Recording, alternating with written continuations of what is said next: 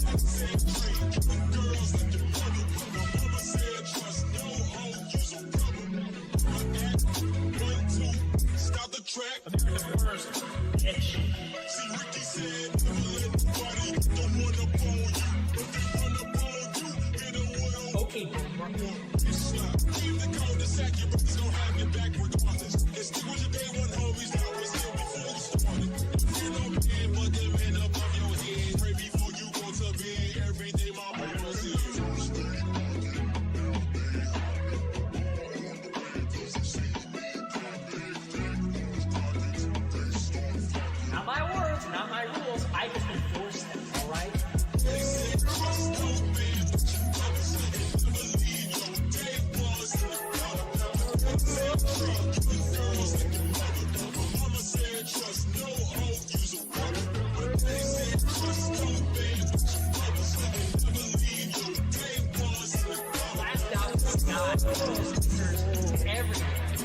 Swarming on everybody who dare to oppose.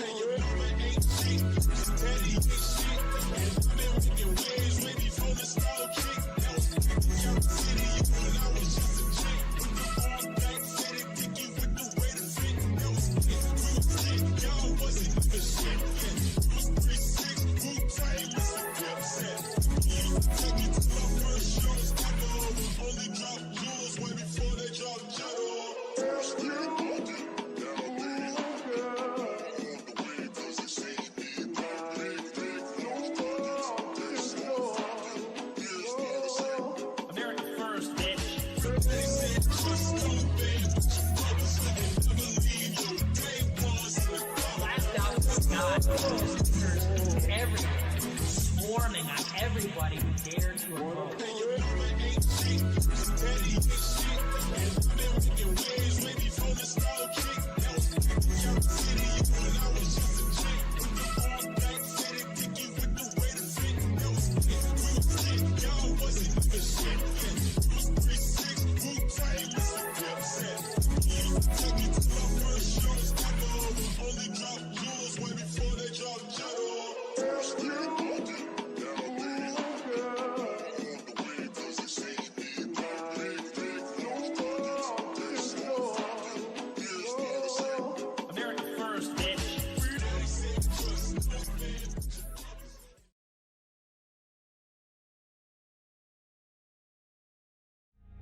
Jesus is the way and the life and the King of Israel. We just lead with love. We're really at a crossroads here. Look around you. It's drag queens in schools. It's 18-year-olds joining OnlyFans. It's the filth on TikTok. It's this country not having a border. It's the idea that our kids and we, this generation, are never gonna own anything. Think about it. Never making an income to support a family. Never being able to have a family. People being corrupted before they're even a teenager by things on their phone. Sick addiction to technology. The future is so bleak. But that has changed the calculation. God is using me. He's breaking me down, removing all of the, richest person, all of this, so I can serve him. I think they've been extremely unfair to you. Who is they, though? We can't say who they is, can we? Press. There is no future if we do nothing now. There is nothing to lose. People that are scrambling, trying to protect their ever-shrinking share of what they have are foolish. It's all going away. This country is being ripped apart and raped and looted. We're being slowly poisoned and in some cases quickly murdered and assassinated. And we're killing ourselves every day, inadvertently, with the kinds of things that we eat and breathe and drink and see. People have got to start to radically begin to obey their conscience and tell the truth and do the right thing. People have got to start to get courageous. And this is the time for everybody to turn and look to God and to pray and to ask for strength and to ask for wisdom to get through this time and to transform and sanctify this country. And the alternative is that there will be no country. Is it really only as big as low gas prices? Is it really only so big as bringing inflation and gas prices and the corporate tax rate back down? It's not about waiting for someone to come in and change the policy and make it better. It's a personal decision that we all have to make to become soldiers of Christ.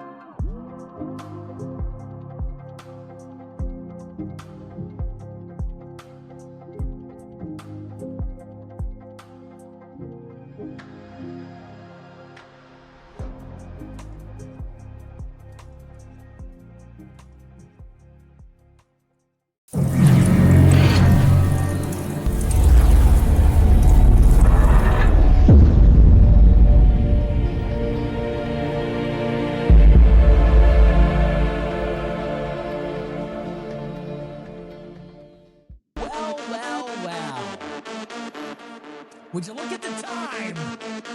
Would you look at the time? The broken clock is right again. Would you look at the time? Print your apology forms. I told you so.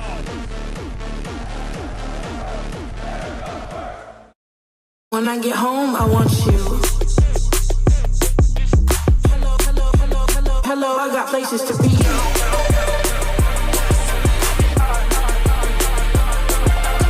Good evening, everybody. You're watching America First. My name is Nicholas J. Fuentes. We have a great show for you tonight.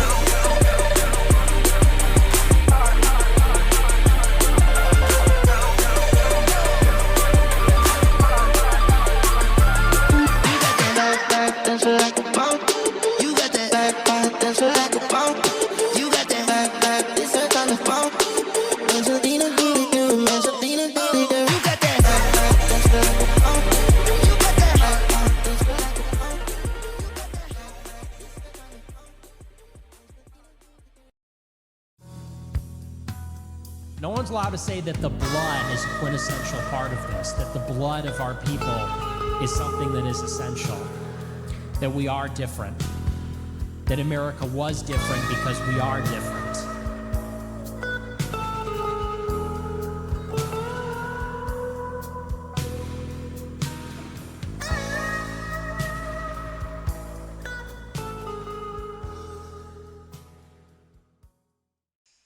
Palantir is an AI data analytics company. They use artificial intelligence to look at vast amounts of data and create insights. If the government has an amount of data which is kind of unimaginable, if you've got every phone call, every email, every transaction, every photograph of a license plate on the highway, satellite data, it's too much data for a bureaucracy to sift through. Palantir comes in and interprets the data using algorithms, using artificial intelligence, using software to make vast amounts of data usable. That's what they are. And so many of the people that worked with Elon that came into the government through Doge worked with Palantir. Now that Doge is finished, Palantir seems to be just getting started.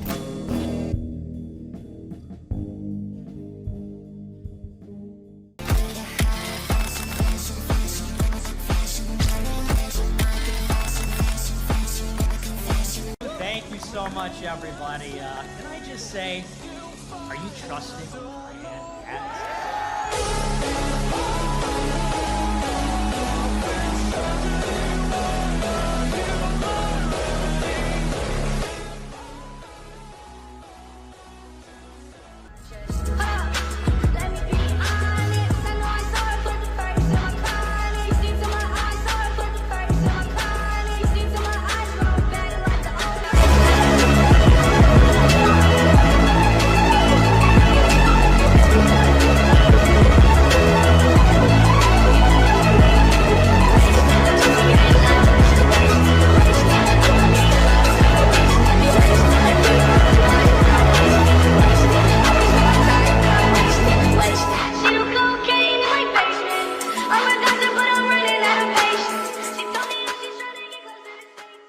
When I get home, I want you.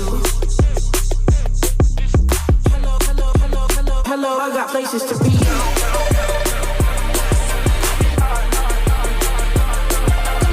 Good evening, everybody. You're watching America First. My name is Nicholas J. Fuentes. We have a great show for you tonight.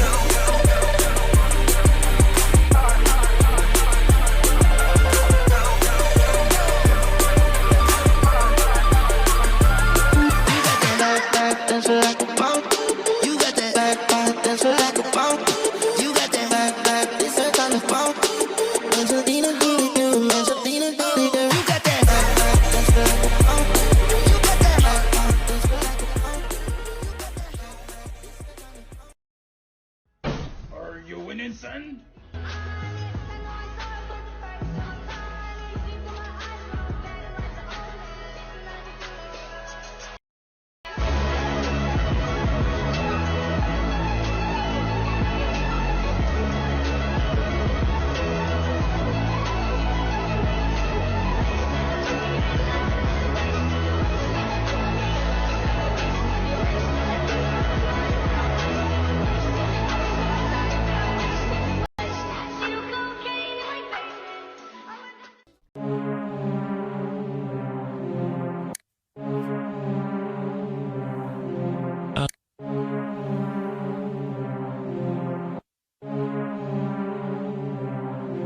Okay. Blacked out like a phantom, your phone keeps having a tantrum.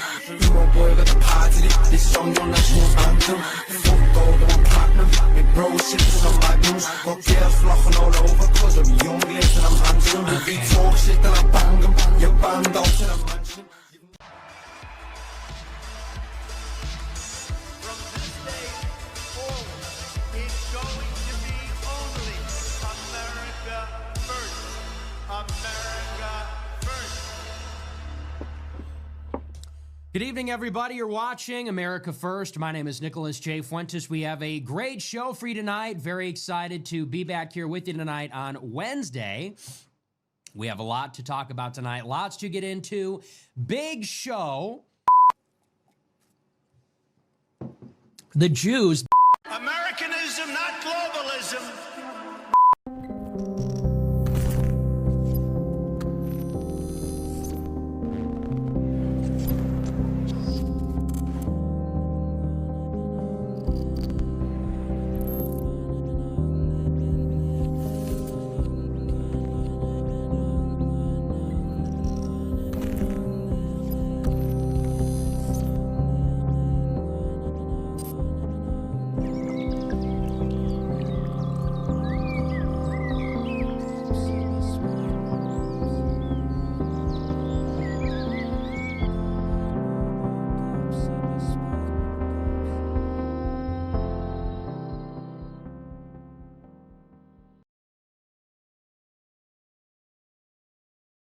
When can we expect a real victory?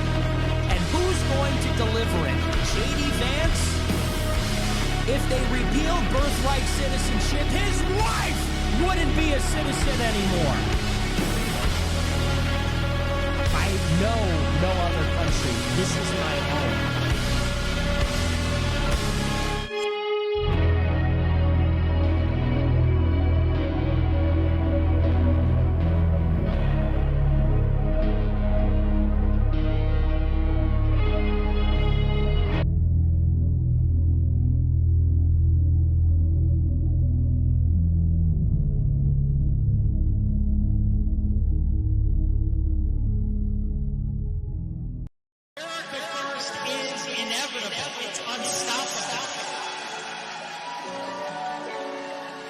And the reason why is because it's not cool to shill for big business. It's not cool to shill for Israel. It's not. It's gay. Hey, so much favor on your side. It's just a mention for the savior, I replied. I should look that neighbor, not the bad. I'm bad, that's on God. Like I'm brightest in the dark. They gon' know they get my heart. And all my brothers locked up on the yard.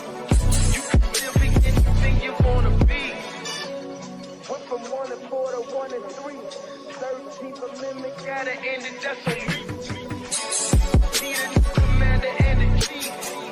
That's the key. I fear and love God. When you remove the fear and love of God, you create the fear and love of everything else. You talking to somebody right now that only fears God. Jesus has won the victory, bro.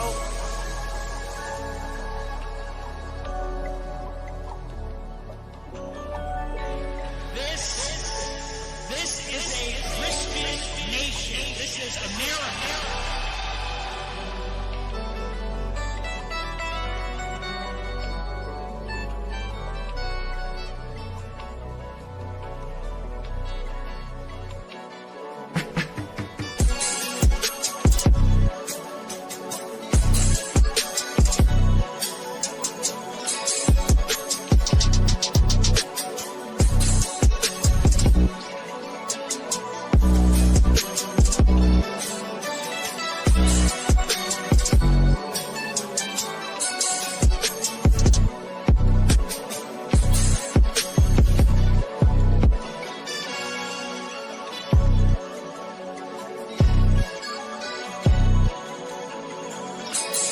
No, I cannot let my family starve.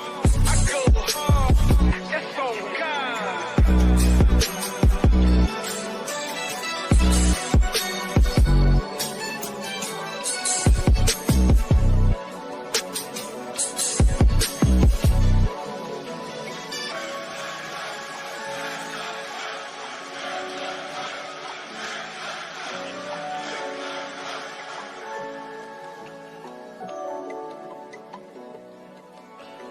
We brainwashed out here, bro. Come on, man. This is a free man talking.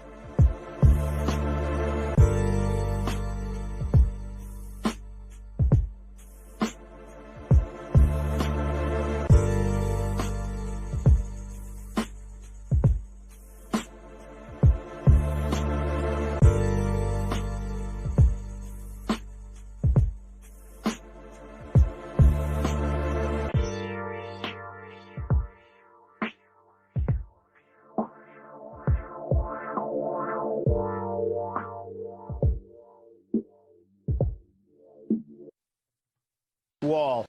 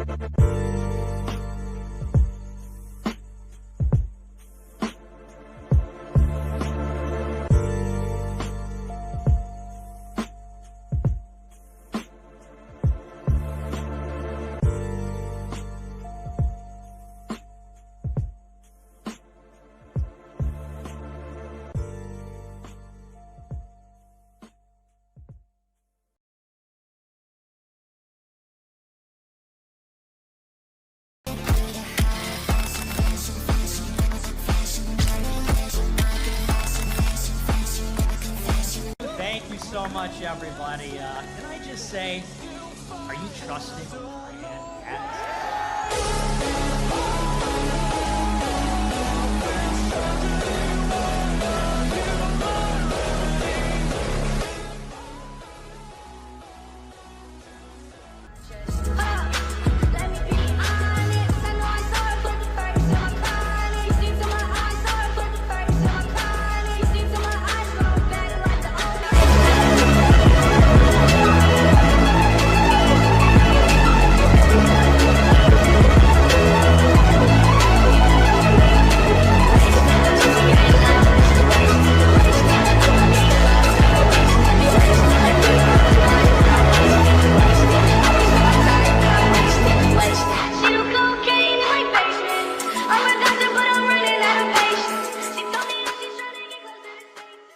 When I get home, I want you. Hello, hello, hello, hello, hello, I got places to be.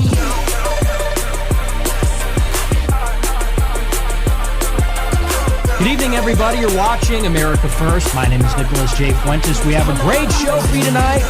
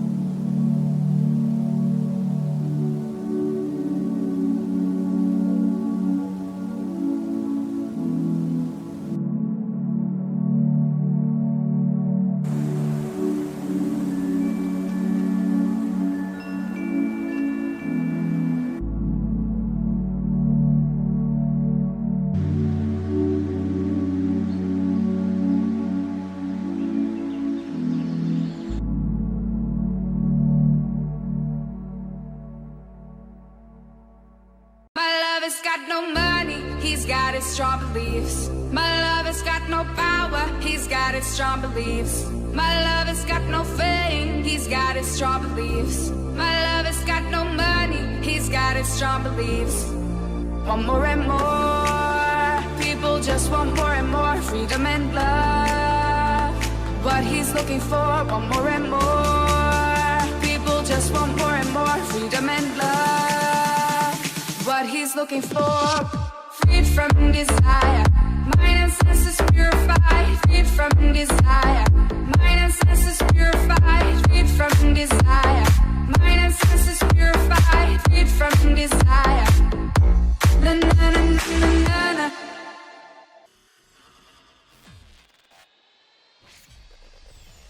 If we don't have freedom on the internet in the age of AI, we are going to be mind raped every day forever. Think about anything you've ever said or done in the vicinity of your phone's camera or microphone, everything you've ever put into your phone, and even things that are not necessarily so scandalous, but even things like your favorite restaurants, your geolocation, because your phone also has a GPS. They know where you are at all times. They know where you go and when. They know what you buy. They have access to your bank account. AI will literally know everything about you, everyone you know, your relationship to them, your tastes, your preferences, your habits, your whereabouts, your routines, your schedule, when you're asleep. They know how much REM sleep you're getting. They know your resting heart rate. They know how many calories you consume. Think about the ways that they can manipulate you. You have a computer in your refrigerator, computer in your car, computer in your home security system, computer in your everything. Computer in your clothes, your watch, your glasses, your VR headset, your alarm clock.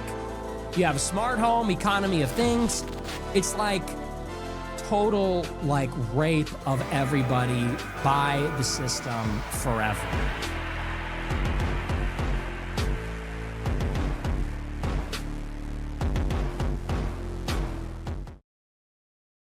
My life is like a first-person video game, you know? This is my primary. This is me walking down the hall. This is my primary weapon. Press circle to interact. Press circle to interact with this item. At the end of the day, here's the question. Is it worth it to save the country? Does the country matter? Is it worth it to preserve our civilization? Is it worth it to preserve our religion? Maybe bigger than that, is the truth worth it? What is the truth worth to you? What is telling the truth worth to you? Is it worth something, nothing? What are you willing to give to tell the truth?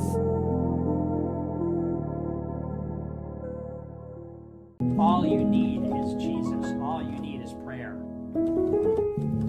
These material appetites, they will never be satisfied. And even if they are, it'll never be an adequate substitute for communion with our Holy Father, with somebody, with the author of the world. And every mother and father understands the love for a child. And that is how we were made. We were designed that way. Because through that experience, we could understand, by analogy, God's love for us. It says in Revelation that God will wipe away every tear. And that's like, to me, it makes me want to cry when I read that. People experience these things in their lives. We've all been there, where you feel like the whole world's against you, the walls are closing in, and you read something like that says that God, like our Father, our Creator, is going to wipe your tears off your face. Christianity is love. Our God is love.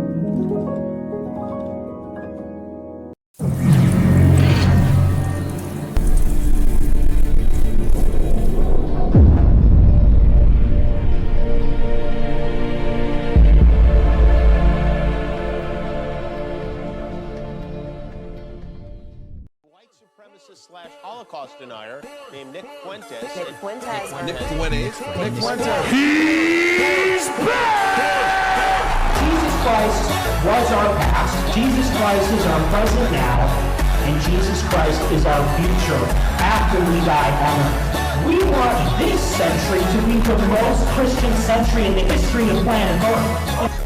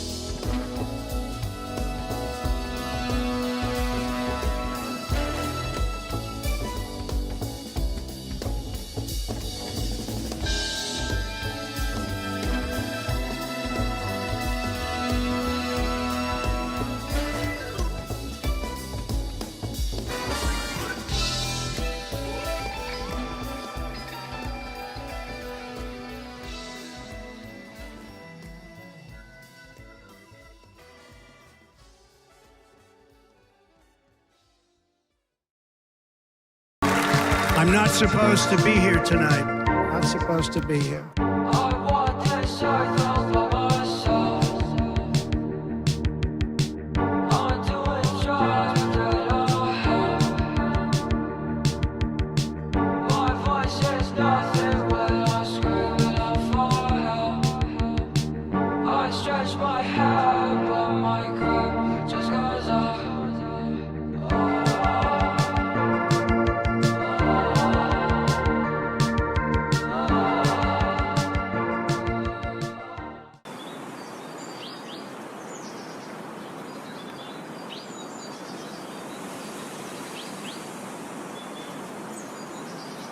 When I get home, I want you. Hello, I got places to be.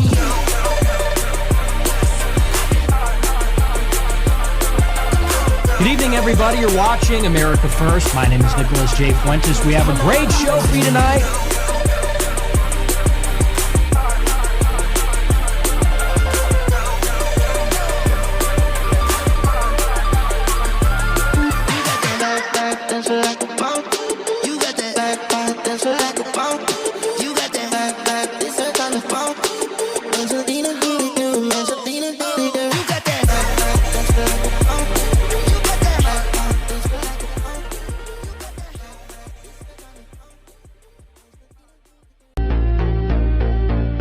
They believed a lion could be brought to heel. They have total control.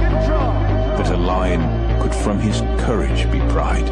Over every single thing. That the lion himself would learn to kneel. They pull the strings. That a lion would not care, even if his line died. Things have to change.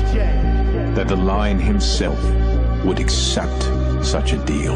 And they have to change right now. In the end, it was only to themselves they had lied. I am your voice.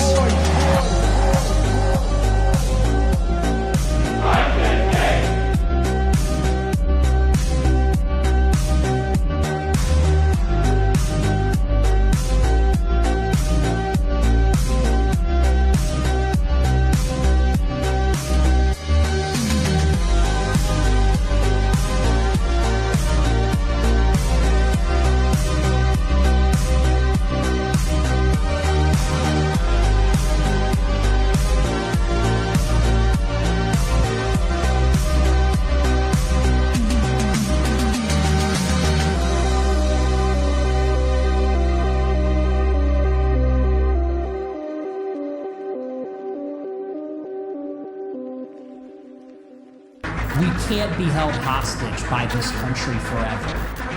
When will it end? When will any leader put their foot down and reassert American sovereignty? Do we run the world or does Israel? Do we even run our own country? Do we control our own military? Do we control our own government or does Israel?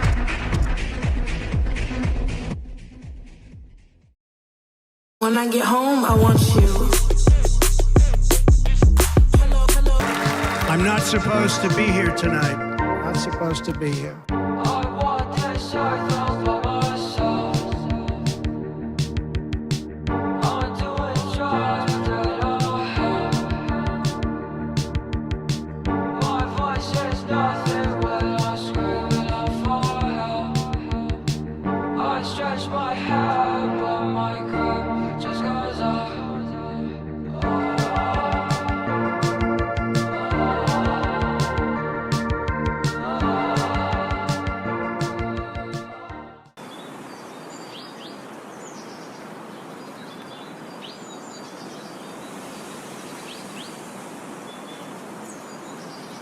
When I get home, I want you.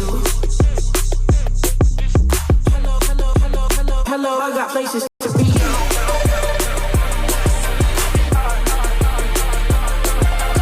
Good evening, everybody. You're watching America First. My name is Nicholas J. Fuentes. We have a great show for you tonight.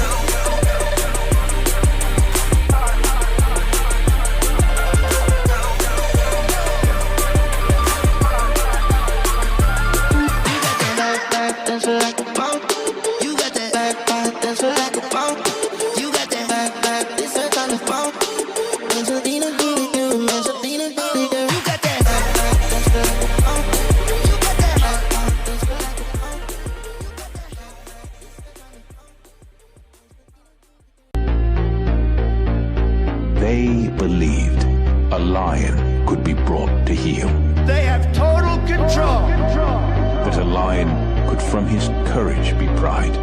Over every single thing. That the lion himself would learn to kneel. They pull the strings. That a lion would not care, even if his line died. Things have to change. That the lion himself would accept such a deal. And they have to change right now. In the end, it was only to themselves they had lied. I am your voice.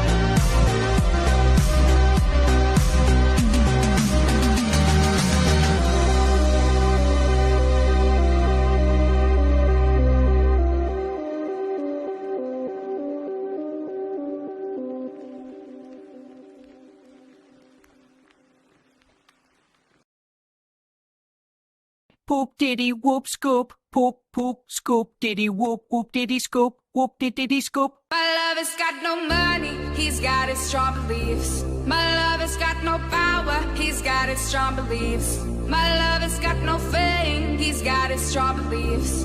My lover's got no money, he's got his strong beliefs. Want more and more, people just want more and more freedom and love. What he's looking for, want more and more. People just want more and more freedom and love. What he's looking for, freed from desire. Mind and senses purified, freed from desire. Mind and senses purified, freed from desire. Mind and senses purified, freed from desire. Na na na na na na. There is something involved where we have to forgive them. We do have to forgive them for their ignorance. We do have to forgive them for their misunderstanding. And we have to embrace them and say, better late than never. Welcome to the right side of history. Welcome to our massive vision, our massive and ambitious vision for how we want the world to be.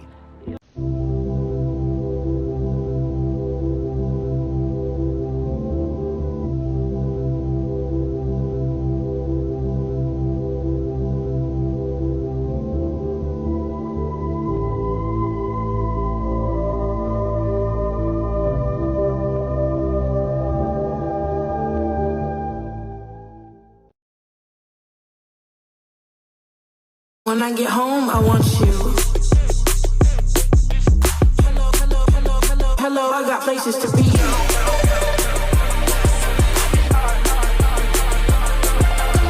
Good evening, everybody. You're watching America First. My name is Nicholas J. Fuentes. We have a great show for you tonight.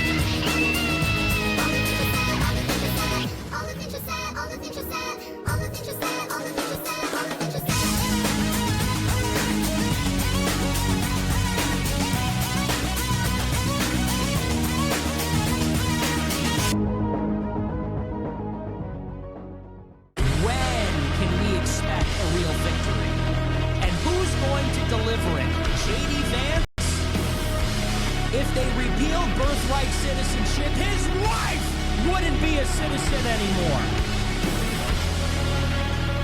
I know no other country. This is my home.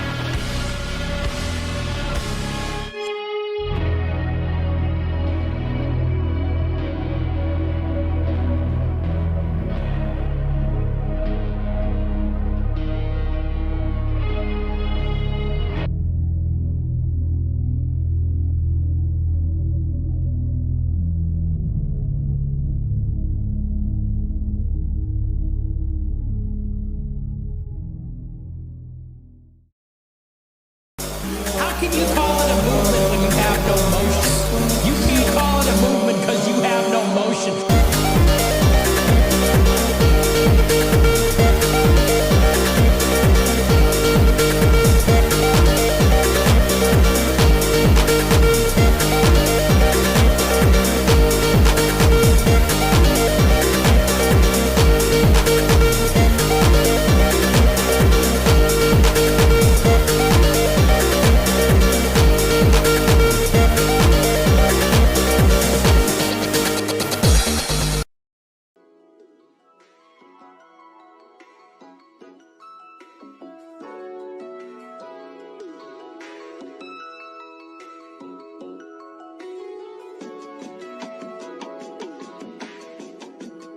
But as soon as people start playing games, I stop playing games.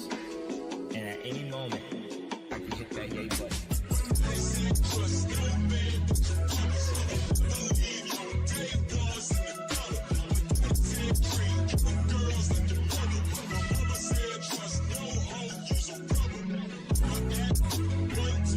Stop the track. The first pitch.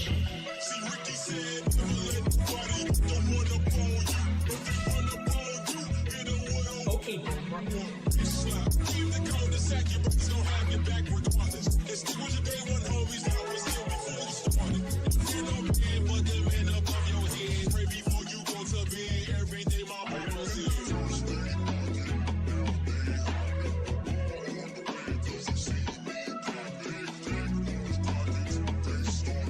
Not my words, not my rules. I just enforce them, all right?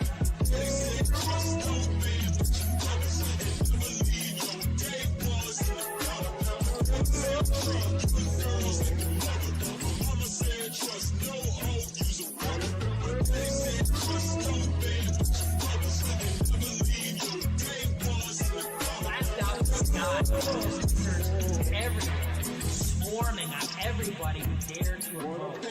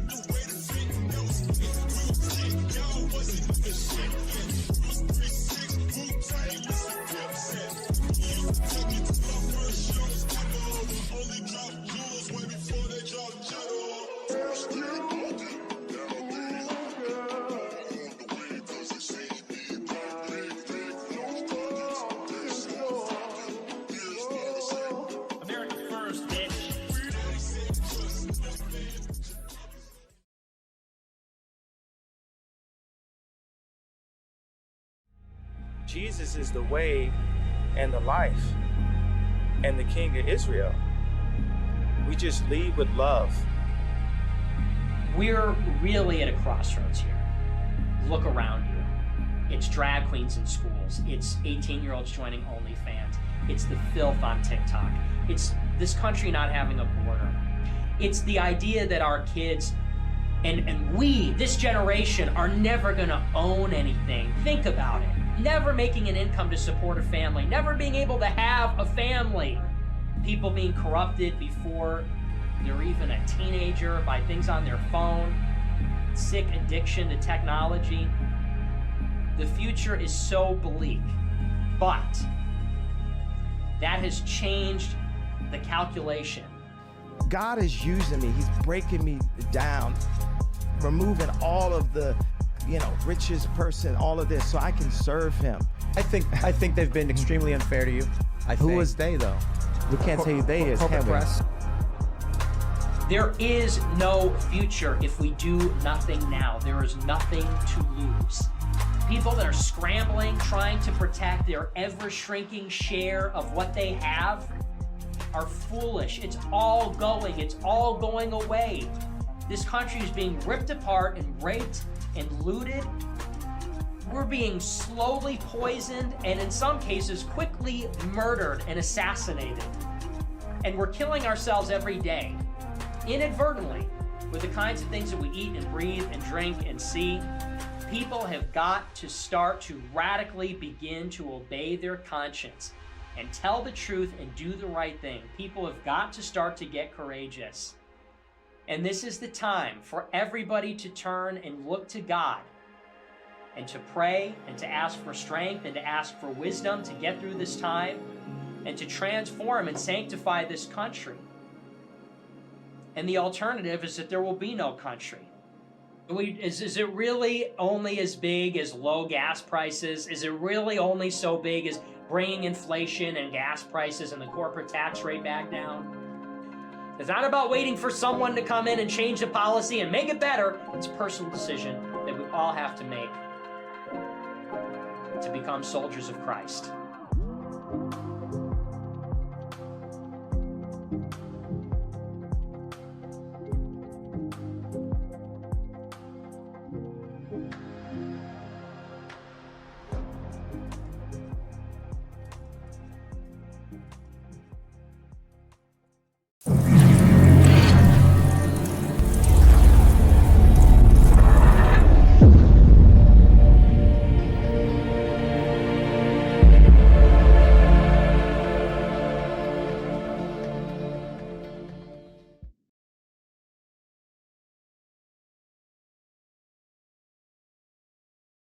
Somebody does not murder Charlie Kirk because they voted for Kamala Harris.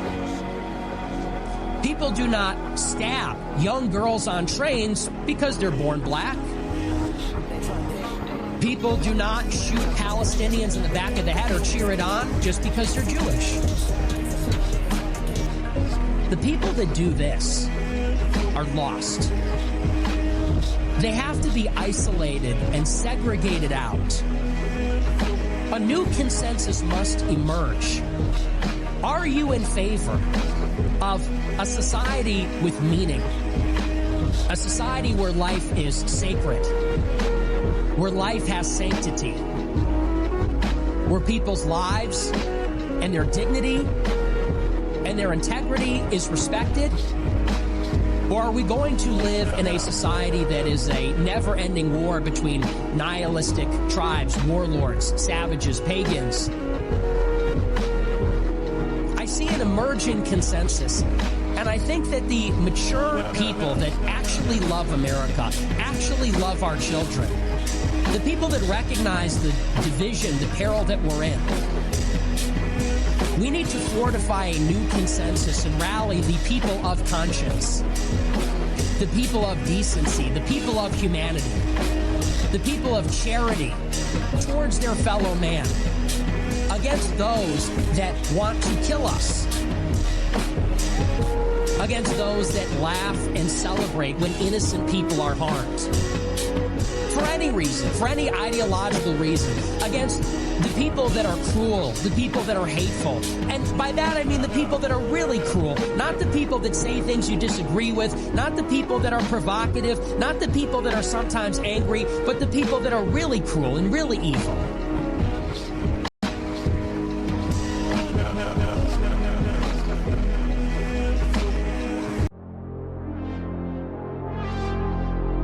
What makes Christianity and Christ so different from the other religions is that our religion is based on the bearing of suffering for the sake of even those that persecute us.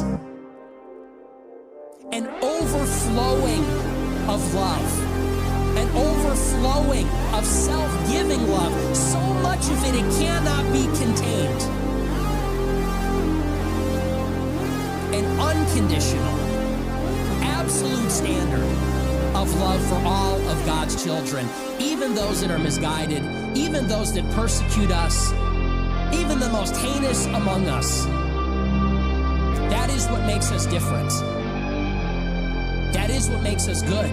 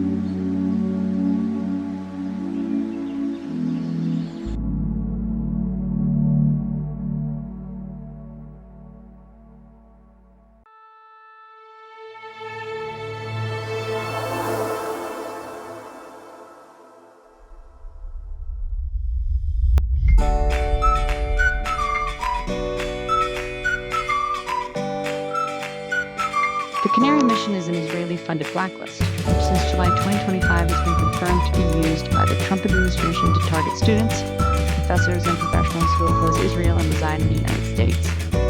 This idea is part of an initiative created by the Heritage Foundation, the same group responsible for the infamous Project 2025.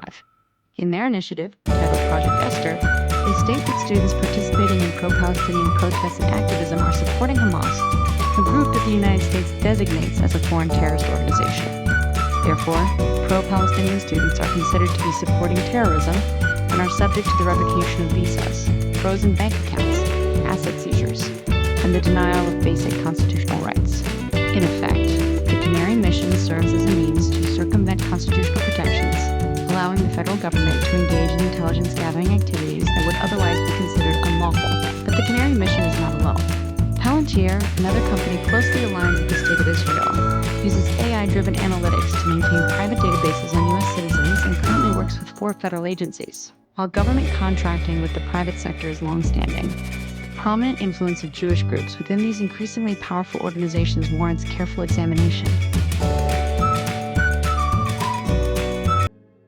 I renew the call for all able-bodied young American men, all of our elite human capital, all of our geniuses, warriors, intelligent people to dedicate themselves to American sovereignty and independence as Christians, as Americans, as white people, as citizens of the United States. And anybody that settles for anything less is just as much of an enemy. I would actually consider them worse than our oppressors. So on Independence Day, it's important to reflect on the fact that we are an occupied nation. Now, just like then, we're being ruled by a small country across an ocean, serving itself at our expense. And as long as that is the case, I will always be obsessed with that. As long as that is the case, I will always be speaking out against that and fighting against that. And I will always be anchored, understanding that that is the fundamental struggle. As long as our presidents have to kiss the wall in Israel and wear a small hat, as long as they have to say that we want to make Israel great again and they're the greatest country ever, I will never be okay with that. Ever. And it doesn't matter what they offer me or us. It doesn't matter how they might try to placate us or appease our interests, the concessions they'll make. As long as that is the case, it is unacceptable. And that's what it means to be an American.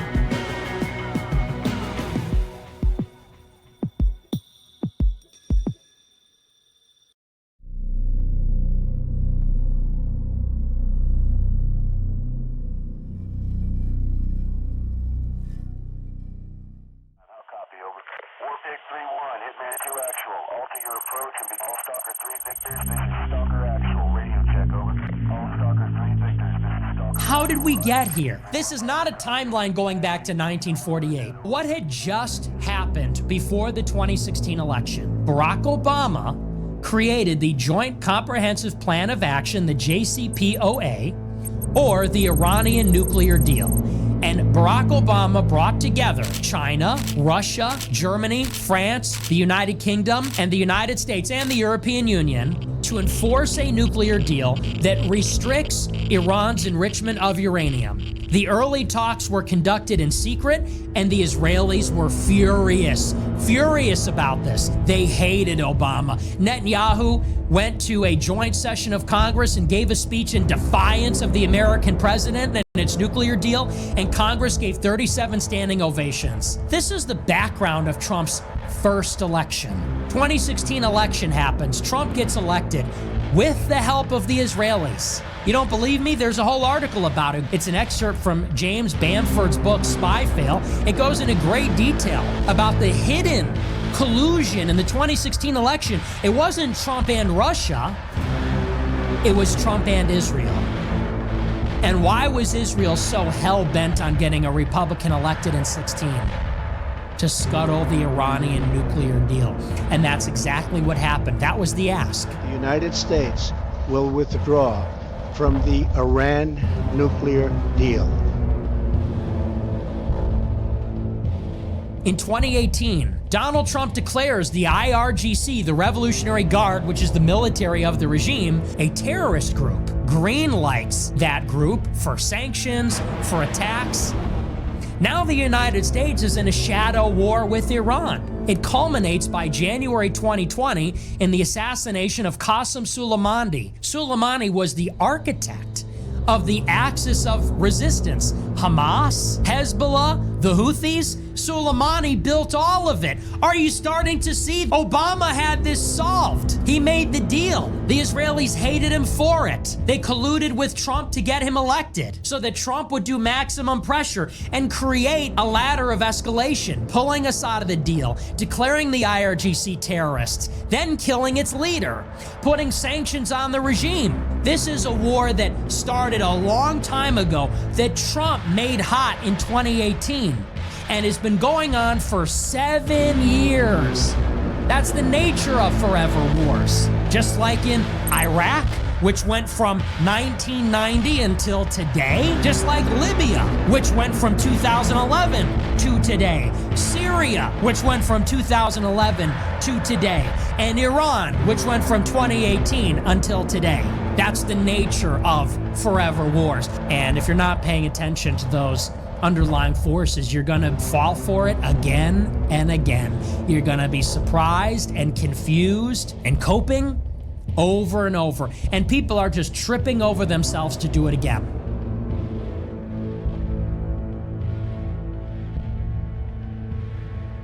Who are you people? Don't you see the universe matters more than your meaningless squabble? Meaningless, huh?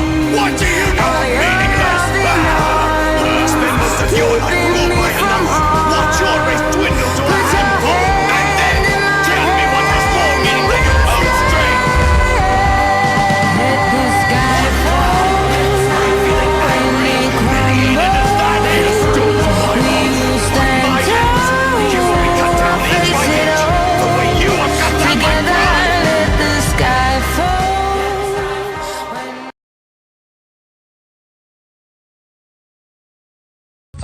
I'm like 2 seconds out from just joining the Jews at this point. It's like I started out like the Jews are oppressing us. Then it's like, no, the Jews are oppressing all of you.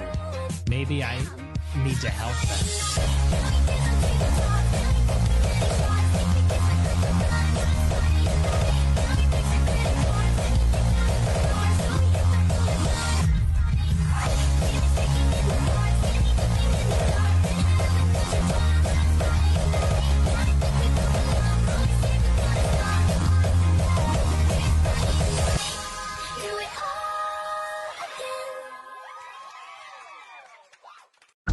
You asked me why I'm doing all this.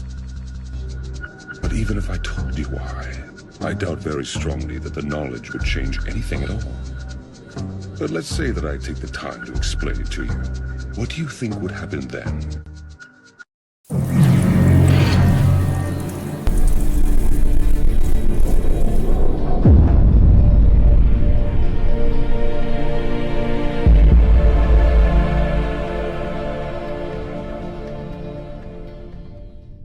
America first, but like actually it's kind of Israel first. The Jews. Israel has so much control over our government right now. We paved the way with our corpses. Groypers and all the alt-righters that got banned, all the alt-righters that got slandered, even people that killed themselves. Our corpses paved the way for you now to walk over. And you can't give us acknowledgement. Now you want to slam the door on us. It's not right. It's not right.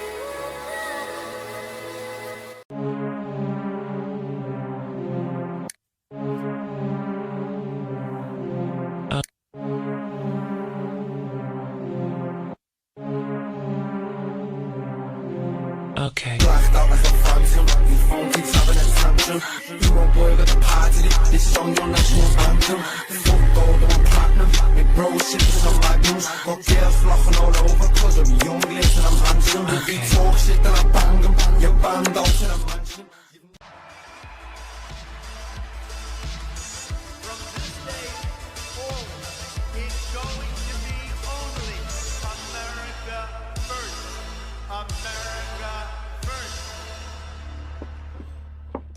Good evening, everybody. You're watching America First. My name is Nicholas J. Fuentes. We have a great show for you tonight. Very excited to be back here with you tonight on Wednesday.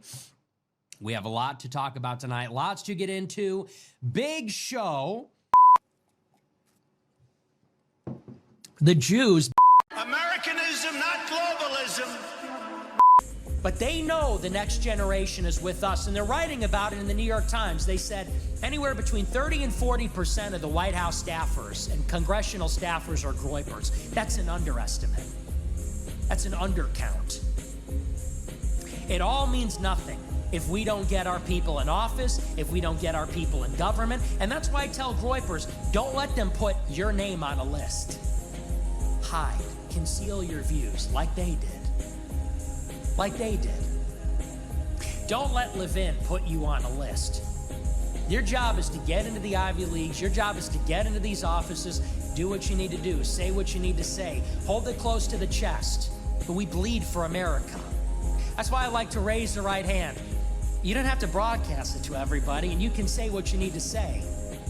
But when we're in private, it's America first. It's Christ is King. And you're not going to know how many of us there are, and you're not going to know which one of us we are. And you're not going to get a good count, and you're not going to know all our names. And slowly but surely, you will be encircled, and you will be surrounded, and one day you're going to wake up in the Groyper party.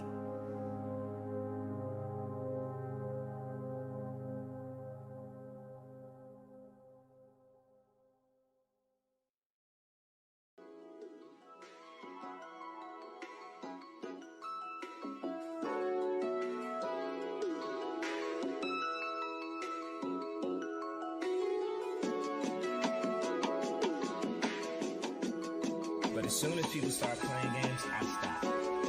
I stop playing games. And at any moment, I can hit that yay button.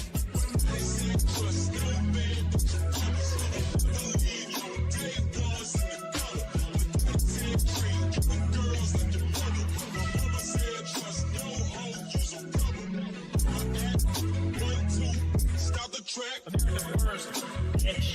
See, Ricky said, don't let nobody, don't wanna bone you. If they wanna bone you,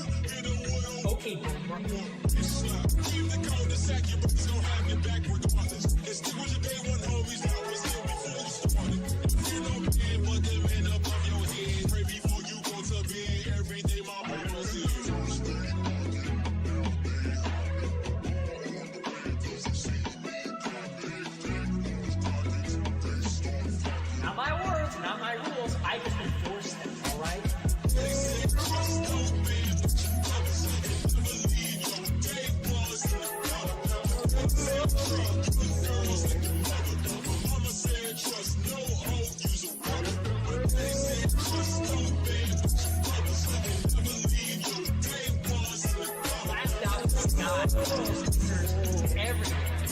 Swarming on everybody who dared to oppose.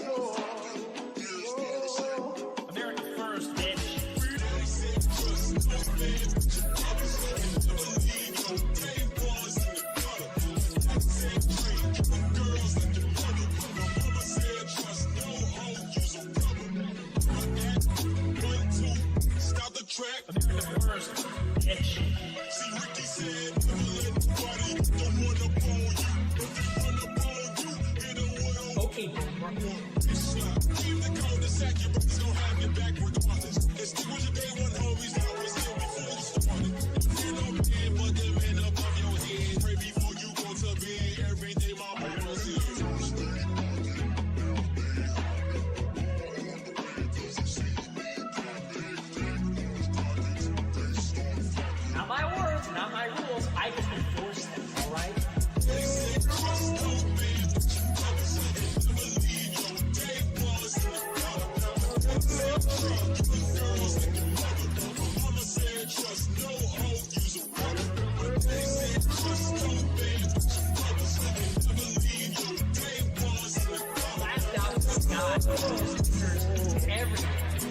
Swarming on everybody who dared to oppose.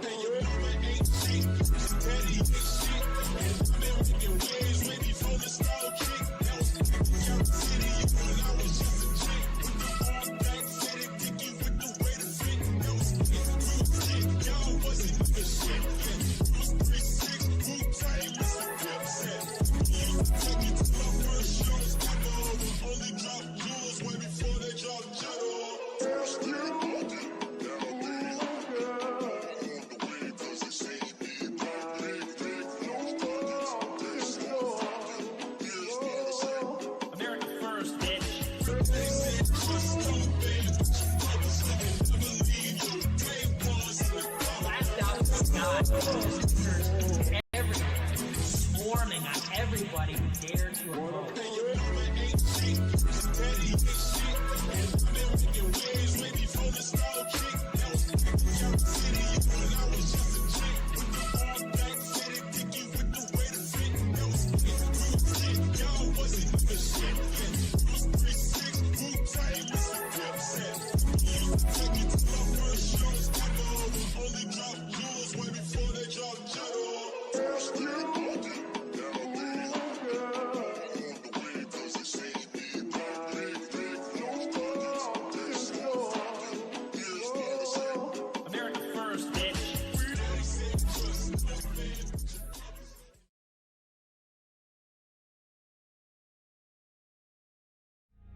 Jesus is the way and the life and the King of Israel.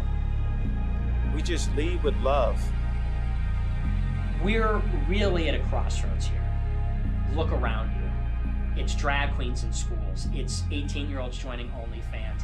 It's the filth on TikTok. It's this country not having a border. It's the idea that our kids and we, this generation, are never gonna own anything. Think about it. Never making an income to support a family. Never being able to have a family. people being corrupted before they're even a teenager by things on their phone, sick addiction to technology. The future is so bleak, but that has changed the calculation. God is using me. He's breaking me down, removing all of the, richest person, all of this, so I can serve him.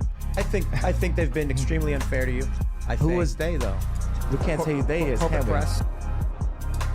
There is no future if we do nothing now. There is nothing to lose.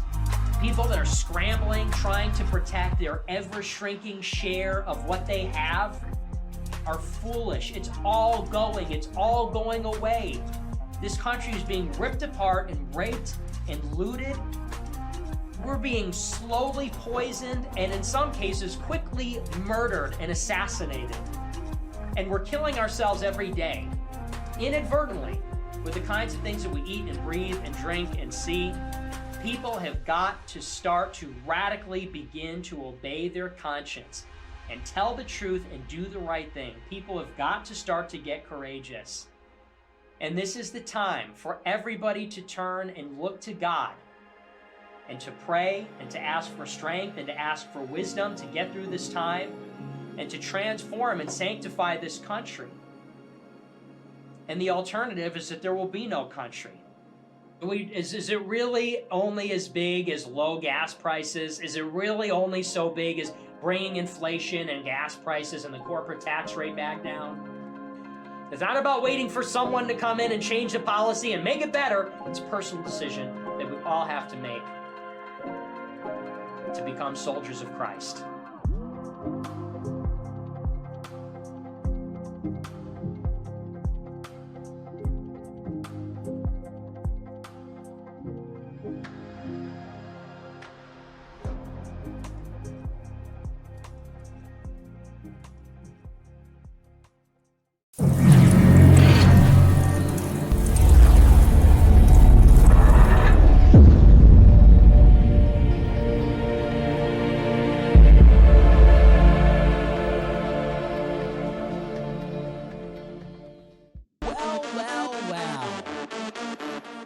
Would you look at the time? Would you look at the time? The broken clock is right again. Would you look at the time? Print your apology forms. I told you so.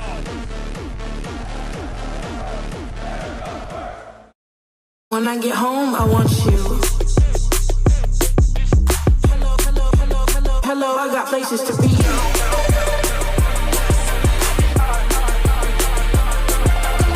Good evening, everybody. You're watching America First. My name is Nicholas J. Fuentes. We have a great show for you tonight.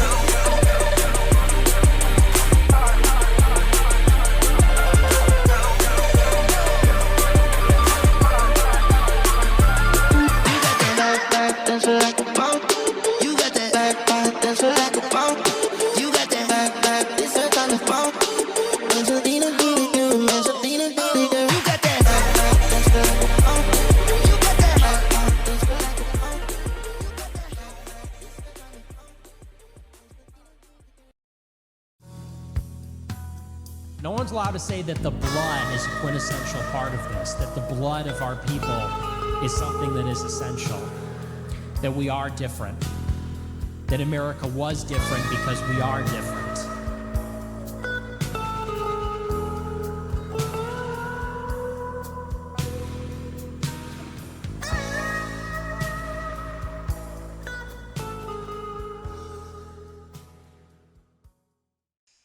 Palantir is an AI data analytics company. They use artificial intelligence to look at vast amounts of data and create insights. If the government has an amount of data which is kind of unimaginable, if you've got every phone call, every email, every transaction, every photograph of a license plate on the highway, satellite data, it's too much data for a bureaucracy to sift through. Palantir comes in and interprets the data using algorithms, using artificial intelligence, using software to make vast amounts of data usable. That's what they are.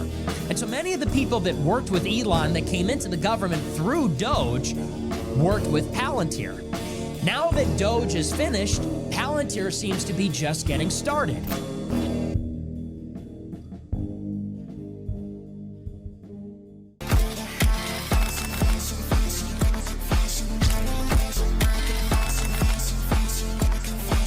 Thank you so much, everybody. Can I just say, are you trusting brand ads?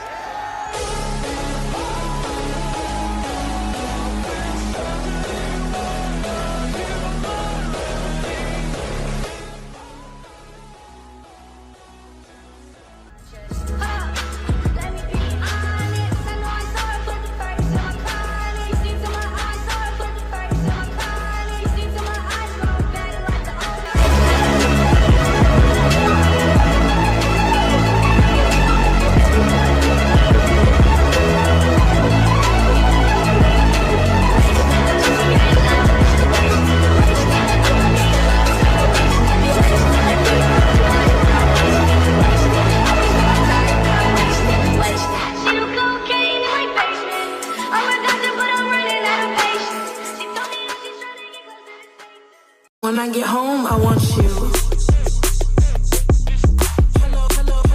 Hello, I got places to be.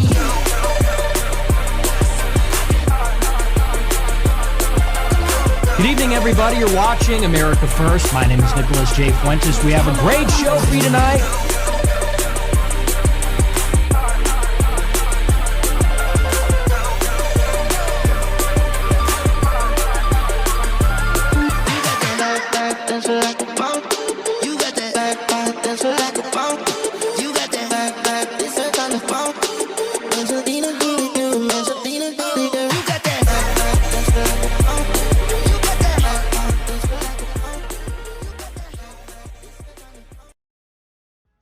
Are you winning, son?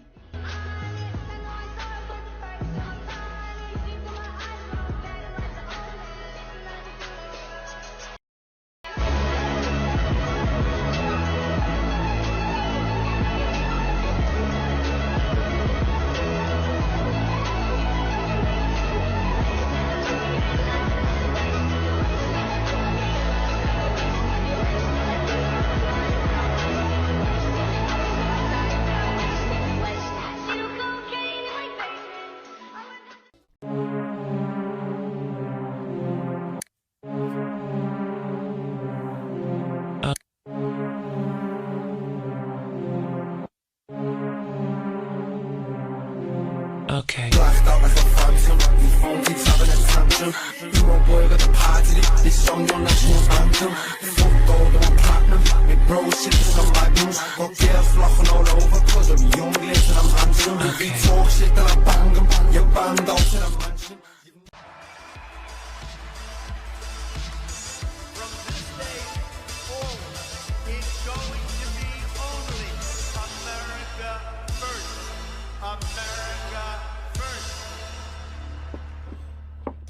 Good evening, everybody. You're watching America First. My name is Nicholas J. Fuentes. We have a great show for you tonight. Very excited to be back here with you tonight on Wednesday.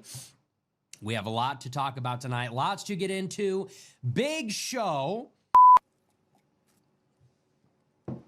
The Jews. Americanism, not globalism.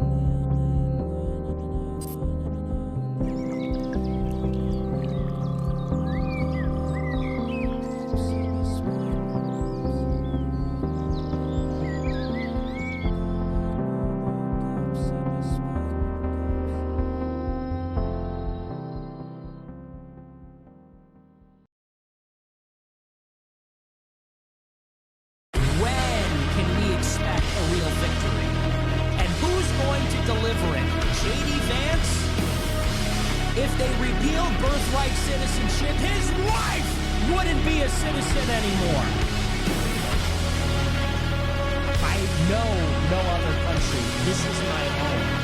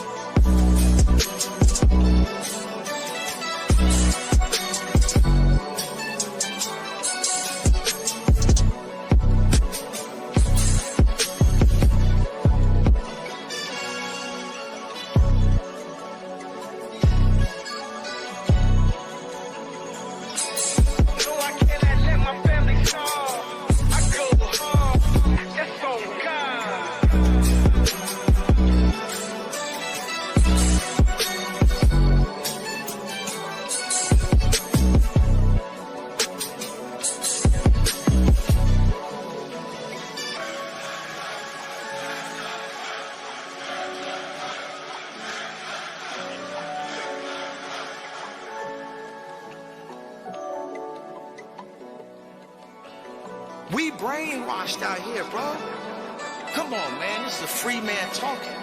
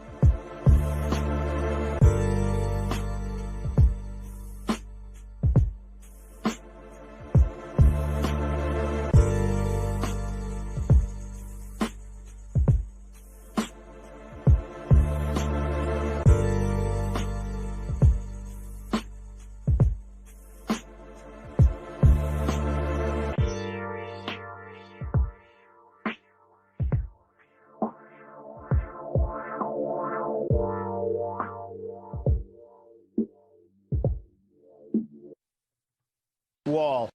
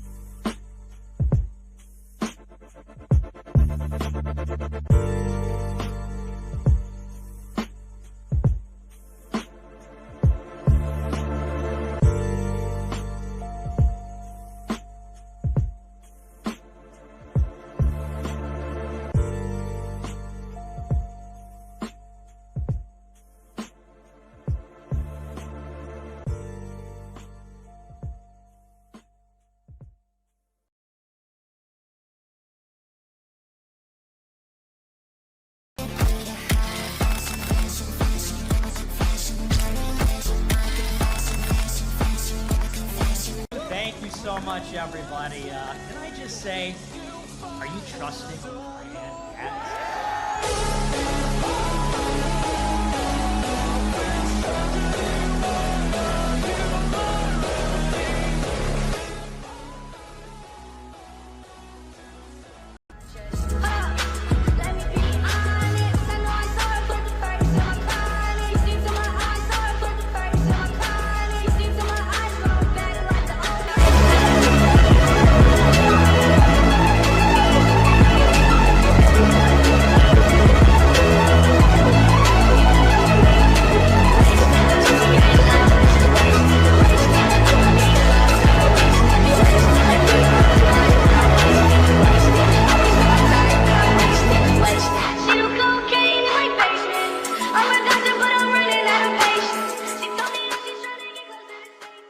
When I get home, I want you.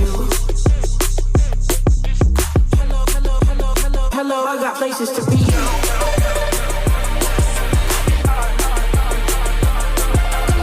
Good evening, everybody. You're watching America First. My name is Nicholas J. Fuentes. We have a great show for you tonight.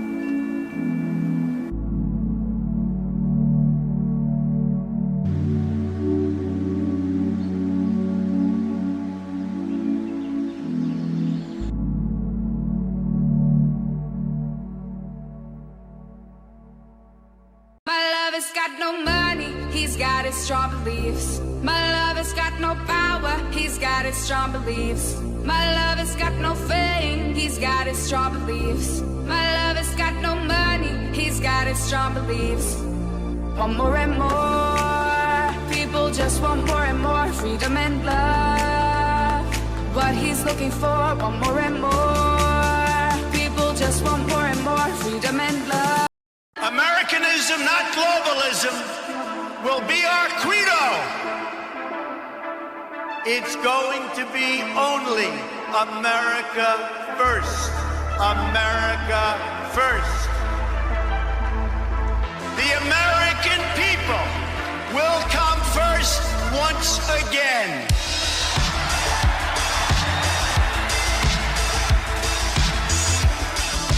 With respect, the respect that we deserve.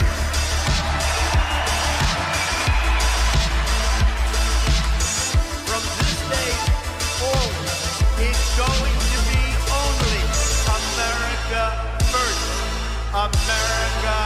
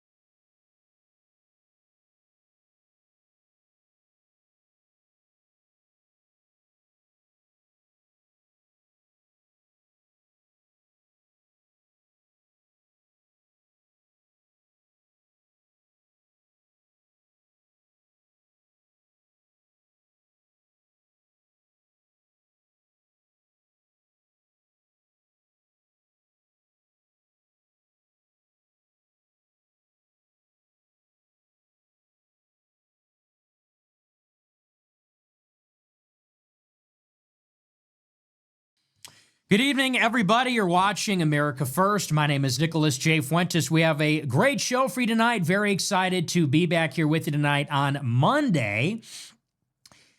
We have some things to talk about. I mean, I guess it's kind of just been like the slowest month, I think, ever in the history of the show. We do have a big show for you tonight. There are some things to get into, some things to talk about.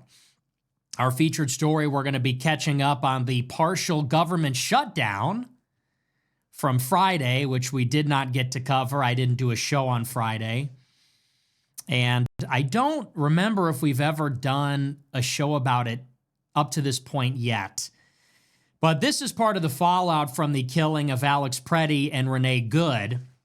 It became politically impossible for the Democrats to approve any appropriations, any funding, any legislation that has anything to do with DHS, ICE, and mass deportations. To that end, there was a minibus spending bill which was on its way to full passage in the middle of January. $1.7 trillion in spending would have funded a half dozen departments and agencies. But after the death of the two protesters, the Democrats basically had to shut it down. And so we did discuss this a little bit about a month ago. The Democrats insisted that the minibus bill, and a minibus, an omnibus, all it is funding a bunch of different things in one bill. They insisted that this minibus bill be split up so that DHS funding would be separate from all the other departments and agencies. And the reason being is because Democrats do not want to fund DHS until and unless the White House agrees to restrictions on the ability of ICE to do their job. So the Democrats said, we're not going to vote for the spending package if there's DHS money, and we're not going to vote for DHS money unless you agree to this 10-point plan. And inside the plan, it's all kinds of things like they don't want ICE to be able to wear face masks. They want ICE to require a warrant from a judge to be able to arrest somebody, which is going to make mass deportations impossible, among other things. And so, long story short, we'll get into the details. The government is now partially shut down. Republicans and Democrats were not able to come to an agreement about DHS, about ICE. And so on Friday, the funding for DHS lapsed, and now that department is effectively shut down. It's closed. As we talked about a little bit last week, this is not going to affect ICE, ironically. ICE has enough money from last year's big, beautiful bill. So the shutdown will affect all the other agencies within Homeland Security, like the TSA, the Coast Guard, some others. And here's the thing, and this is what we're going to get into tonight. The partial government shutdown in and of itself is not that interesting. Like I just said, ICE is actually insulated from the effects of the shutdown. So although there are not any mass deportations going on, if there were, it would not affect them. The reason why this is consequential is because this is a preview of what we're going to be in for the next 3 years. Okay? We are headed for an utter and total defeat in the midterms. And I really shouldn't even say we. By we, I mean the Republican Party. And I don't really identify as a Republican anymore, if I ever did. But when the Republicans lose in 2026 and they're going to get destroyed, this is what it's going to look like from now until 2029. And by that, I mean the Democrats right now control fewer than half the seats in the Senate. After these midterms, they're going to control a majority in the chamber, the House, where all the revenue bills, all the spending bills actually have to come from. So you think it's bad now? We had the longest government shutdown in history in the fall. We're having a partial government shutdown over DHS and specifically mass deportations right now.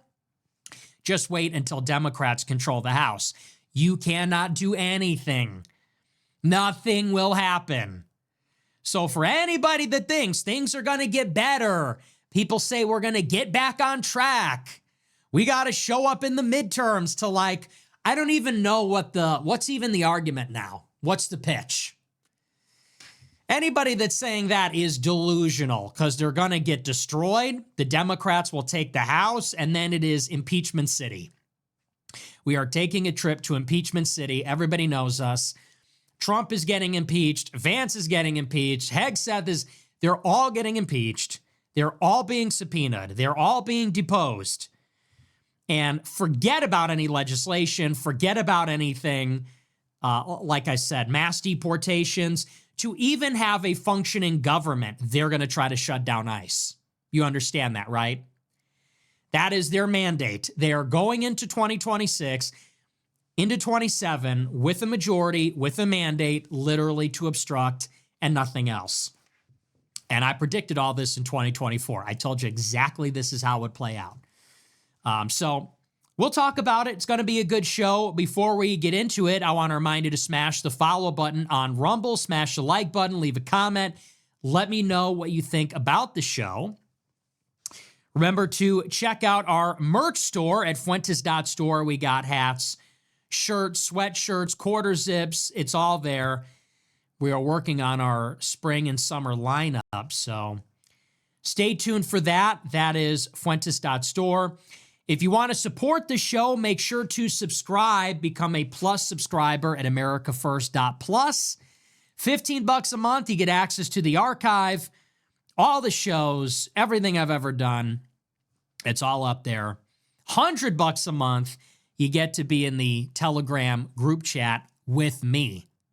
And I was in there all weekend. I was pretty quiet on Twitter because it's just like there's nothing happening. But I was very talkative in the group chat. I did like a whole show already today. I think I did about an hour worth of voice messages, and I talked about a lot of stuff. I did a bunch of them on Saturday. I did some stuff today. So if you're not in the $100 a month club, you're broke. You're broke, and you're missing out, and you don't really love me, and you don't really support me. Because honestly, that's just where it's happening. That's just where you need to be. You don't have $100 a month to fork over for the movement. What are we doing with our lives? But if you're poor, broke, whatever, temporarily embarrassed, piece of shit, you can do the $15. That's perfectly fine too. That's AmericaFirst.plus. We're just joking, of course. Before we get into the news, we have to talk a little bit more about clavicular. We do have to talk a little bit more about it, what's actually happening in the real world. You know, we're talking about politics. We're talking about the government shutdown, the Middle East. Yeah, okay, like whatever. Now let's talk about what's really going on. Let's talk about, whatever. Let's talk about what's happening in the real world, okay? And listen up, okay? Listen. Hey, listen. This is important, and this is important, okay? Before we get into the actual news, you know, the political stuff, we gotta talk about this. As you all know, Saturday was Valentine's Day. For all of the Chads and Stacys that observe, all the Chads and Stacys that actually have affection in their lives, boyfriends and girlfriends, hey, you know, congratulations, all right? Happy Valentine's Day. I really hope you had a good time, sincerely. However, there was something else going on Saturday. We just got to talk about it very briefly because Saturday night, Valentine's Day, I don't have any plans. Everybody was saying, because I canceled the show on Friday, they said, he's got a girlfriend, he's on a date, he has Valentine's Day plans. There just wasn't anything in the news on Friday, and I was tired and didn't feel like it. So on Saturday, I'm hanging out, I'm watching a movie, I ordered a pizza by myself. Doesn't get any better than this. Then I go on Twitter. Did you see this clip? We're going to talk about this clavicular clip. And to me, this is just like, this is my ideology, okay? This is my worldview. A lot of people say, like, what are you really about? What are your real beliefs? When are you being ironic? When are you being serious? I saw this clip, and this is my ideology, okay? This is my worldview. Tell me if you've seen it. I actually replied to a few of the clips on Saturday. I'm watching the clip on Twitter. Clavicular is at a bar, and he's doing his thing. You know, he's out of prison. He has destroyed the Peter Thiel network. J.D. Vance campaign has crashed and burned into 6 million pieces. Clavicular undefeated. He's doing his normal thing. He's at the bar. In this clip, there is this girl who is just like enamored with him. She is just giving him the bedroom eyes, totally enraptured with him. And her boyfriend is standing right there next to them.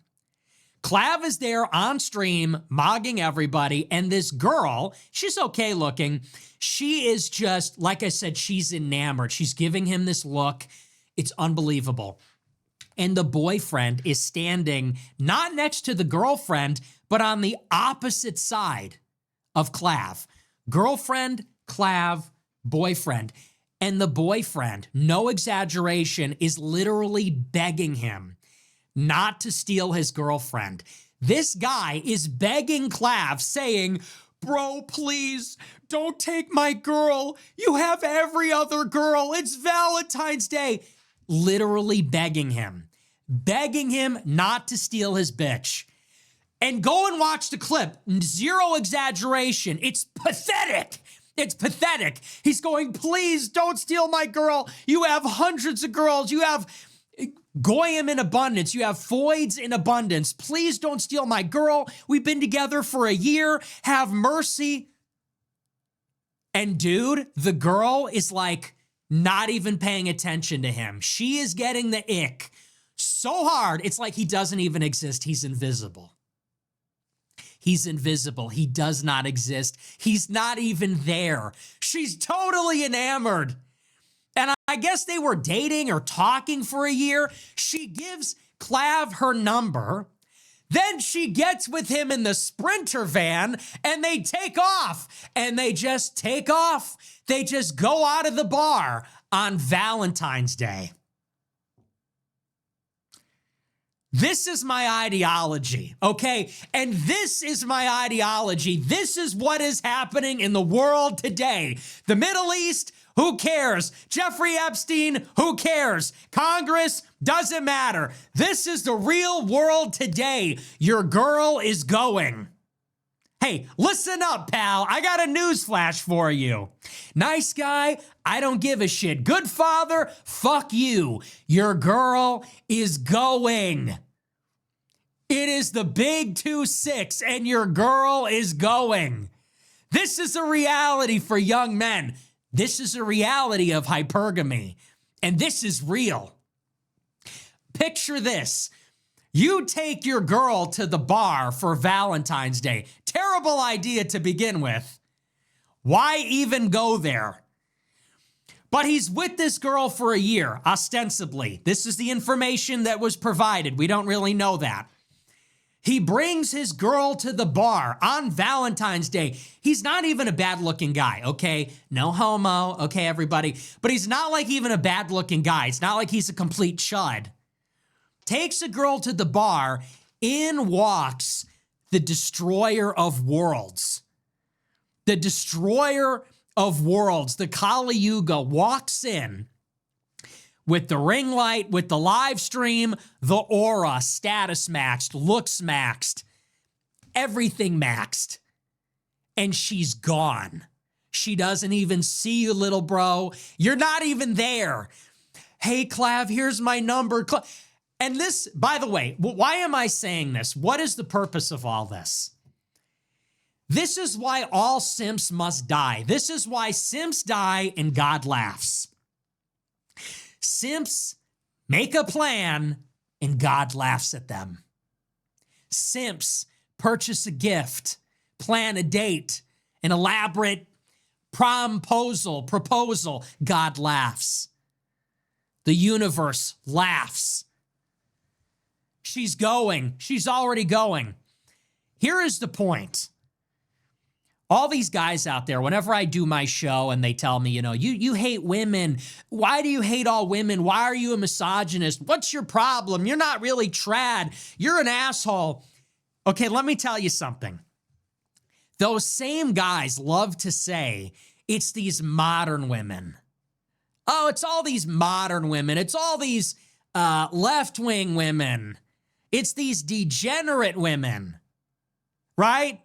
They say it's our job. We need to be better men. We need to lead them. We're the Christian Knights of Columbus. We're like the knights of yore. We're like the knights from the Middle Ages. We have to be better. We just have to be better providers, more affectionate, more sensitive, whatever. If they became left-wing or degenerate, it's our fault.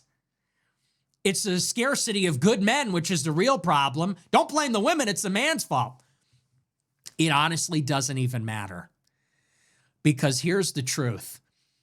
Every woman would drag themselves across 6 million miles of broken glass on fire just for the opportunity to throw themselves at the status maxed, looks maxed Chad. And that's the reality. All the simping, all of the white knighting, all of this kind of stuff that you see, it's all in vain. All these little tricks, whatever. Because in the end, you are just gesturing for a woman who the second that the biologically superior male walks in the room, as Eggy once said in the Black Pill Manifesto, she's gone, okay? You're out there at work providing, she's with 500 football players. It's the way of the world. That's the way it is. On Valentine's Day, no less. Let this be a lesson. So I saw that clip and I was just like, this is just brutal. Go and watch the clip. I replied to it on Twitter. If you haven't seen it, this is like required viewing. Everybody was attacking me for replying. I don't know what the problem is.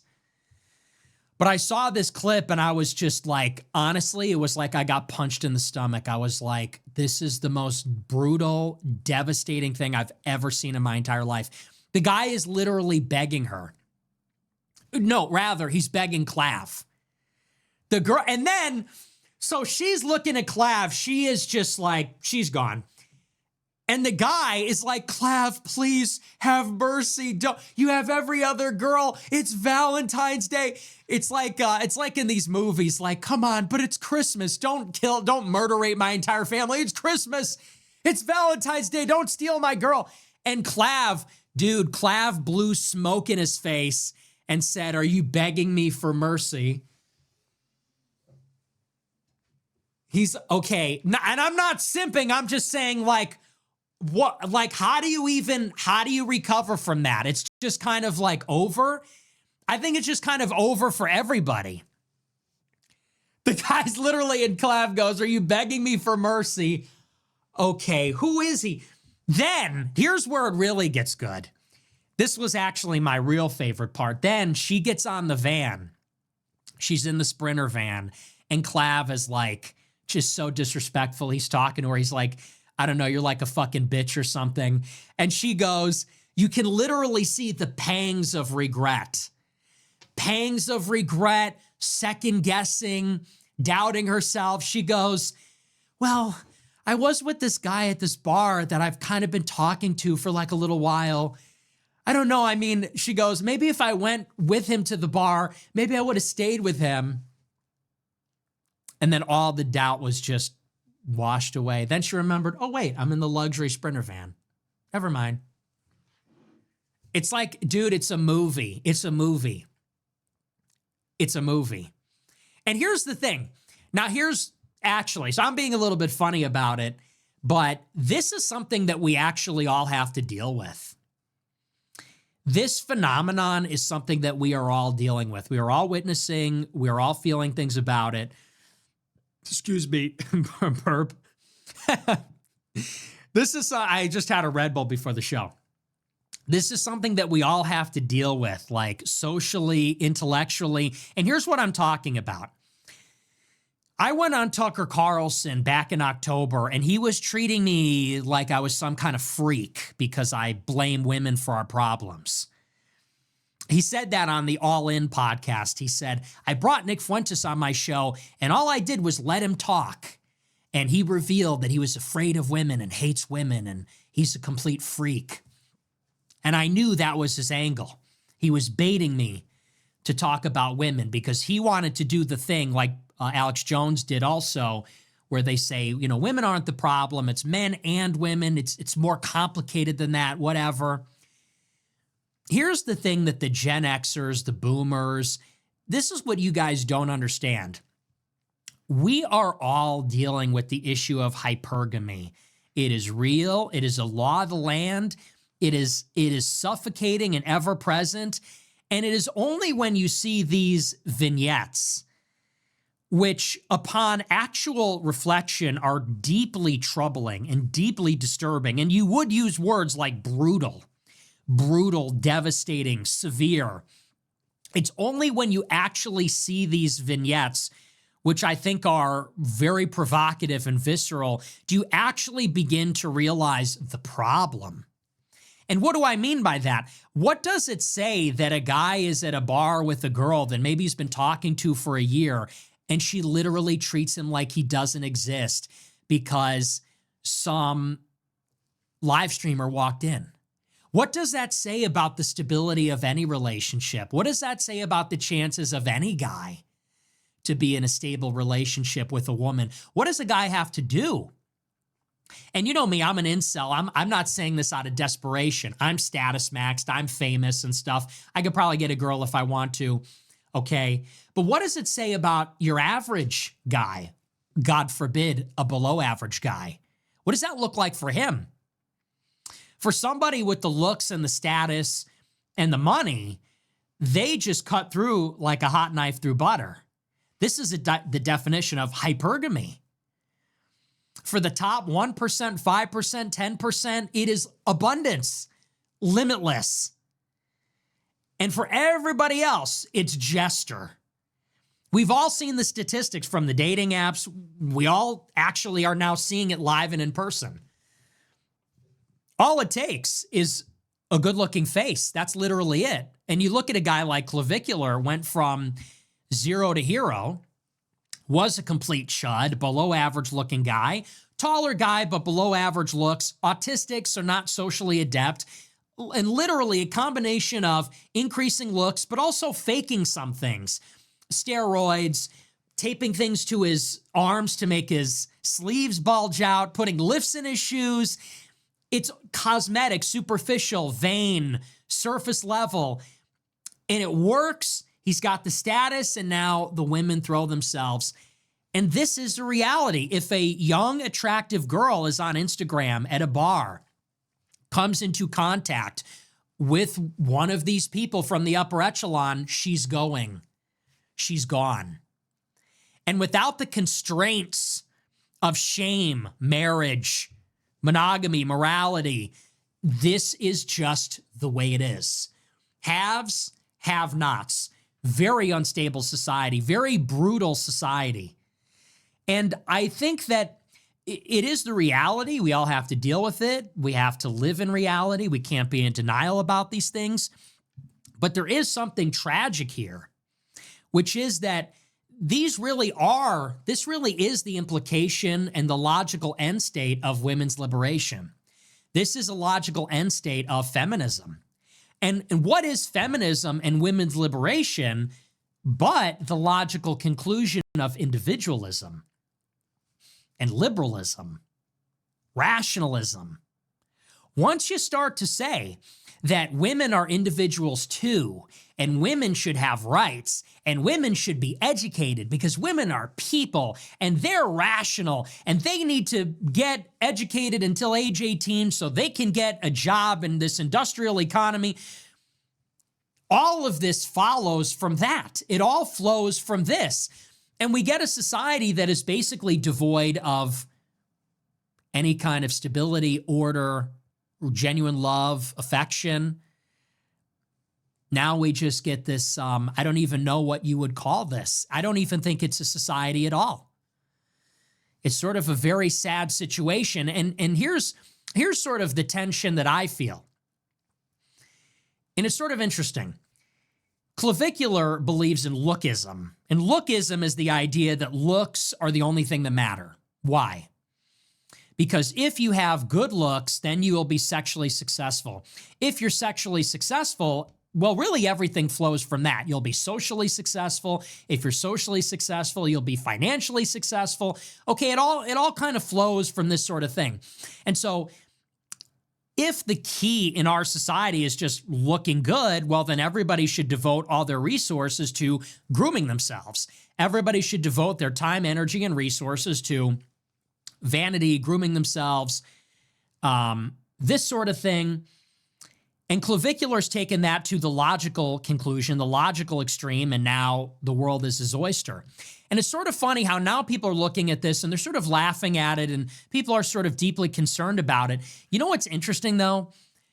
Nobody was concerned about it 10 years ago. When the lookism ideology came on the scene, it existed in internet subcultures of sexually unsuccessful losers. It was incels. It was ugly men. It was the uglier races. It was broke losers, bald men, fat men, retards, autists on forums reporting their experiences and saying, like, this is the new law of the jungle. This is the way of the world. In other words, when women were in control of this arrangement, when women were brutal, turning men down, rejecting men, doing all this kind of stuff, it was a big joke, right? If you were on the forums talking about how looks are the only thing that matter and we should invest in grooming and people were trying game, pickup artistry, that sort of thing, well, they were a laughingstock. They were losers. That was for idiots. That was for people that aren't normal. And yet, it was still a very brutal situation where women were extracting resources, women were going for the 10%, they were engaging in hypergamous behavior. 10 years later, now it's sort of like men are catching up in a way. It's like Clav is the revenge of the men. Okay, we want to play the lookism game. Well, what if we use peptides and steroids and injections and all these things to become that top 10%? And now Clav is disrespectful. He's a whoremonger. Now he is a brutal and severe person. Now you see women being called ugly to their faces, being called fat, being called a bitch, whatever. And I guess what I would say about it, like I said, the tension is I'm sort of rooting for him. You'd like to see women now on the receiving end. You'd like to see the tables turned where women are getting bitched and smacked around. They acted like whores. They acted like superficial and dismissive and all of that. Now they're on the receiving end of it. You're sort of rooting for it. It feels justified. On the other hand, you say this is an arms race where nobody wins. This is a race to the bottom where actually nobody wins. And what we really get is a loveless society that is completely vain, completely superficial, based in contempt. And I would say that even if our conception of sex and love and romance in the old days was a pretense or an elaborate ritual, or you could even say people were naive for believing in it, it's preferential to have that pretension than to have this brutal, raw, naked display of, what you're seeing in these live streams, which is that it's all just about these genetic signals, physical signals. It's all just about, your jaw. It's all just about height. It's all just about ratios, things like that. And I'm not knocking him. I'm just thinking about, I think the reason it is such an object of curiosity right now is because I think people feel very deeply about what they're seeing. I think it's affecting how people think. When people see these live streams, it's making us think about ourselves. It's affecting the story we tell ourselves about ourselves. In other words, when you see somebody that is kind of embodying vanity and shallowness, just sort of going all the way and embracing it, being so successful, I think everybody's looking at themselves and saying, should I be doing this? People are ordering peptides. People want to look smacks. People want to drop 10 pounds, get a leaner face. And I think that's why it is such a sensation, because it's very evocative and very personal. And anyway, so those are just some thoughts about what I saw this weekend. Very slow news day, so I'm being a little bit self-indulgent. But I saw that on Saturday, and I'm like, wow, like that is my ideology. The Valentine's Day cuckening is just like hard to believe it's even real. But anyway, I do want to move on. I want to talk a little bit about this government shutdown. And I know you don't want to hear about it. I know the Rumble boomers hate it. All the comments and whenever I talk about this at the beginning of the show, the Rumble boomers totally revolt. And they say, that guy's on meth. That guy's on drugs. Why are you talking about this guy? I think it's very thought-provoking, to tell you the truth. People don't want to hear about it, but this is legitimately the next stage and kind of the fulfillment of lookism discourse. This is a major discursive advancement when we look at lookism, when you look at inceldom, black pill, red pill. There is a very clear through line from Elliot Rodger and Alec Manassian and the pickup artists all the way through to Andrew Tate in 2022, all the way through to this. It's a very clear through line, and you can roll your eyes and you could call it gay and you could say whatever you want to say about it, but there's a reason that it's such a sensation. And like I said, that's because it's deeply evocative and it's very personal. You know, how people feel about themselves, how people feel, you know, compare themselves to others. This is clearly having an impact on the young people. And maybe you don't believe it if you're an older guy, you're like an old fart that's already dead. You're in the end of the male life cycle, you're married, you're in a sexless marriage, you're a loser.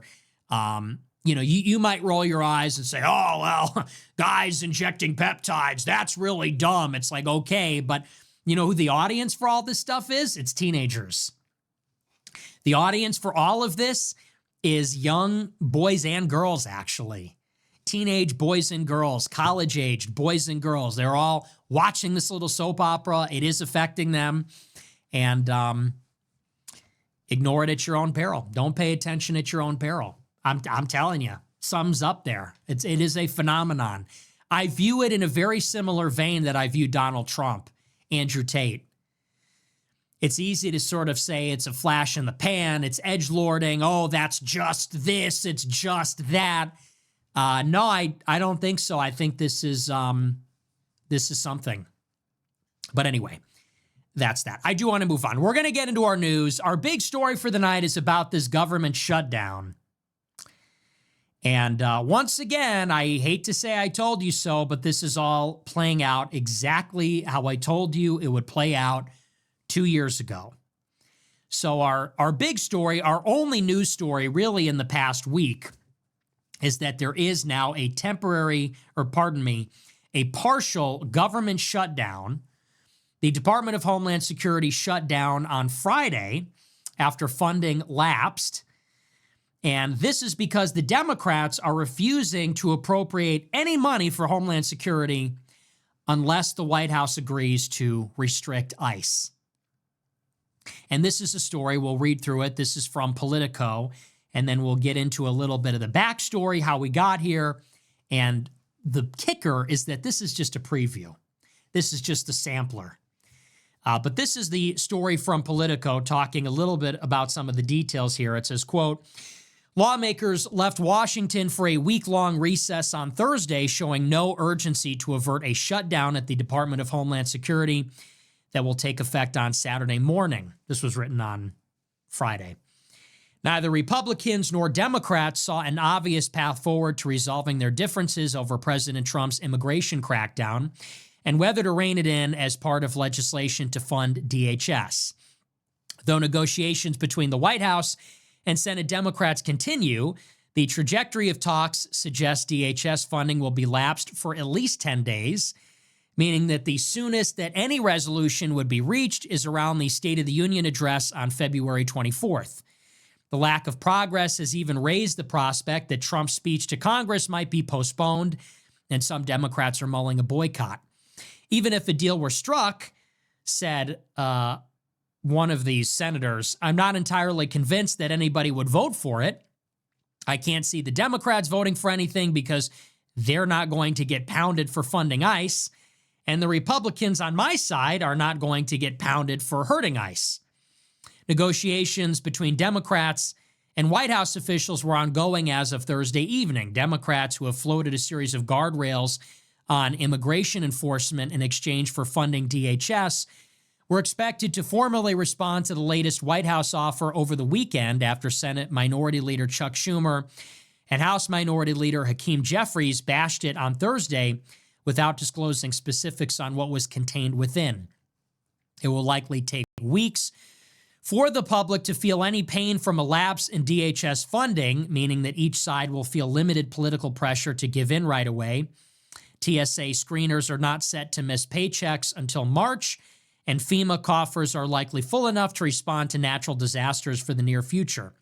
After the Senate failed to pass DHS funding legislation on Thursday, lawmakers in both chambers left Washington with guidance to be ready to come back in a matter of days if Democrats in the White House were able to strike a deal, something that members did not see as a realistic possibility before the end of the week.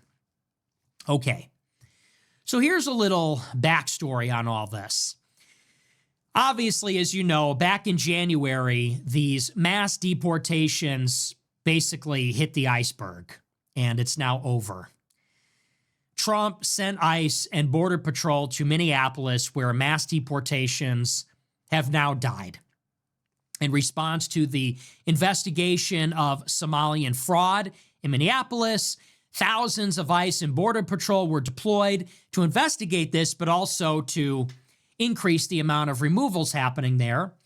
They encountered pitched resistance from local radical left-wing groups, socialists, communists, progressives, brown people of various stripes, and this led to the death of 2 protesters. First Renee Good, then Alex Preddy. Now, we talked a little bit in January and in February about some of the fallout in the media and in the White House. The media, as predicted, have taken all of it and they have aired it wall-to-wall, 24/7 coverage about the family separation, about the brutality of ICE tactics, about how it's anti-democratic. They're playing up the deaths of the protesters, and they're pressuring the administration to shut down these efforts. We talked about how the administration has responded to the pressure with a total capitulation. As we discussed last week, ICE has officially concluded their Midway Blitz operation, or whatever it was called. Their surge of ICE and Border Patrol has officially concluded as of last week. They withdrew the remaining 3,000 ICE and Border Patrol agents, and effectively now mass deportations are over. But this is the angle that we didn't talk about.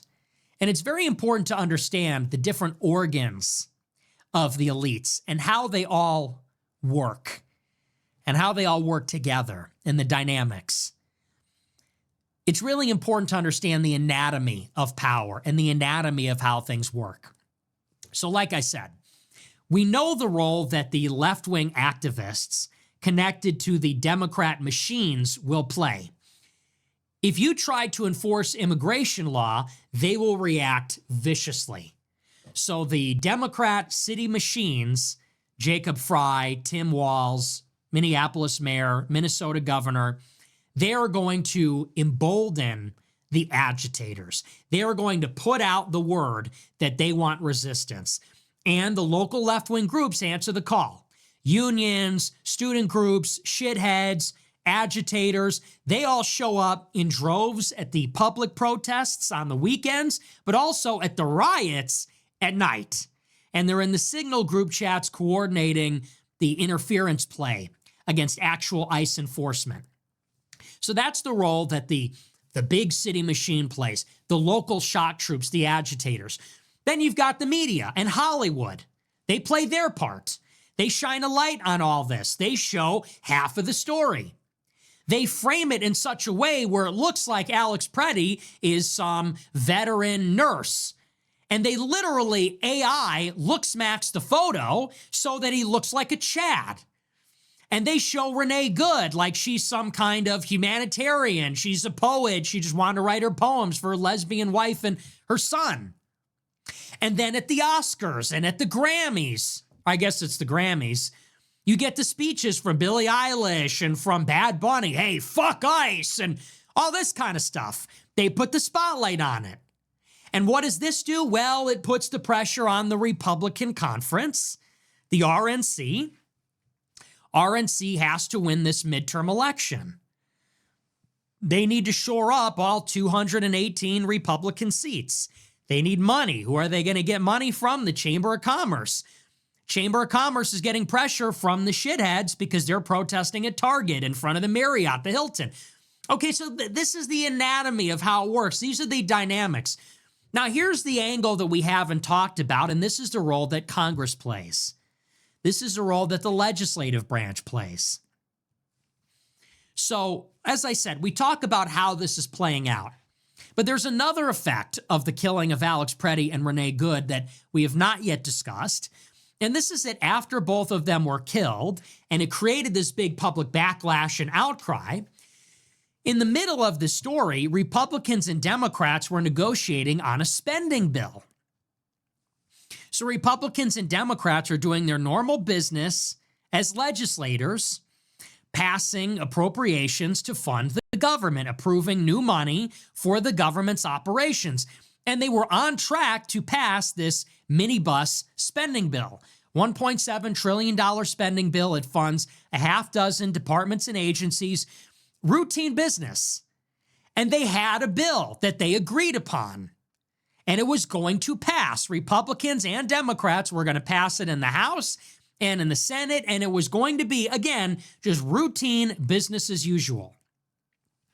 Well, after the killing of Alex Preddy and Renee Good, and all this attention and all the backlash, how does this affect the legislation?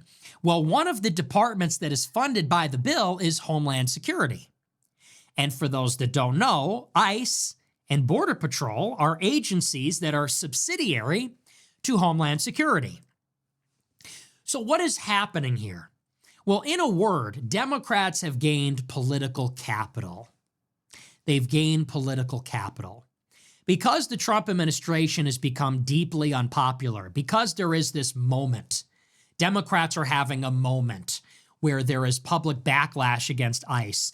There is negative attention on ICE. It's hurting Trump's job approval. It's hurting his immigration approval numbers. This gives the Democrats initiative. It gives them political capital to draw upon.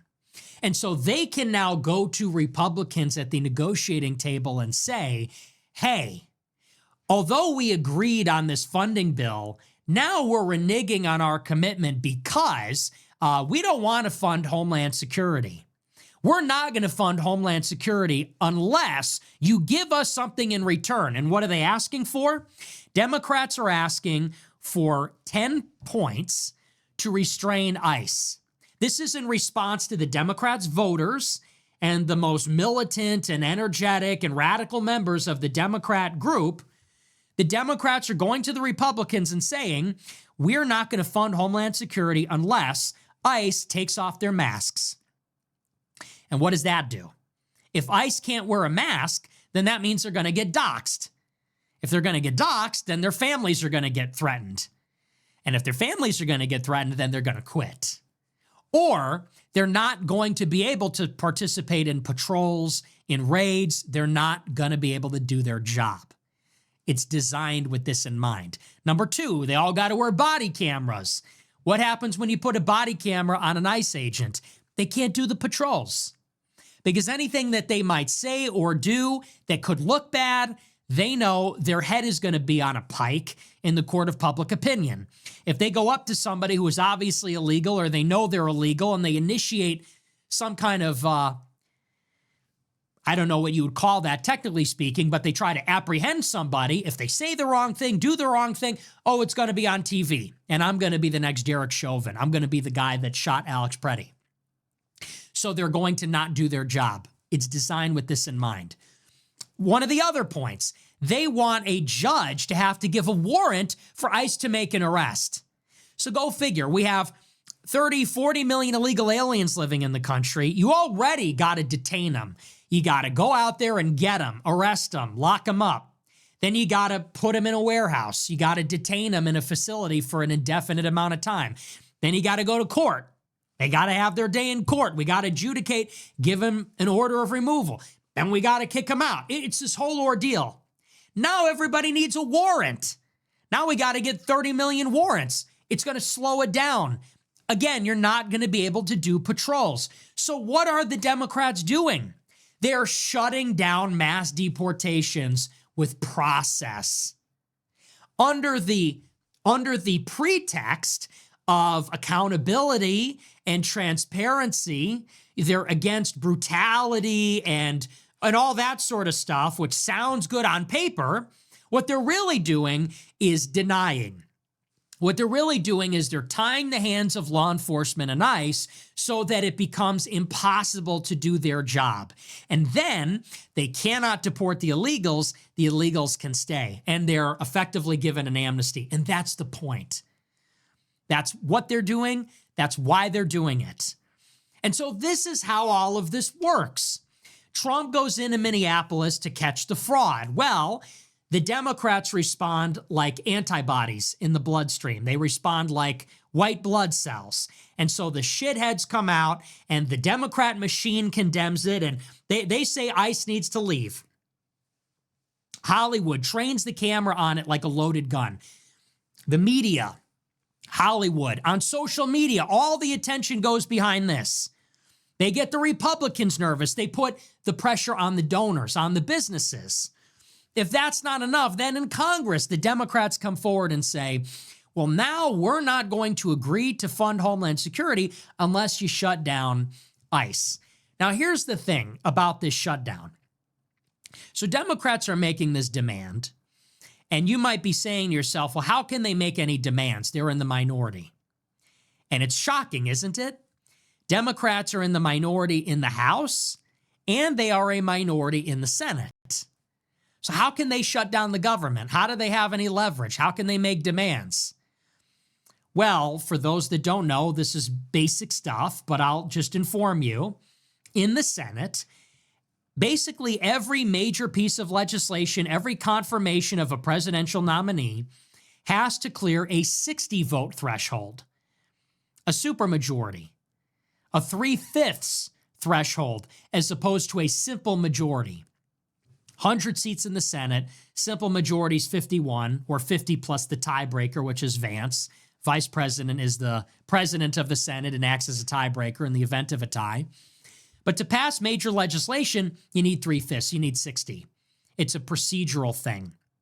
If you don't have 60 votes, theoretically somebody could filibuster and they could indefinitely extend debate on every motion, on every matter, and it requires 60 votes to close debate, to invoke cloture and go to voting. And this is really arbitrary. This is not in the Constitution. It's not written in stone. This is parliamentary procedure.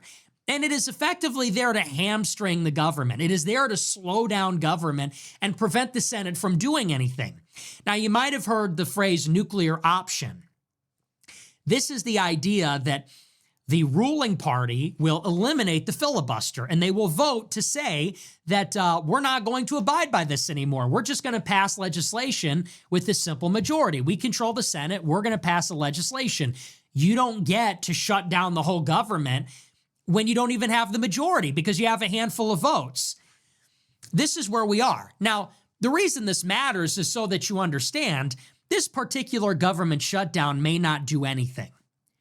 The Democrats shut down the government in the fall for 45 days, longest government shutdown in history.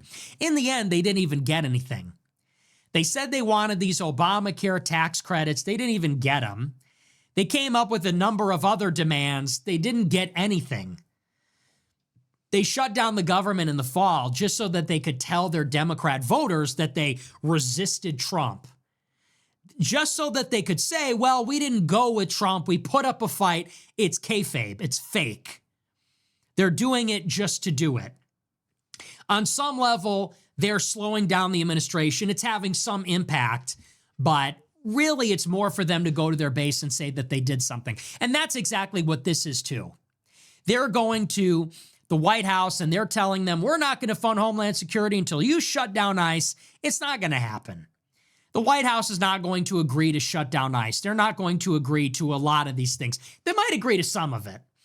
And there are some reports that the White House has agreed to body cams. They've agreed to rules of engagement. There's some compromise, which is not good. But the government will reopen. They're not going to totally shut down ICE.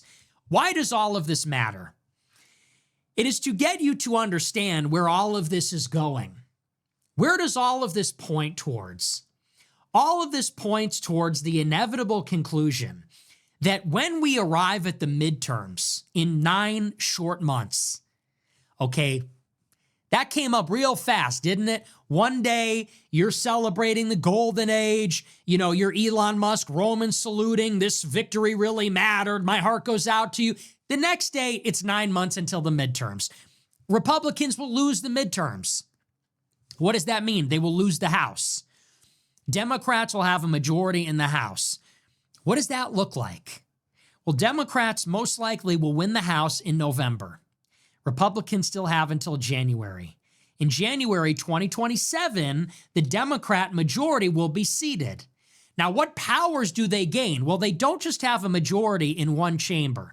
Some things you need to understand about the House. Constitutionally, the House has the power of the purse strings, which means that all spending bills, all revenue bills have to originate in the House. So Democrats control all appropriations. See where this is going? You want to fund the government in 2027? You got to deal with Hakeem Jeffries. You want to fund your government? You want to fund your anything, your Department of War? You want to fund your literally anything? You don't want to be in a permanent shutdown? You got to go through the Democrats. And the Democrats are going to have some demands about ICE, about tariffs, about everything. That's one. 2, Democrats have oversight powers. They have investigative powers. They can subpoena. They can depose. They can compel the release of documents. They can impeach.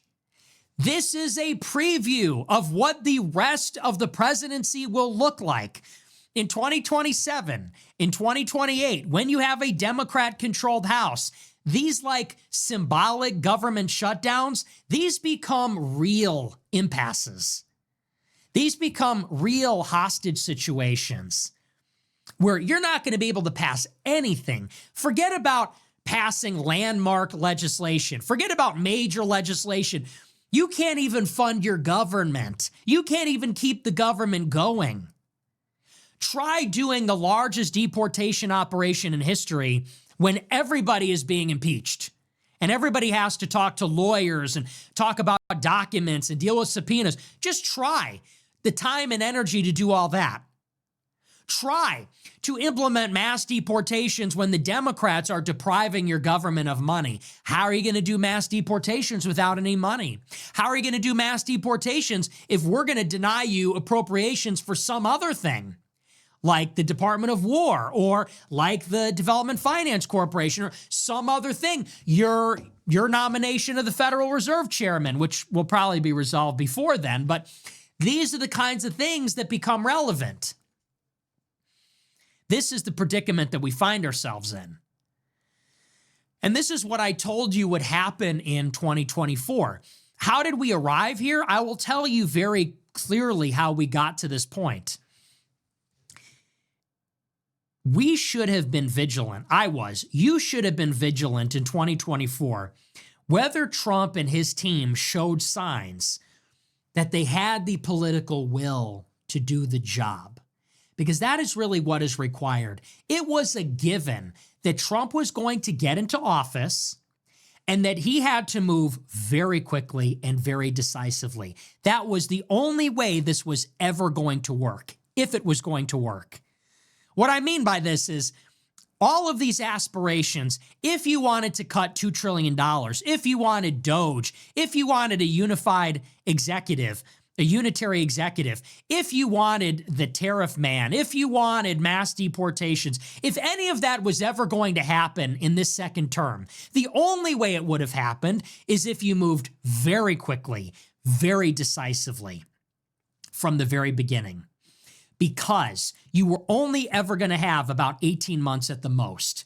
You were only ever going to have 18 months before all these policies, which are extremely disruptive, would have provoked a response from the left in the form of media pressure, resistance from the state and local governments, federal judge injunctions, media pressure, and ultimately, the ultimate bound is the midterms. You can be unpopular, you can be brutal, you can be decisive, you can go all the way, but you got to do it quickly and you got to do it fast because you only have 18 months before the enemy catches up. They launch a counterattack, you lose the midterms, and then they do this to you.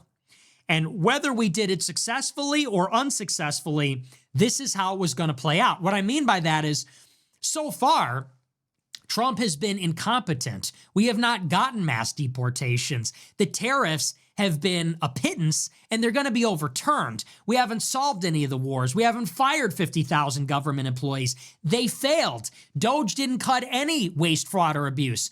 They objectively failed through incompetence, and they're still unpopular. They're still unpopular.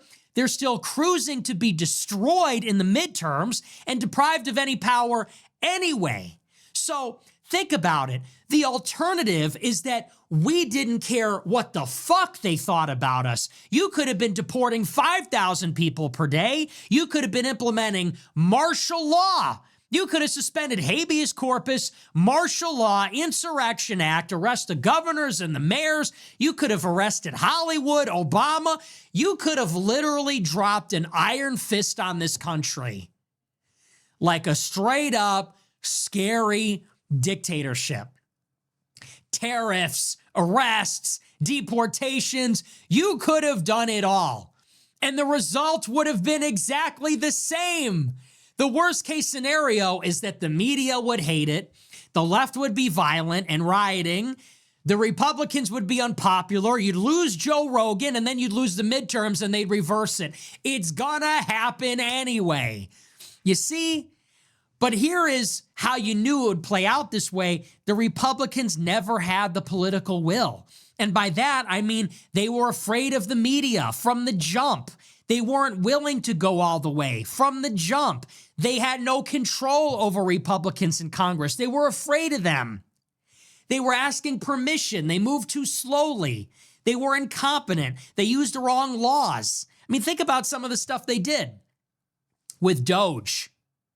Such a ham-fisted disaster that was. You could have went in and cut everything and fired everybody as long as you did it quickly and decisively and legally and you stuck to your guns. You could have done it. You could have eviscerated everything. You could have done tariffs. But look at the shoddy job they did on Liberation Day last year. They threw together this tariff schedule. We saw how they calculated them. It was ridiculous. And they got overturned in 2 weeks because it was such a sloppy job. We knew from the jump that this is how it was going to go. So I told you in 2024, I told you in 2025. I said, we don't have 4 years. You got 2 if you're lucky. You got less than 2. You have 12 months, maybe 18 months at the most. I said you got that first year, year and a half, 2 years before the midterms to get everything you want. That's your runway. You got to hit the ground running.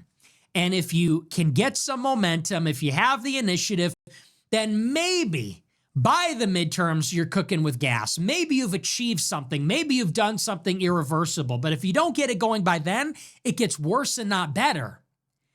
And it gets worse and not better because after the midterms, the Democrats have reconstituted. They are fortified and consolidated, and they're going to put up meaningful resistance. And they do it by delaying and denying. They don't have to win the argument. They don't have to win the debate. You are on offense. They are on defense. The left is hegemonic.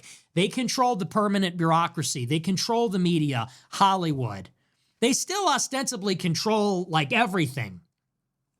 We are on offense. We have to score. We have to be scoring all the time. If we don't, we are losing. If we don't, we are always losing ground if we're not advancing. And that's exactly what happened here.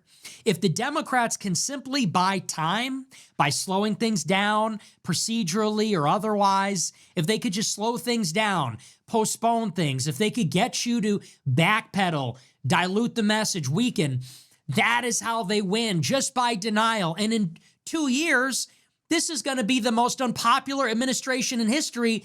It's going to be a repeat of 2020. That's what we're looking at here. Think about where Trump is. Lowest approval rating of any modern president. Trump's approval is lower at this point in his presidency, lower than Biden at this point, lower than Trump won at this point.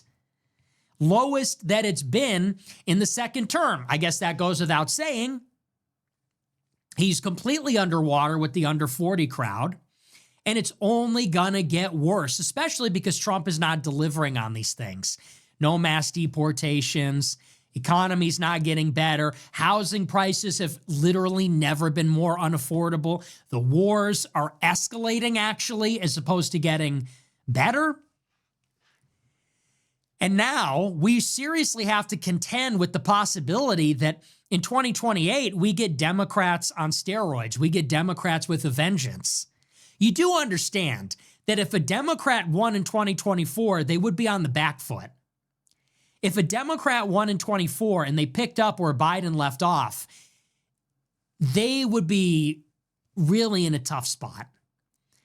They would not be aggressive. They could not be aggressive because they would have no mandate and no legitimacy and nobody would support them. So you would have gotten a very soft, weak, flaccid, incompetent Democrat administration, and you would have had like a revolution in 28 for a fascist, for a Nazi. Instead, Trump has been elected and he has failed at everything except for antagonizing our enemies. The only thing that he has succeeded at doing is provoking our enemies just enough that now they want to kill us. And now they're going to have enough juice to do it. They're going to have enough political mandate to do it, political capital. Trump has not succeeded in DOGE, has not Schedule F'd 50,000 employees, has not ended all the wars, has not massively deported anybody. He doesn't even want to build the wall anymore. They haven't started building the wall. They don't even want to build the wall anymore. That stuff just isn't even happening. The one thing he succeeded in doing is royally pissing off our enemies that actually are willing to and know how to use government power. By going after James Comey and going after all these people and destroying the East Wing, pissing on their face and shitting down their throats and humiliating them, all he has done is guaranteed that the pendulum is going to swing so hard back to the left, it's going to kill all of us. Even the people that didn't vote for him, even the people that don't support him. Because whatever Mamdani socialist is going to be propelled into the White House in 2028, they're going to be anti-white, they're going to be communist, okay, they're not going to be based noticers. It's going to be bad, okay? It's going to be bad in 28, it's going to be bad in 26. I told you this would happen. So, like I said, this is a preview. DHS is partially shut down, or rather, the government's partially shut down. DHS is shut down. Democrats are now using the 47 seats they have in the Senate to make us cuck ICE, which it's like, why not at this point? We already told them they can't deport anybody. How long did that take? February 2026, and here lies the dreams and ambitions of the second Trump administration. I thought we were supposed to be in the Creed concert by now. Where's my fucking Creed concert? Where's my Code Red Mountain Dew? Where are my charter cities? Remember when they said that? We're going to build freedom cities. We're going to take federal land and build new cities on the blockchain. Remember that? Remember when Trump was releasing new policies every day? By 2026, everyone's going to be drinking raw milk and we'll have state-funded goth girlfriends and there's going to be freedom cities with no blacks allowed and the wall will be 30. Yeah, not happening. It's 2026 and there's no mass deportations. I could tell you things that would make you want to kill yourself, but I can't. I know people in the administration, and if you know, you know. Like, the mass deportations are over. The wall is over. It's all over. And it's not going to get better. Okay, like I said, how do you start arresting 3 times as many people after all of this? After the Democrats shut down the government and make ICE wear body cams? After we retreat from Minneapolis and fire Bovino? So it's not going to happen from now until the midterms. Is it going to happen after the midterms when Democrats control the purse strings? How would that even work? Of course, it doesn't even make any sense. So those 230,000 removals from 2025, that's as good as it's going to get. That is as good as it's going to get. And you just buckle up and wait for them to try to foist J.D. Vance. If there's anything, hey, don't blackpill. If there's anything good that can come out of this, it is that J.D. Vance cannot be the president in 2028. Why would he be? Why should he be? If this administration is crashing and burning over Epstein, over Iran, over the failure to deliver deportations, well, guess who is number 2? J.D. Vance. So for all these people that are going to tell us, well, we got to elect him. He's the real deal. If he were the real deal, he'd be doing something now. You're the vice president of the United States. You want to have a shot in 28? For your sake, for the sake of the GOP? Where the fuck are you? You got 3 million Epstein files that haven't been released, 3 million that are still redacted. You got no deportations. They just told Border Patrol, don't raid job sites with more than a few dozen employees. Where are you? You want Republicans to vote in the midterms? You want Republicans to vote for you in 2028? Hey, man, walk down the hall to the Oval and pound on the door and say, you're killing all of us. Trump is killing you. He's killing the GOP. He's killing all of us. We're all being dragged to hell by this administration, whether we support it or not. Republicans will be blamed. Vance will be blamed. I don't even support him. He shouldn't. If he can't get it done, he shouldn't even be considered in 28. But when a Democrat wins, we are all going to pay the price for this incompetence. And that is how I told you it would be during the election. People said I was crazy. People said I was a Democrat plant. They said I was blackpilling. I'm not blackpilling. This is a clear pill. This is reality. I told you in 24, this is precisely how it would play out. And that's because that's how it played out in the first term. Exactly. To a letter. This is how it played out in the first term. So predictable. And people said it would be different. I mean, they actually thought it would be different. I don't know why they thought that, but they did. And they sold you on a lie. And now we are all in this together, you know? So that's your government shutdown. I mean, who really cares? They want to make the State of the Union a spectacle. Maybe they'll delay the State of the Union. They want to make their demands, show the base they're fighting for them. The Democrats do. This partial shutdown means nothing. But look, you only have 130 more days in this legislative session. Most of them between now and June. They come back for a little bit in the fall, but only for about 20, 25 days, I think. So this legislative session ends in June. This is going to shut down the government until what, March? So think about it. You're not going to get anything. No reconciliation package. You're not going to get any landmark legislation. It's so bad you just can't even make it up. Like, this is going to be an administration with no landmark legislation, no major bills, nothing. You got your big, beautiful bill, which is a monstrosity. They're not even going for budget reconciliation this year. Trump says we don't need it. Okay, I guess. They're not even going to try. They're going to shut down the government for another 2 weeks. Then you got 3 months left, and then you're done. Then it's cooked. Like I said, then it's impeachments, subpoenas, depositions, investigations. Trump might even be removed from office. When all is said and done, he might even be pulled by his own people. That there is a non-zero chance. As a matter of fact, there's a good chance that's going to happen. Fell for it again. Serves you right. You trusted the Jews. That's what this is. Trump was the Jewish candidate, obviously. And people said that didn't matter because they're based Jews like Stephen Miller.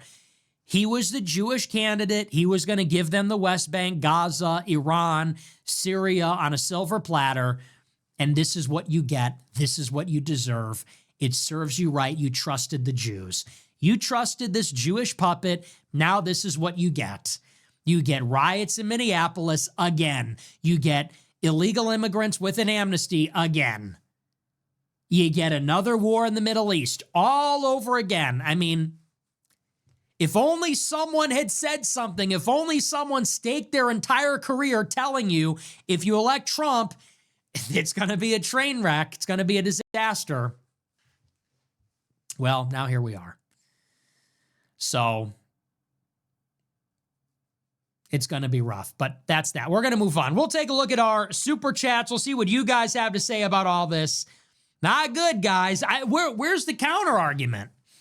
Where's the enthusiasm? Where's the plan trusters? Hey, plan trusters, just checking in. Are you winning?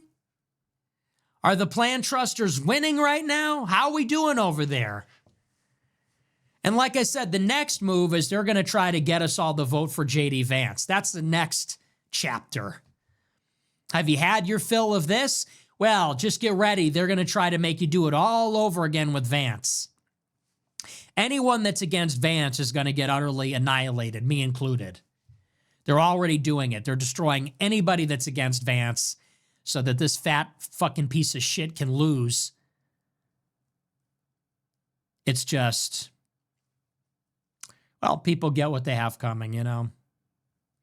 People get what they deserve. No one's paying attention. Nobody cares. Nobody cares about the truth. So now you get this. Now you get the little tech that you deserve. You get the J.D. Vance that you deserve. People, if you're stupid enough to buy into J.D. Vance, hey man, lots of luck. You're stupid enough to buy into this artifice they're foisting upon us, this Jew-controlled artifice, hey man, lots of luck. I'm really becoming like hands-off. I had a conversation recently with Keith Woods, and I'm like, Keith, what are we going to do? I'm like, we're losing the narrative.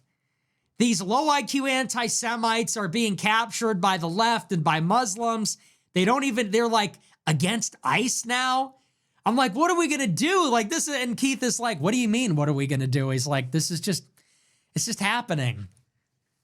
And I was like, you know, that's so true. Like, why do I feel like I'm in an A24 movie. What's that film studio? I feel like I'm in an A24 movie constantly. Hearts pounding, cortisol spiking, gesture maxing about politics. We need to work in the midterms. We need to prevent. And it's like, why? Why? Here's the information. Okay, look, here's the truth. Here's what's going on. Here's the predictions. My record is untouchable. The information's out there. Take it. It's yours. You don't believe me? People go, well, you're the Fed. You're the fake whatever. Okay, whatever. Kind of taking like a more hands-off approach. So that was kind of, that was a bit of an epiphany. You know? He goes, what do you mean, what are we going to do? He goes, that's just how things are going. So we have two different personalities. He's very like, hey man, just let life wash over you. Me, he's kind of like the Joker in that way, you know, where he's like, all these rules, you know, he's like, and me, I'm trying to make it happen. I'm over here trying to fight the battle and, you know, cortisol spiking, trying to get people to believe the right things. Now I'm kind of like, you know what? I fucking warned you people. What are you people going to do for me, huh? I fucking warned you people. I told you this is what was going to happen, and you all hated me for it. 2 years ago, you hated me for telling you this. Am I wrong?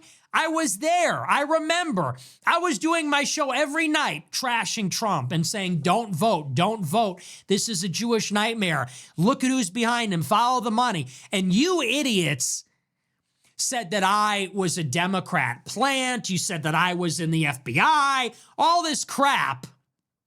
I have terrible instincts, blah, blah, blah. All this kind of stuff.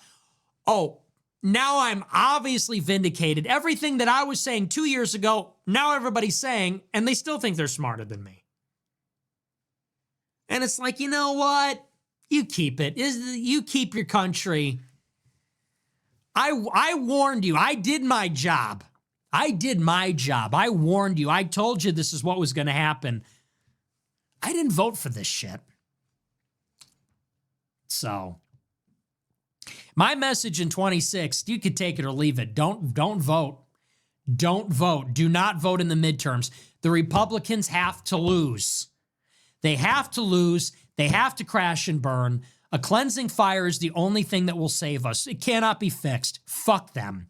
Fuck Trump. Fuck MAGA. Fuck all this stuff. It can't be fixed. If it could have been fixed, it would have been fixed in 2025, but it wasn't. They made every mistake. Liberation Day, disaster. Doge, disaster. Big Beautiful Bill, disaster. Epstein files, disaster. Iran, disaster. The personnel, Mike Waltz, disaster. Ratcliffe, disaster. Rubio, disaster. Pam Bondi, disaster. All self-inflicted. Trump personnel, Trump policy, Trump strategy, Trump playbook. We tried it your way. It didn't work. Fuck you. Now we don't vote. That's the message. Seriously. Can't blame anybody else. Bad advice, bad advisors, Biden's economy. Enough already. It didn't work. We're not voting. I'm staying home, and you know what? I hope the Democrats impeach him. I hope the Democrats impeach all of them. I hope they indict everybody. I hope they depose and compel the release of documents, and I hope they find all the criminal behavior, and I hope it destroys the GOP.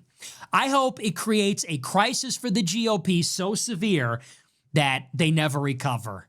And then I hope we get a fucking Nazi to run in 28. And I mean that metaphorically. I don't mean that literally. I hope we get a fucking fascist to run in 28 to burn the GOP down as a dark horse and win the presidency as a right-wing radical. That is my hope. That is my playbook. That's what I want. I don't trust them anymore. They say, we just got to vote for Vance. No, shut up. I'm not listening to you.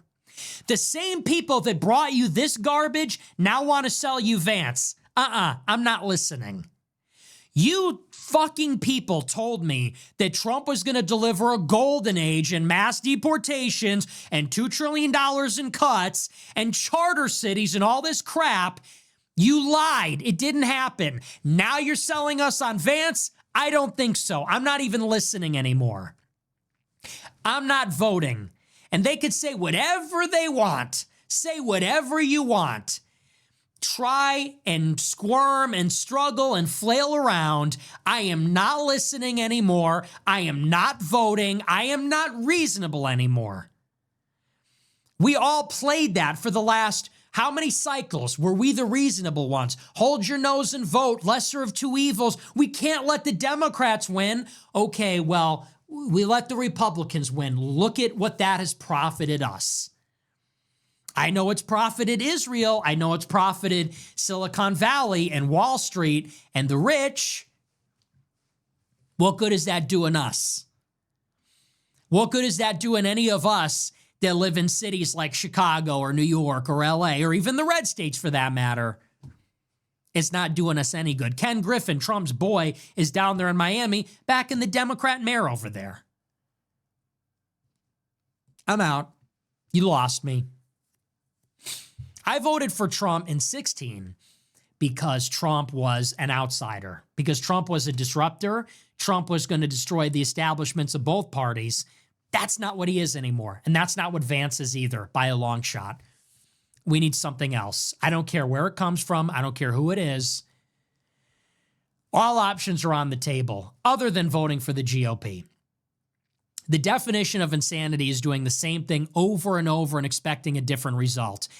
Is that not what we have been doing? Republican in 16, 18, 20, 22, 24, 26. At what point do you say, let's try something else? We tried it that way. And I've had them come to me. I've had certain people come to me and they say, you know, we can't burn the party down. That's not a good idea. That's good. It's going to take us forever to rebuild. You're not being reasonable. It's like, you figure it out. It's your job. I've been the nigger of this party for the past 10 years. You won't even let me in the front door. You won't let me in the back door. I have been the nigger of the party for the past 10 years. People got nothing nice to say about me. I'm not invited to anything. I'm not allowed anywhere. All I get is condemned and disavowed, qualified praise. Well, he's a complete horrible human being, but he could talk real good. And now they want to negotiate with me. Now they want to say, you got to get everybody on board. I won't do it. Miss me with that. And I am like all of you in the sense that I am just another expendable young white man that they don't give a fuck about. They treat me like they would treat you. I am just another, you know, I'm a precocious eccentric, but I am just another young white man from a suburb like LaGrange Park in Chicago. My vote doesn't matter. I'm in a blue state. My parents aren't from DC. They didn't go to William and Mary. They didn't go to Harvard. You know, so we don't matter. We don't matter. Our sensibilities, our prospects for having a wife and kids, with the social climate, owning a home, with the economic climate, the job market, you know, none of that actually matters to them. They don't care. If you say the wrong things, make the wrong jokes, have the wrong politics, they will destroy you with no compunction. We are expendable. Our job is to shut the fuck up, pay the taxes, obey the laws, vote while we get raped. Raped by the people that purport to represent us. And I'm not playing that game. Because that's really what it is. It's the white men that are the backbone of this society. If we acted like the black people, there'd be no society. If white people acted like the black people, there'd be no society. There'd be no tax money. There'd be no budget. Forget that. White people acted like blacks. White people acted like Hispanics. We acted like these new Americans that are coming in over the border. There'd be no budget. There'd be no military. You wouldn't have an army. You wouldn't have an economy. You wouldn't have a stock market. We acted like them for 2 seconds. There'd be no country. So that's why our job is to shut up, do the work, pay the taxes, obey the laws while everybody else is a free-for-all. Well, we are systematically raped and dispossessed, and we vote for the privilege because we're gaslit by these minstrel shows, by these white minstrel shows, to get us to turn out and vote for this policy. You get Jack Posobiec and the Blaze and all this other nonsense. Hey, everybody, vote Republican. It's going to be based and red-pilled. No, I'll wait for the collapse. Yeah, you know, at this point, I think I am an accelerationist, actually. I kind of just am. I don't love the label. I don't know if I'm ready to fully embrace it. But yeah, I'm kind of like, at this point, I have more confidence in everything falling apart than in Republicans helping us. In any way, doing anything. And if they don't like that, well, that's a them problem. They can change my mind. You want to change my mind? Fix it. You want to change my mind? I don't know. Deport some illegals. Do something. Until then, I'm done. So anyway, we're moving on. We're going to take a look at our super chats. Excuse me. We'll see what you guys have to say about this. That's where I'm at. I hope you can. I think you do relate. I hope you can relate. I think you do. All right, let's take a look. Let me get set up here.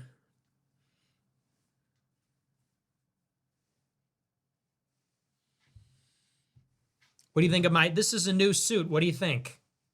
I think I might need to get it tailored. I think I might need to get it brought in a little bit here, right? It's off the rack. I had to get it quickly. I had to get it quickly for the show. I like the color. I like the lapel. All right, anyway. All right. Someone said too shiny? Is it shiny? I think it just looks that way. Trust me, it isn't. All right, let's take a look. Let's see what we got here. Megan Kelly Squatch sent $20. Hey Nick, first time sending a super chat. I was wondering what your opinion on the Catholic land movement is. I really like it, but I'm wondering if pulling back and secluding and trying to isolate and create many societies may not be good in the long run. I don't know what that is. I don't know what the Catholic land movement is. It sounds like what it sounds like. So this is some kind of return to the land thing where we all buy a parcel of land and go and be Catholic over there. I just don't. Here's the thing. I have never believed in that because look at the Russian Revolution. The Russian Revolution happened in St. Petersburg, happened in Moscow. And then they fought the Civil War everywhere.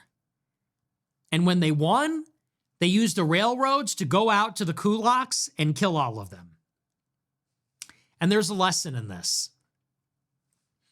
which is that you may not take an interest in politics, but politics takes an interest in you.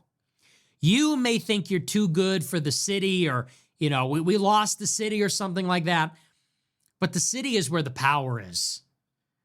LA, New York, Cambridge, San Fran, DC, Nova. This is where the power is. So people that want power over America are going to go there. And they want to control everyone and everything that happens in these borders. So for all these people that say, well, we're just going to go out to the farmland where they can't get us, where we can do a thing all by ourselves. Okay, it's the 21st century. You can't just pick up Bikini Bottom and take it somewhere else. They'll just drive to where you are and kill you. As a matter of fact, they won't even need to drive. They have drones. So they will just send a drone out and they will kill you that way. So this like, you know, we're all going to go and form our breakaway settlement in the middle of nowhere. They will kill you, just like they killed the kulaks. If you build anything worthwhile, if you build anything with any economic activity, they will come and take your shit. So unless you're talking about sovereignty, if you want to go to an island and get a nuclear bomb, I support that. If white people want to go on an island, claim it for themselves, get recognition and protection from Russia and China, get a nuclear bomb, and say, nobody fucking touch us, we have nukes. If you want to go like North Korea, you want to go like Israel, hey, that's a realistic plan. But this like, we're going to go to Kansas and like raise up a flag, you're just LARPing. You're like one of these micro countries that they do YouTube videos about. You're like one of these micro countries inside America where they make their own monopoly money and they LARP like they're a head of state. Because you're at the mercy of the government. And I've always felt that way about this. I just think it's a form of denial. Escapism is a form of denial because here's what happens. You look at the battle and it's like we really have an uphill battle here. And it seems so hopeless. And you think about what would be required to change things, and it's daunting. And it's easier to say, we don't need to do that. We could just go over here. La, la, la, let's just go over here. Let's build a little amphitheater, and let's set up a little community center, and let's have like 100 white people that all agree on right-wing politics. La, la, la. No, this isn't happening. We're not being raped to death.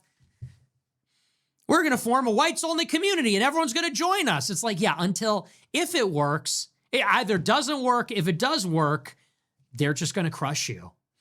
They're going to use their power, intelligence, finance, military, tech, and they're just going to destroy you. So it is a power struggle, and we have to play it. We have to win it. Don't kid yourself. Going and starting a breakaway settlement is a form of a power struggle. It's just one that doesn't have a very good chance at succeeding. I would take my chances in a power struggle trying to become a billionaire, trying to start some tech company, trying to go to Harvard and get into a major institution. That has a better chance of winning the power struggle than, getting a hammer and a toolkit, a toolbox, and building a little trailer, building a little hut. Who's going to win the power struggle? The guy with 5 billionaires on his side, the guy with 100 high-powered lawyers on his side, the guy with, a guy with real power in the cities or something, real capital, or the guy that's like, got the villagers.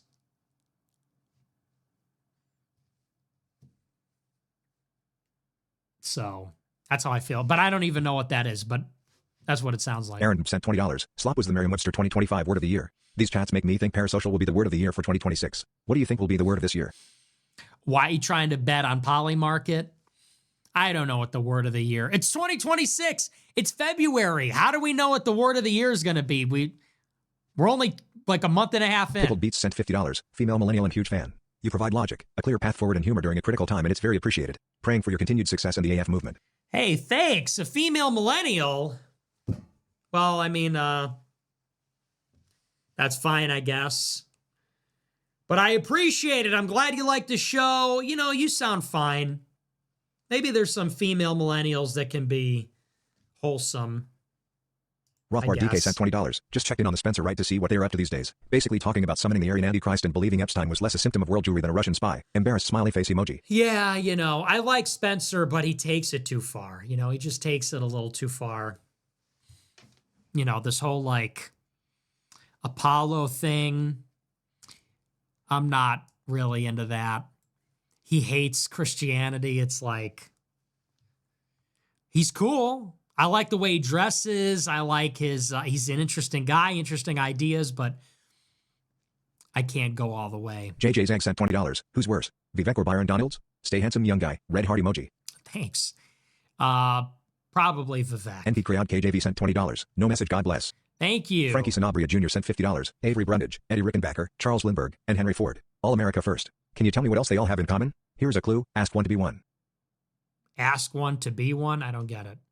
Guardian Blowiper sent $20. The capitulation with deportation might be the nail in the coffin. The U.S. will be majority Hispanic by 2045. All this bullshit about going to war with the cartel. You tell me how that's going to play out with the over 80 million people of Hispanic descent that are currently here and they're seeing their friends and relatives. Skull emoji. It is a nail in the coffin. 100%. It's cooked. These people all have amnesty and, yeah. It's not the nail in the coffin for America, but it is the nail in the coffin for this Republican effort to slow everything down and buy time and retard the change. That to me just seems over. New playbook, new way of being. Amanda Koopa sent $65. This is almost $90 Canadian dollars. Mind blown emoji. You're worth it, King. Thank you for the show. It makes my work week fly by. Hey, thank you very much. I'm glad somebody's week is flying by. That's good to hear. Well, I'm here to Jester Max for the, I'm here to nigger it up with the faggots, and I'm glad that I can help you. That's my, even though me and Andrew Anglin hate each other now, that's the funniest thing he ever wrote. And, yeah, so, hey man, we're all here, we're all hanging out, selling our soul, working all day. What's the next line? What is it? Overtime hours? Overtime hours for bullshit pay. I'm with you. But thanks. Appreciate you. Gaten sent $20. The Epstein files show Nick eating Gorlock's box. Care to explain? E-Girls Forever sent $50. What's your opinion on new TXDMB rule that says foreign passport and foreign ID won't be accepted for vehicle registration renewal? How does this benefit Jews? Who said it benefits Jews? I don't know what's your opinion on this new rule? I don't know what you're talking about. Foreign passport won't be accepted for vehicle registration. This has got to be bait. Illinois Floyd sent $20. Will you be my Valentine? It's a little late for that. It's a little late in the game. Oh, these are all from Friday. Okay, no wonder. Well, it's a little late for that. I had no Valentine. I'm a chud.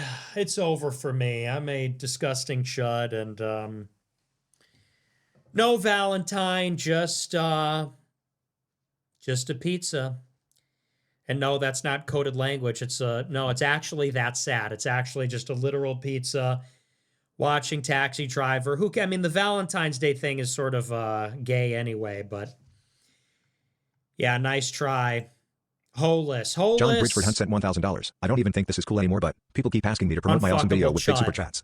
The Boulder City fake tapes conspiracy, not a theory. Now, 11 hours might seem like a long time code, but it's not just a regular video. It has semi-mystical properties, and contains the keys to undoing the U.S. Constitution by harnessing the mandate of heaven.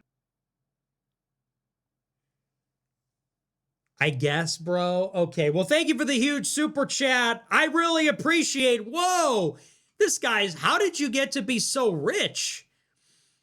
Have you been selling your medication to somebody? Bro is selling all of his. He's selling all his drugs. Prescribed medication by the doctor. So how does someone this crazy have $3,000 to drop on the show? That's what I want to know. What in the Candace Owens? How does somebody this delusional have this much money to blow on super chats? Hey, but I appreciate it. We love the poorly educated. Thank you for the huge super chat.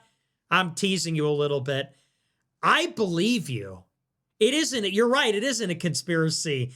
What is it with Boulder City? Whatever it is, dude, you are right. You are onto something. Thank you for the massive super chat. I have not yet finished your 11-hour video about whatever that is, but you sound serious. You sound like maybe you need to be in charge of America. I think I misjudged you. I think I made a horrible lapse in judgment. I think you might be right about everything. But thank you for the massive super chat. But I disavow violence. Okay, if you're thinking about doing anything violent, I don't support that. But thank you very much, man. God bless. Candace's Chocolate Cheeks sent $20. Vincent Loera is gay for going to Vegas and not hopping on Fort. I don't know who that is, but okay. Is that like your friend or something? Snake using a real snake sent $20. Shimon Peres also had this kind of opaque unofficial behind-the-scenes diplomat/negotiator for Israel, but with South Africa. But Ehud Barak had more recently in the U.S. This is in the book, Unspoken Alliance by Sasha Palakowski, where he outlines Israel's secret high-level relationship with apartheid South Africa. Holy red-pilled yesterday, but yeah, you're right. OKW Ubermich sent $20. Valentine's Day. Thumbs down emoji. Battleship Bismarck's 87th birthday. Thumbs up emoji. Do the peekaboo faggot. Okay, you disgust me. Epstein PDF files sent $100. 86, he's not 87. Epstein PDF files sent $100, sent $20. I just saw that the schizo crazy. Oh, the battleship. I was thinking Bismarck. Epstein PDF files sent $100, sent $20. I just saw that the schizo crazy guy sent you another $1,000. I love you and I care about you, Nick. Send that guy his money back and ban him everywhere. I'm afraid he's one of those stands that will stalk and kill you. Be careful and God bless you. I don't think he would do that because me and him agree on a lot of things. I don't think he would ever do that because he knows that I'm like a real guy. So he's always going to respect my boundaries, and it's never going to get ugly. It's never going to backfire. So I think you might be a part of the Boulder. Who put you up to this? Did Boulder City put you up to this? Are you on their payroll too? John, I think we got to do something about this guy. John, I think we got to take this guy out. Somebody doesn't believe you. John, I think this guy's in on it with Boulder City. Hey, who's paying you to try to shut down this movement? Maybe someone needs to do something about you. I think you need to be silenced. Ben Higginson sent $20. I've been wearing my Black Fuentes rally hat almost daily since it came out. It has held up extremely well even at work under harsh conditions. Honestly, yo, new meta unlocked. This is called the Candace Owens option.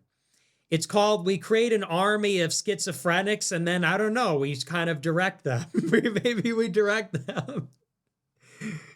Maybe we direct them. Dude, Candace Owens is honestly, there's something scary going on there. If Candace, how many days and hours before a Candace Owens superfan is like, I have a bomb in Centennial Park. Like, and I don't want that to happen. I don't want that to happen. I'm not encouraging that. We're all thinking it. How many days and hours, how much time before one of the mommy sleuths, before one of the Candace Owens fans is rolling up to Epstein Island, going out to Epstein Island.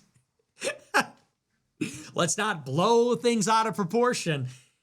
How long before that's going to happen? So she's kind of like, should be on the stochastic terrorism watch list.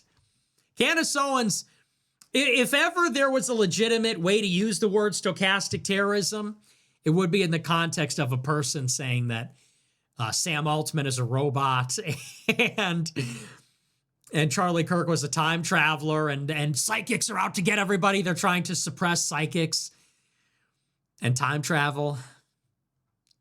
It's actually scary. People are out there worried about CNN. They're like, transgenders are watching CNN and now they all want to kill Trump. It's like, I'm worried about whoever is watching this other show and they're being told that Elon Musk is a robot and they're being told that Charlie Kirk was a time traveler and the Men in Black tried to suppress his psychic abilities. What even must be their conception of Turning Point at this point? I always thought they were just like Jewish grifters, but to your average Candace Owens fan, it's like they're literally extraterrestrials. Like I look at Andrew Colvin and I say, this guy's from Salem Media. He's like a Christian Zionist. He's like a Jewish plant. If you're a Candace Owens fan, it's like, no, he's one of the Nephilim's children. Like he's a children of Seth or what is it? He's one of the children of Cain. He's descendant of Cain. And he's a reptilian humanoid. Nephilim never die. They just change form. Miko sent $100. Hey Nick, longtime viewer from Belgium. The U.S. ambassador to Belgium, Bill White, recently called on Belgium's government to drop charges and adjust our laws after 3 Jews got prosecuted for unlicensed circumcisions, calling it anti-Semitism. These people will side with organized Jewry over Europe any day of the week. That's crazy. Well, thank you for the big super chat. That's totally insane. I'm surprised to hear that. When will you realize that Jews just control everything? So there's no surprises here about any of that. Rono sent $20. Have you seen the update to the Warner Brothers and Netflix deal? There's a firm called Ancora that bought $200 million of WB stock and are threatening to vote against the deal and potentially remove some board members if they ignore Paramount's offer. They're based in Ohio and manage the wealth of wealthy families and foundations. No way. I have not been following that, but that's actually crazy. I'll have to look into that. Yeah. Would you be surprised if Warner Brothers was acquired by Paramount? It's time to I don't know. At what point do you say uncle? Warner Brothers, Paramount, Skydance, TikTok, CBS News, CNN.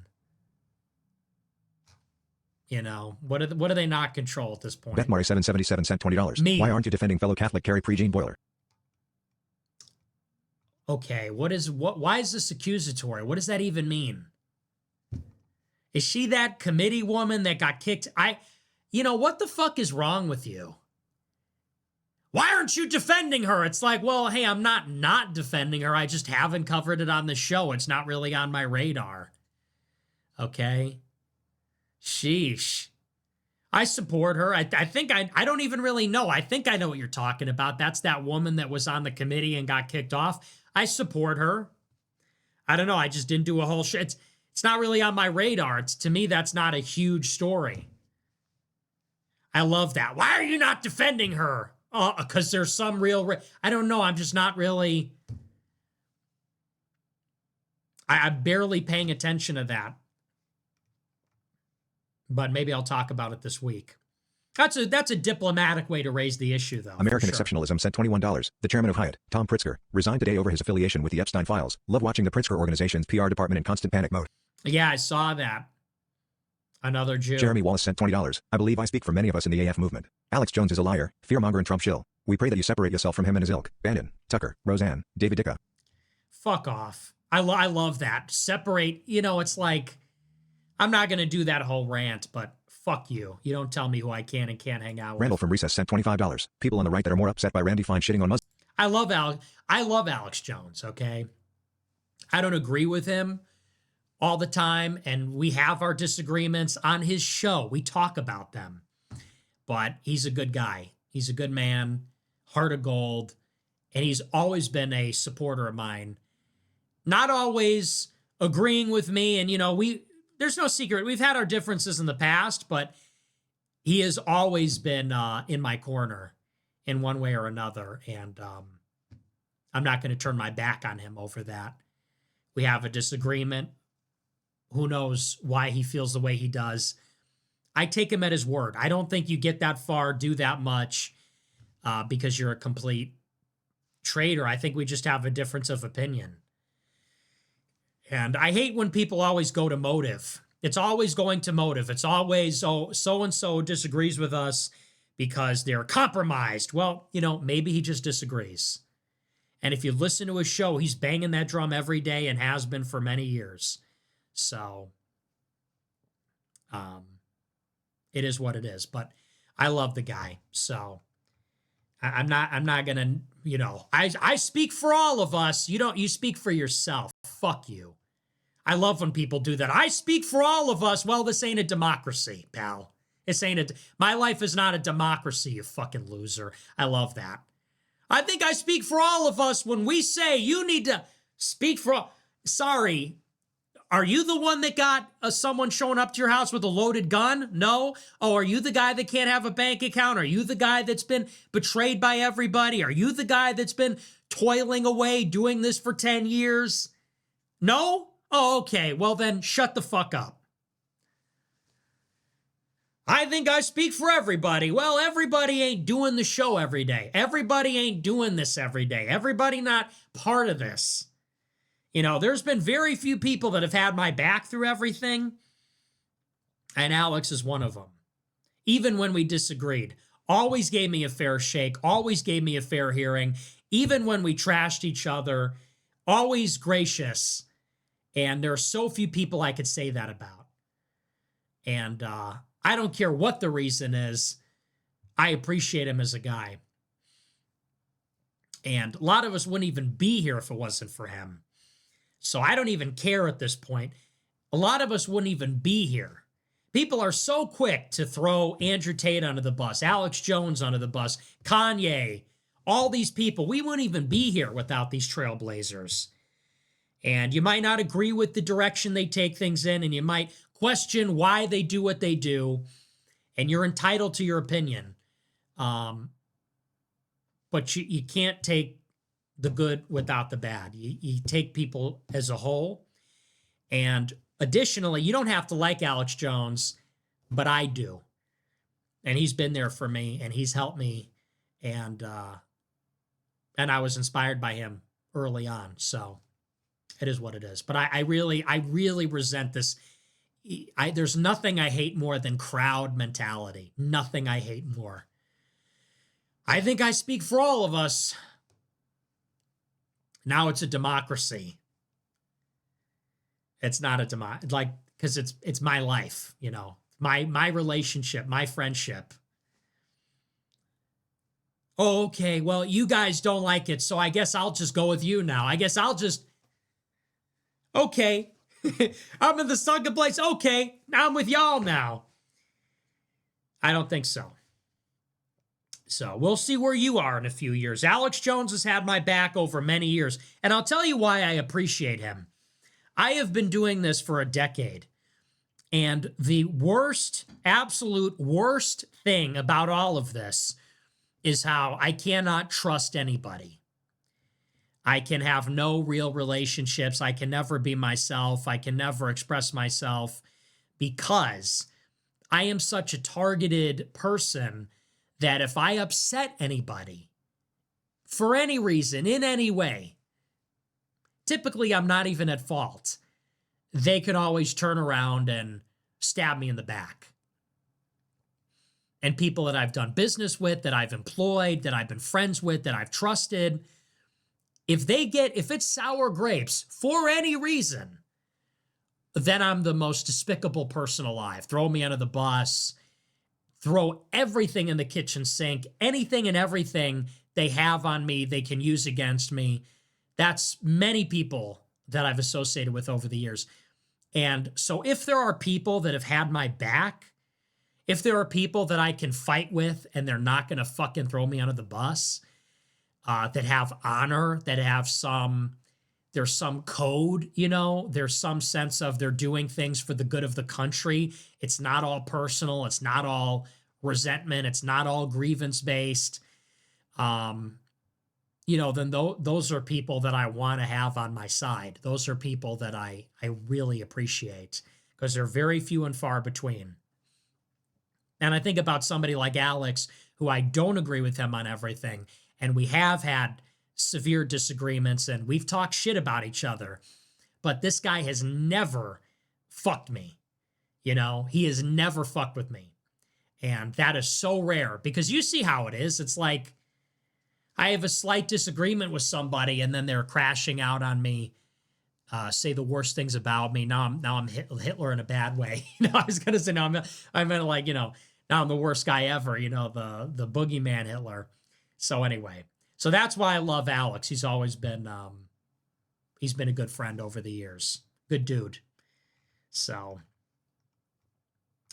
that's my defense. Now, you say his ilk, Tucker, Bannon, Roseanne, David Icke, these are different people. David Icke is just a dick. Roseanne is a Jew. Tucker is a Fed. He's just an untrustworthy piece of shit. Bannon, I have never had a dealing with Bannon. I never talked to him, don't know him. And we had beef in the past. I hear he's coming around. So I haven't made up my mind yet on him. Randall from Recess sent $25. People on the right that are more upset by Randy Fine shitting on Muslims than they are anti-white rhetoric should just join the left officially. Also, Michael Tracy's crusade to defend the honor of Chomsky is hilarious. I don't think he did anything perverted, but he's a feminist third worlder, so you reap what you sow. I agree with that. Yeah, dude, I saw that tweet and I was like, I knew it was going to be that way. Randy Fine says, we would rather have dogs than Muslims. And everybody goes, that's racist. That's Islamophobic. And, you know, like okay, what I should at this point just say, yeah. But look, they were saying something about how Muslims say that dogs don't belong in the house. And so Randy Fine said, well, don't make us pick. If it's dogs in the house versus Muslims in the country, Americans love dogs. Now, okay. Now, that's what he says. That's what he said. That's what he's saying. I'm not defending him. Don't lynch me. I'm not defending him. That's what he said. We all know what he meant. What he meant was Muslims are dogs. We know what he meant. He's a Jew, so we're all goyim. We're all dogs to him. But it's crazy that everybody just turned into like, that's Islamophobic. And it's like, okay. I'm kind of tired of hearing about Islamophobia. Can I keep it a buck? Can I just keep it 100? Can I keep it 100 for a second? I don't want Muslims in America either, okay? I don't want Jews in America. I don't want Muslims in America. And I'm just being honest, okay? Can I just keep it a buck? I'm kind of getting tired of hearing about Islamophobia. All of our Muslim allies in the struggle against Israel, they're always bitching about Islamophobia. You just hate Muslims. And it's like, well, you know, it's like, well, see, here's the thing. Now, hate is a very strong word. Don't really want to live around a ton of Muslims, though. Like, I watched Sneeko stream earlier tonight, and he was watching this video where a bunch of Muslims were praying in the park, and this certified patriot was shitting on them. This, like, all-American white patriot was, like, making fun of them and saying, this is Jesus country. And Sneeko was like, they're not bothering anybody. They're quietly praying. This is America. And I'm like, yeah, this is America. You want to pray? Go in your mosque. You already have your mosque. Go there. You know? I'm like, I don't know, bro. Like, and he's like, but dude, it's unity. It's Ramadan and it's Lent. I'm like, you know, like, do we really want to go down this path where it's like happy Ramadan and Lent? No, no, I don't. No. Sorry. You want to pray? Mosque is over there. Okay, the designated Muslim zone is down the hall to the left. You want to rotate around the cube? Well, you know. Just saying. And listen, I love everybody. You know I love everybody, and I have Muslim friends. I do. I have Muslim friends, but the constant Islamophobia, like we are, like there's a bit of a clash, excuse me, there. Let's not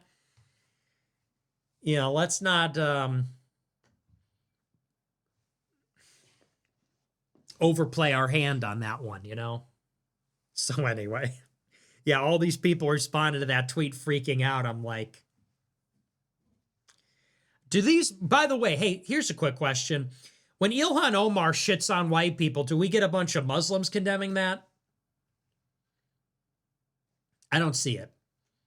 When Muslims shit on white people and Christians, do Muslims get all up in arms? Do they expect us to go? Or rather, are they expected to go and defend the Christians and the white people? I never see that. I'm just saying. That's just me. Bosky out 89 cent $25. Hey Nick, forgive me if this is a stupid question. Some of them, not all of them. Sneeko is always in our corner. Some, not all. Sneeko's okay. Bosky out 89 cent $25. Hey Nick, forgive me if this is a stupid question. With the Great Awakening in regards to the JQ, is there the possibility that the Jays are pushing the awakening to happen even more to usher in a mass surveillance state or some other agenda? Keep up the good work. I never miss a show. Highlight of my weeknights before bed. Yeah, man, it's all a conspiracy. You know, I really just have a problem with this, like, line of thinking. Something happens, how can we blame the Jews? You know, if the Jews are involved, it's typically fairly obvious. Here's the problem. The Jews have been fighting this every step of the way. The Jews have not been egging on the mass awakening at all. They are trying to suppress it. If anything, Jonathan Greenblatt tried to get Elon Musk to suppress anti-Semitism.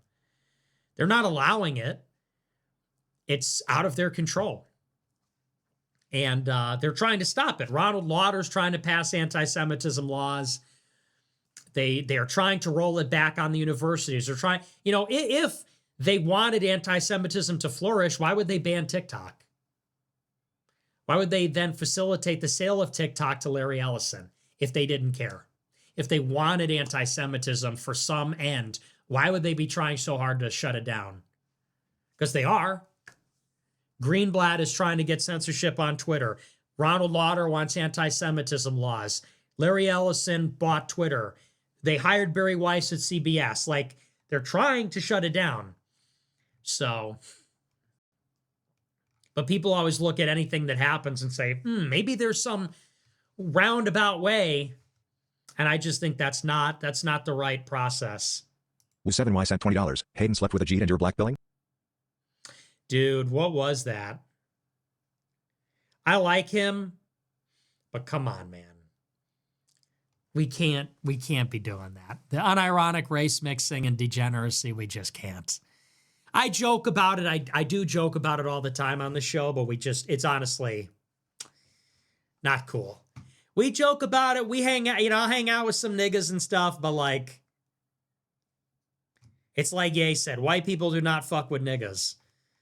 So, yeah, I don't know what that's all Dude about. Paladin 7 cent $20. Hi, Nick. I'm an Orthodox Christian white nationalist. Sneeko's watching. Hey, I mean, guys, it's cool. No, Muslim W, happy Ramadan, Mubarak, Gooby Goo. Hey, guys, it's all good, right? It's all good. Sneeko gets so... Here's the thing. I feel like I just say how I feel, and no matter what I say, Sneeko gets mad. Sneeko's always crashing out on me, and it's like, you gotta let me fly, okay? You gotta let me speak freely, but he's always like... So... said Nick fell for it. Well, he does watch the show, okay? He does watch the show sometimes, so that's not... Is he not actually watching? Let me go on his kick.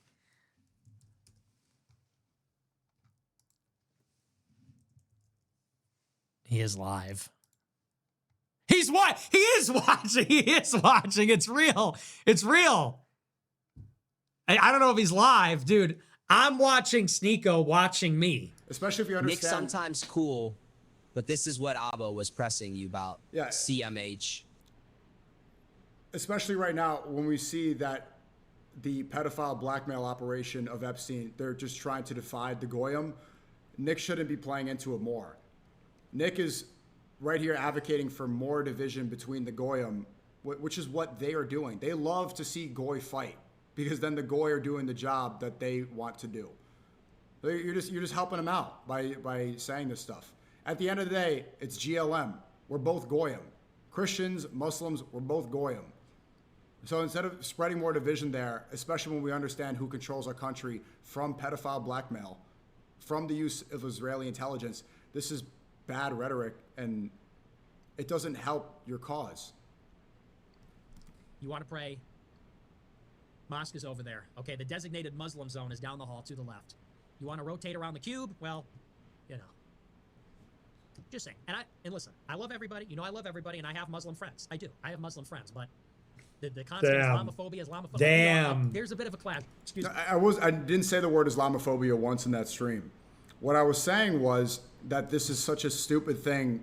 To call this guy a patriot's retarded, especially when you know that this guy's a Zionist.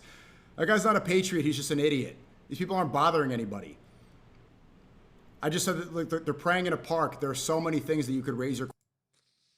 Oh, man. I'm in the doghouse. Oh, man. Oh, well. It's so hard being friends with our co-religionists, isn't it? It ain't easy. Oh, I'm in trouble now. I've done it. Now I've done it. Now I'm in big doo-doo. You knew that, Ian. You knew that was coming. All right. Well. Oh, man. It's so hard. It's so hard to keep this Muslim Christian. Sneeko, just become Christian. Like, please. It would make it so much easier. It'd be so much easier if Sneeko were just Christian, but we got to be enthusiastic about Muslims praying in the park. Like, bruh. He goes, it's not bothering anybody. It's bothering me. It's bothering me. But whatever. He's right. Goyim united. Goyim united will never be defeated. That's what we're going to be chanting around the cube. Me and Sneeko marching around the cube. Goyim united will never be defeated. That's going to be me and Sneeko. Me and Sneeko marching around the cube chanting that. I'm joking. I'm joking.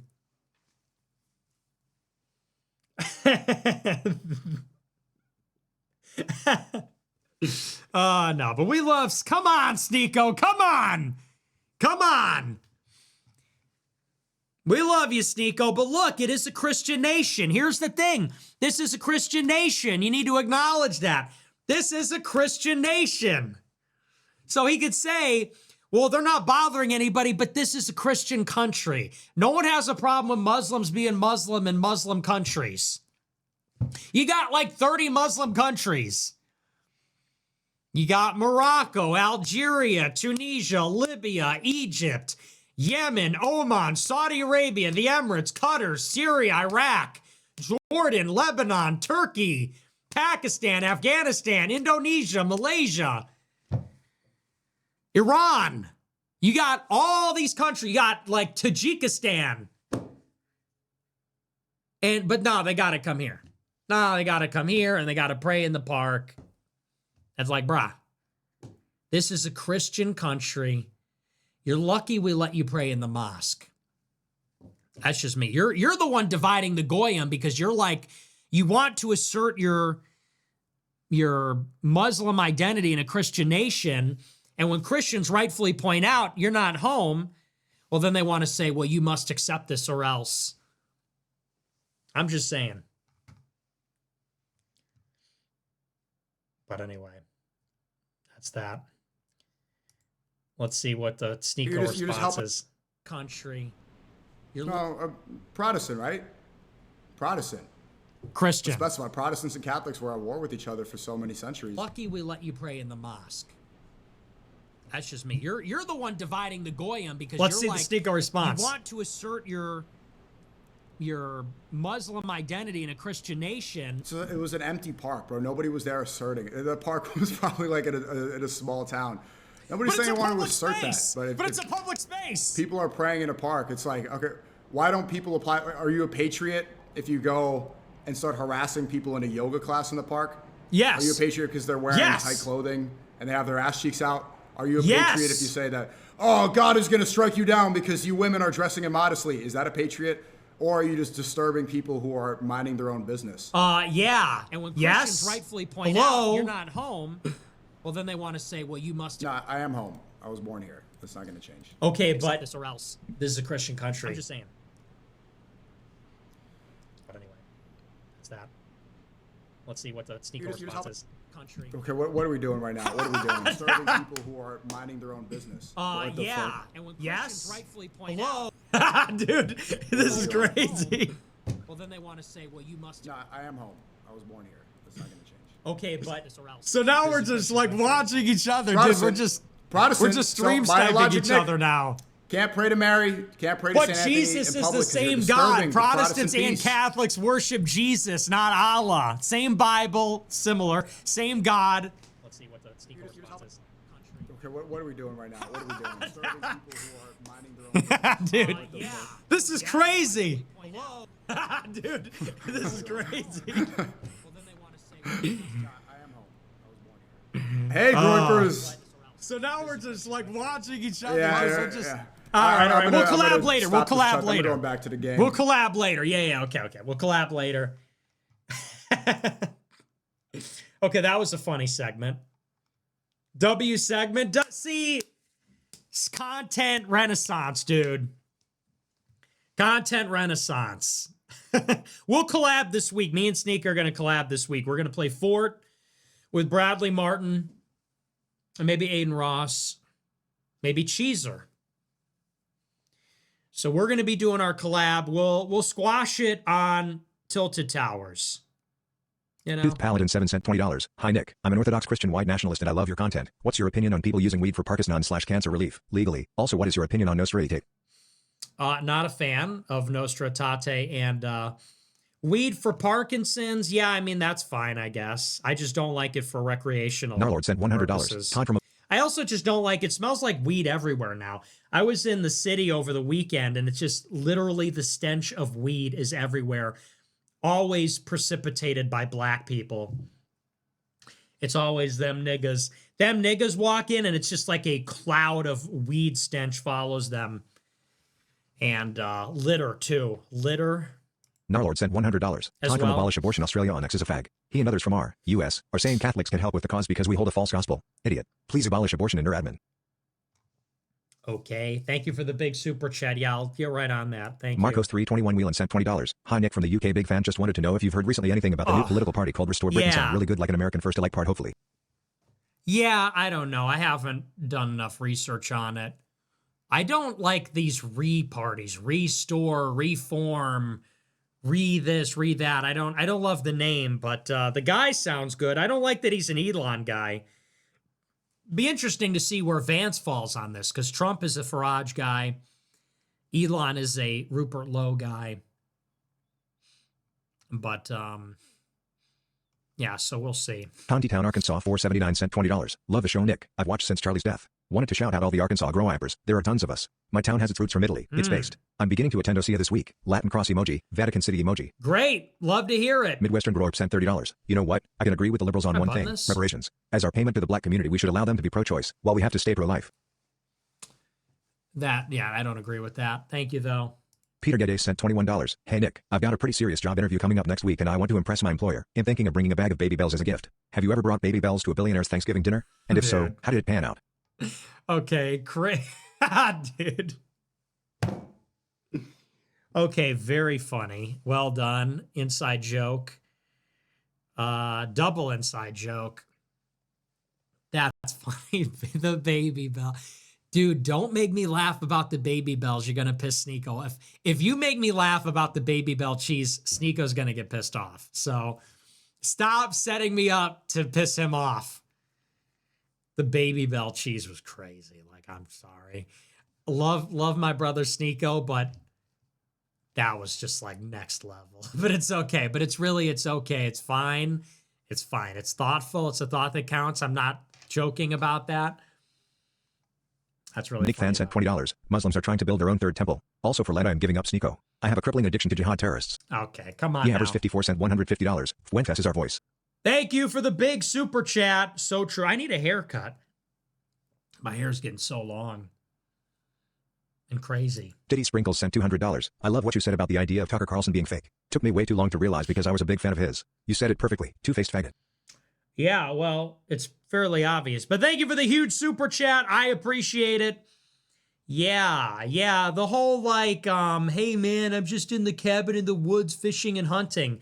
You're a trust fund elitist, dude. Kill all millennials grow. I percent $50. Took your advice and infiltrated the GOP in my area and I am now a voting member of each. Thanks for doing what you do. Based. I see a lot of grow wipers and even some CNs doing the same. Wang Fs are everywhere. God bless. Good. Love to hear that. Good. William Afton sent $100. W. Donald Trump has to explain why his supporter Roberto Dorgano committed a mass shooting. Yeah, true. Yeah, that guy did not support me. He was a Trump supporter. Thank you for the big super chat. You're right. Slim Grow I percent $20. appreciate that. Sending this before the stream, so sorry if you talked about it. But what are your thoughts on Fishback in Florida? He says all the right things, but to pop up out of nowhere like this is a little Seuss. Seems like a plan. I like Fishback. I like him. I like what he says. I think he's cool. Rich White HS Bro Chad Bronco sent $100. Sending in the SCs on behalf of a growing group of brothers in the NW Burbs. We tried to fight off the walkouts against ICE, but the Mexicans chose to group together and do one anyway. They are openly against here. I think Prev Gens had a diff type of Mexican than we Gen Z and do. One of our guys had an I love ICE sign and now Mexicans are threatening to kill him. Hey, thank you for the big super chat. What's YT? Are you calling yourselves YT as white people? Don't do that. Say white. Don't say YT. That's an anti-white diminutive slur, practically. But I appreciate the big super chat. We love the white ass niggas. Yeah, man. Don't listen. Be careful, okay? Because these Mexicans and blacks, they're violent. Be careful. And here's the difference. They got nothing to lose. It's not that you're not tough. You got nothing to prove. Whites are as tough as they come. We're Vikings, okay? We're fucking Romans, Vikings, Nazis. We're the fiercest warriors that ever existed on the face of the planet. It's why we run the fucking planet. But they got nothing to lose. Criminal population. So just be careful. And it's not worth it. Not worth it. If Trump isn't fighting for deportations, don't blow up your future trying to fight the ICE walkouts in school. It's not your battle. Trust me on this. I know that sounds like I'm demoralizing you, but I'm telling you, don't be a hero. And by that, I mean, look, it's Trump's job to do the deportations. It's the Republicans' job to shut this shit down. They're not doing it. Not your job to shut down an anti-ICE protest. You got to play by the rules until you can make the rules. I'm just saying, be safe, be smart, don't fuck up your future. You got to play the long game. Buckle up for a life of fighting for our race. And that means get into a good college. If you're from the Northwest Burbs, maybe you got some Zort. Maybe you got a little dough. Money, you're rich. Hey, get into a good school, get a good job, get some power. It's people like you with a pedigree that become senators and governors and stuff like that. So you want to play the long game. Get in a position of power. Don't fuck around with stupid stuff like that. But hey, you know what? You're patriotic for caring, but just direct the energy in the right way and in the right place. But God bless you, man. White-ass niggas going hard as fuck. It is a new generation of Hispanics. Guess what? It's a new generation of whites, too. New generation of whites, too. We're not playing games. And unlike them, we're not looking to get in a street fight or a scrum or something like that. We're playing for keeps. We're going all the way to the top. But anyway, I appreciate that. Rich White HS Bro Chad Bronco sent $25. This issue is a lot bigger than what the news covers. We have major issues with the Mexicans here. I swear all their parents are illegal and speak no English. The few that might be legal are really on different. They hate us. Not all but most, and they are all on welfare too. I don't see how this country will stay together. You're right about that. That's why you got to find some friends you trust. Become a weapon. Get tough. Get strong. Combat sports, tactical training, get some guns. You want to get prepared? Get prepared. You're right. You're right about all that. Get prepared. The Forgotten Men and Women of America sent $50. Hey, Nick, you think Trump still remembers us? Okay, that's just like crazy. Hey, you think Trump still remembers us? Forgotten men and women? Like, that's so gay and corny. Holy cornball. Boogly Woogly sent $20. Okay, I'm calling it. Michael Tracy won. I don't agree with the extent of his minimalist view on Epstein, but when Whitney Webb, Dave Smith, and Ryan Grimm are ducking from a debate with him, man shrugging emoji. That is, you know what? I kind of feel the same way. I kind of feel exactly the same way. I don't agree with Michael Tracy completely, but why won't anyone debate him? Seriously. Why won't Whitney Webb debate him? Isn't this your whole thing? Isn't this your whole claim to fame? Why won't you debate Michael Tracy? Michael Tracy is credibly and boldly every day on the timeline saying that Epstein is not real. Where are you? Where's the debate? I would love to see will Ian Carroll debate him? Will Ryan Grimm debate him? Will Dave Smith debate him? Will Whitney Webb debate him? Someone debate this man. I want to see it. I actually want to see it. I would even put up money because I want to get to the truth and I want to know. I would put up money for one of those, not a crazy amount of money, but some money. I want to see it. I want to see Michael Tracy debate one of them. And where the fuck are they? It's a lot of bold claims being made about Epstein, and no one seems to be wanting to get involved in that. So it's a little interesting, isn't it? If it was such a open and shut thing, you'd think they'd be lining up to make a fool out of him, but for whatever reason, nobody can find the time in their schedules. Kind of strange. Permit the law sent $100. Thank you for the big super chat. No message. A blessing. We used to pray for times like this. $100 super chat. No message. Amazing. Arsenal Grover sent $625. Yo, thank you for the huge super chat. No message. Magic Conch. Thank you very much. I appreciate it. 07's in the chat for Arsenal Groiper. Shavery sent $20. Let's all do the Tucker Carlson LARP theme song. I'll start. Well, my collar's blue, but my neck is red. My dad was in the CIA, so I called Nick a Fed. My collar's blue, but my neck is red. Yeah, that's me. Dude, imagine if I was a blue-collar chud. Could you actually imagine? If I was some Oliver Anthony tier chud, maybe I'd be happier. Sonic Roy sent $100. If your bitch is the type to get stolen by Clav, then she wasn't yours to begin with. Clav is clear pilling generations of men on the nature of women. Okay, thank you for the big super chat. Your bitch is going, okay? When you say the type, if your bitch is the type, dude, your girl is going.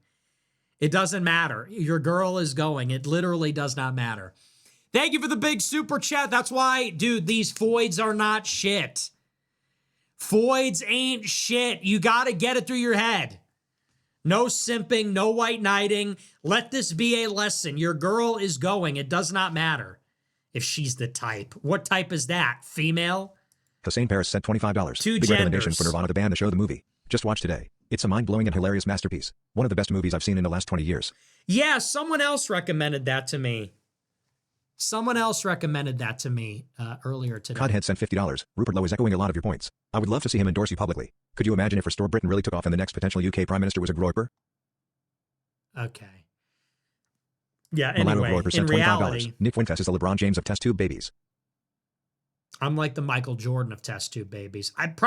Who are some other well-known test tube babies? Are there others, or is it just me? Luke sent $32. Too much contrarian rage bait lately. Also, you're never beating the allegations with this clap coverage. What is contrarian rage bait? Is it when you're an idiot and I have a different opinion? I love everything's contrarian. What does that mean? I'm towing the party line. What party am I in? You know, are you paying me to have these opinions? You know what I mean? Like, you're contrarian. Contrarian against what? Like, who's putting out the opinions that I'm supposed to have? I'm supposed to have all these opinions that I'm rebelling against. Sorry, who's putting out those opinions? I don't think I'm contrarian at all. I think I'm fucking right.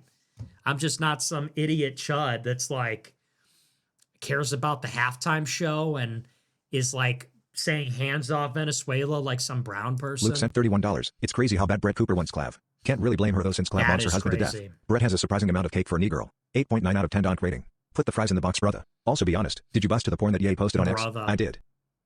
Okay, well, First of all, gross. Second of all, it was kind of hot when she was eating out of the dog bowl. Anyway, yeah, it is crazy how Brett is obsessed with clavicular. I mean, we all see it. And what does that say? It's like, Sarah Stock, and then Brett Cooper, like, what is going on with the e-girls, man? E-girls are on a mission to prove me right this year. But, yeah, no, I agree. Brother, put the fries in the box, brother. Dude, I love the brother. The brother is, okay, never beating the allegations, but brother is so funny. Goat. No, Mark Noonan was right. Sent. Bro said brother. Black people are coming up like, why are you wearing that hat, man? And he's like, hey, brother. Brent Peterson sent $20. Since you muted me in live chat, I'll pay to tell you the clav obsession is gay AF. Lock in and not on dudes. America.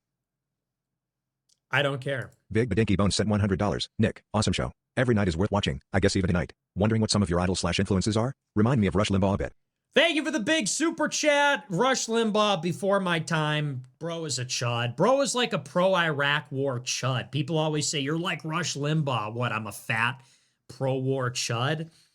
My influences were Bill O'Reilly. Unironically, I watched The Factor in high school religiously. I was a big Factor. I'm not even making that up. I loved the O'Reilly Factor when I was in high school. I loved The Five. I loved Greg Gutfeld. He was a huge favorite of mine. I watched Red Eye in high school every night. I loved Red Eye with Gutfeld. I loved Bill O'Reilly. I loved John Stossel, actually. I thought he was great. They all hate me now, by the way. Stossel hates me. O'Reilly hates me. That was early on. As I got older, I got really into Sam Hyde, was huge for me. Donald Trump was huge. Alex Jones, less so, but I did watch his show every day for a while. I was really into, I'm just as a broadcaster, not ideologically as a broadcaster. Gavin McInnes was a huge influence on me in like 2017. Those were like probably my Hall of Fame was like Gavin, Trump, Sam Hyde, Ye, obviously, at that time in my life. Before that, it was like Alex Jones, Bill O'Reilly, Greg Gutfeld. So, yeah, Milton Friedman in middle school. Yeah. Crumbly sent $20. Good you started stuff. this year world class. Now it sounds like I've tuned into the Brett Cooper show. Sorry, man.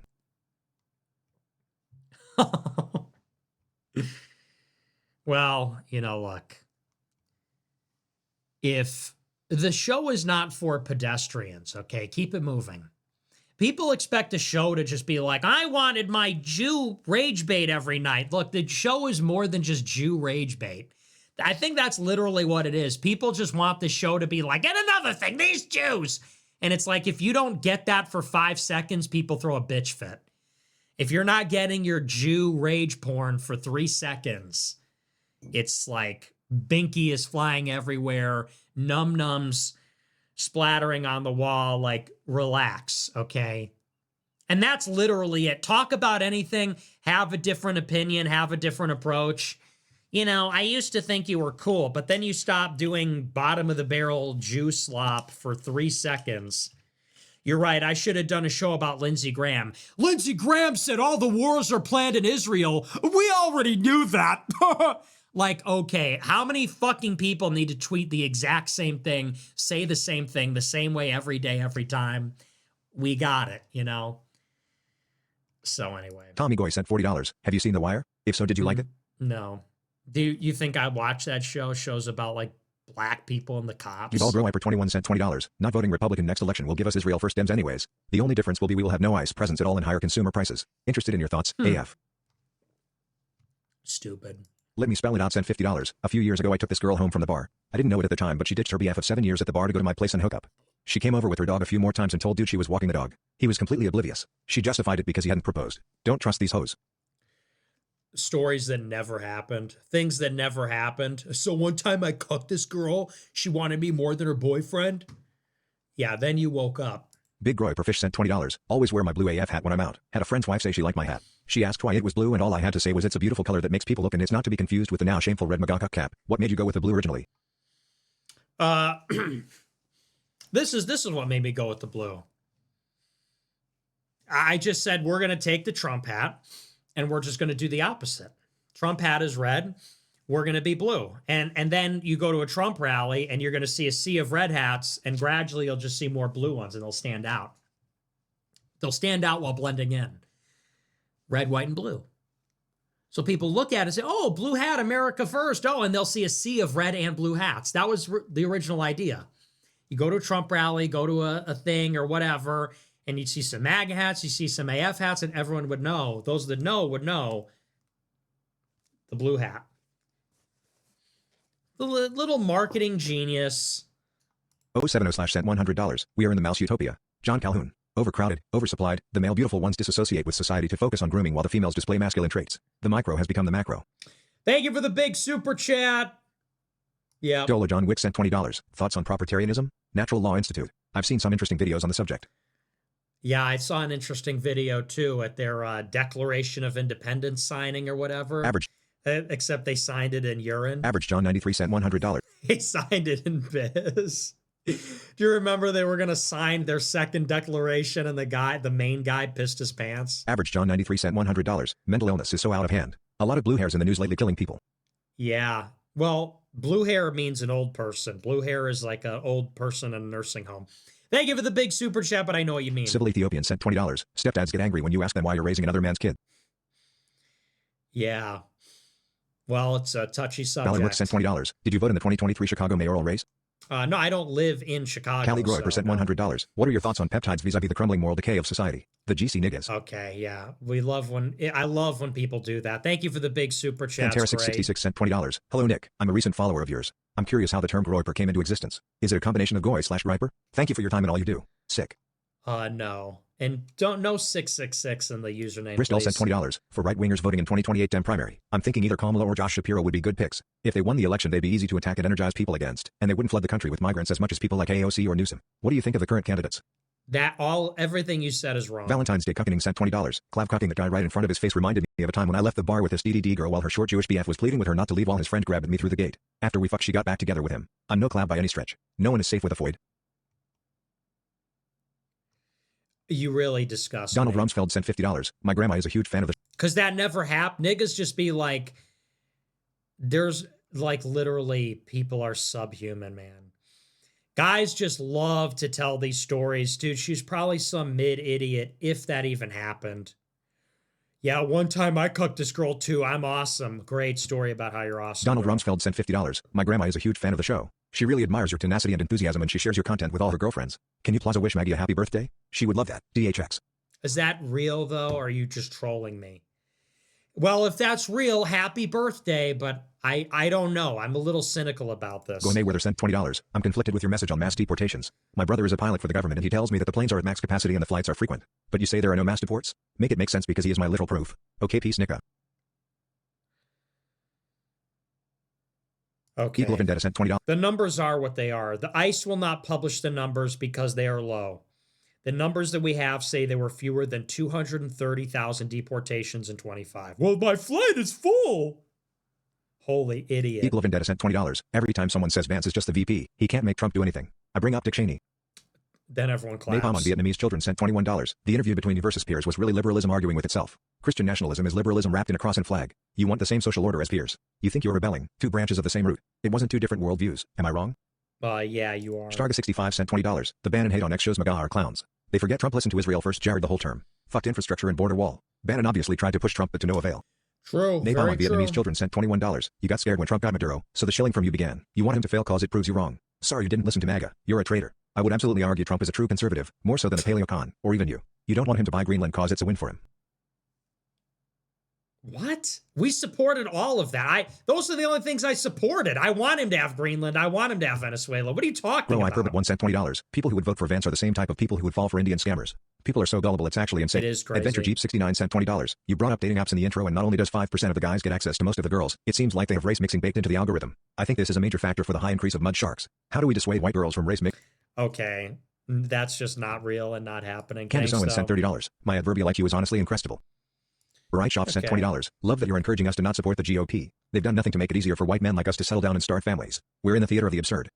Cajun Groy sent $20. Truth is stranger in Cajun fiction. Groy sent $20. Happy Makes you want to get in the fetal condition. Cajun Groy sent $20. Happy Mardi Gras, Nick, and hope you have a blessed Lent. Have you ever visited New Orleans or want to someday? We are a very Nope. Catholic city with a lot of Irish/Italian. We have the second highest amount of Sicilians behind NYC. Lots of amazing gluttonous food and good old traditional people. You are welcome anytime.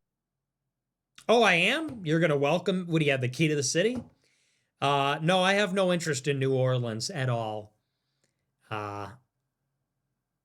No interest.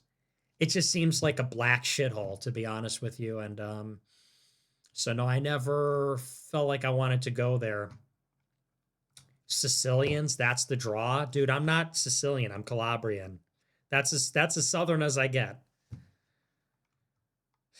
Sheesh. Yeah, and there's some interesting people Protestant that come sent from $20. there. Did you see Sam Hyde's show with Ken O'Keefe? If so, thoughts? Thanks for the show, Votto. I did not. I Brennan did not Stewart sent see it. $20. I do not trust my life with my wife. I do trust my life with my bros. Clav was the villain. Women were designed to be conquered and they love it. Men need to be held accountable. Women are incapable. Ugh, terrible. Blue Star sent $20. How stupid Blue you Star are. sent $20. I used to wonder how people believed that the Nazis turned the Jews into soap and lampshades. After seeing hysterical Epstein fanfic on my timeline, I no longer wonder. Yeah. Even Jake Shields, who frequently mocks the lampshade myth, has been posting insane Epstein fanfic tweets. The Goyim have gone insane. Well, I like Jake, but some of these maximalist claims are just insane. They're literally talking about vampires, and not Jake, but like other people are talking about vampires and lizards and cannibals and witches, and it's like, yeah, I mean, is there any boundary to this stuff, or are we just gonna the most fantastical stuff just has to be Cubby true? 1369Y sent $20. In the past, you praised the movie Drive and its soundtrack, I believe. Do you like the synthwave genre? Okay. The Midnight is coming to the Salt Shed in Oh May. my Fire emoji. gosh. For fuck's sake, dude. Worst super chat. What is with the preamble? In the past, you've praised the movie Drive. Horrible, horrible. Awful. White Boy Long sent $20. Nick, I'm a huge fan. I think you're very intelligent and unbiased. I think you're very important in the current landscape of politics. How many inches is your cock? Okay, thank Luma sent you. $20. Boulder City has a right to defend itself. Great, Wolf thanks. 2318 sent $20. Sad about no mass deportation. Bad future. It is what it Mootry7 is. sent $20. The Tootsie cries out in pain as he strikes you. Hang. Suicide Bee Immigration sent $20. Very You good. said only a radical right candidate would have the will to actually deport the millions of illegals. Is there any path to removal without conflict both here in the US and Europe? Sincerely, Clav. No. Snapping Block Nope. sent $20. Yesterday the Coast Guard reported several fishing vessels carrying armed personnel in hazmat suits intercepting offshore oil rigs in Texas. It seems they flew in helicopters for further investigation.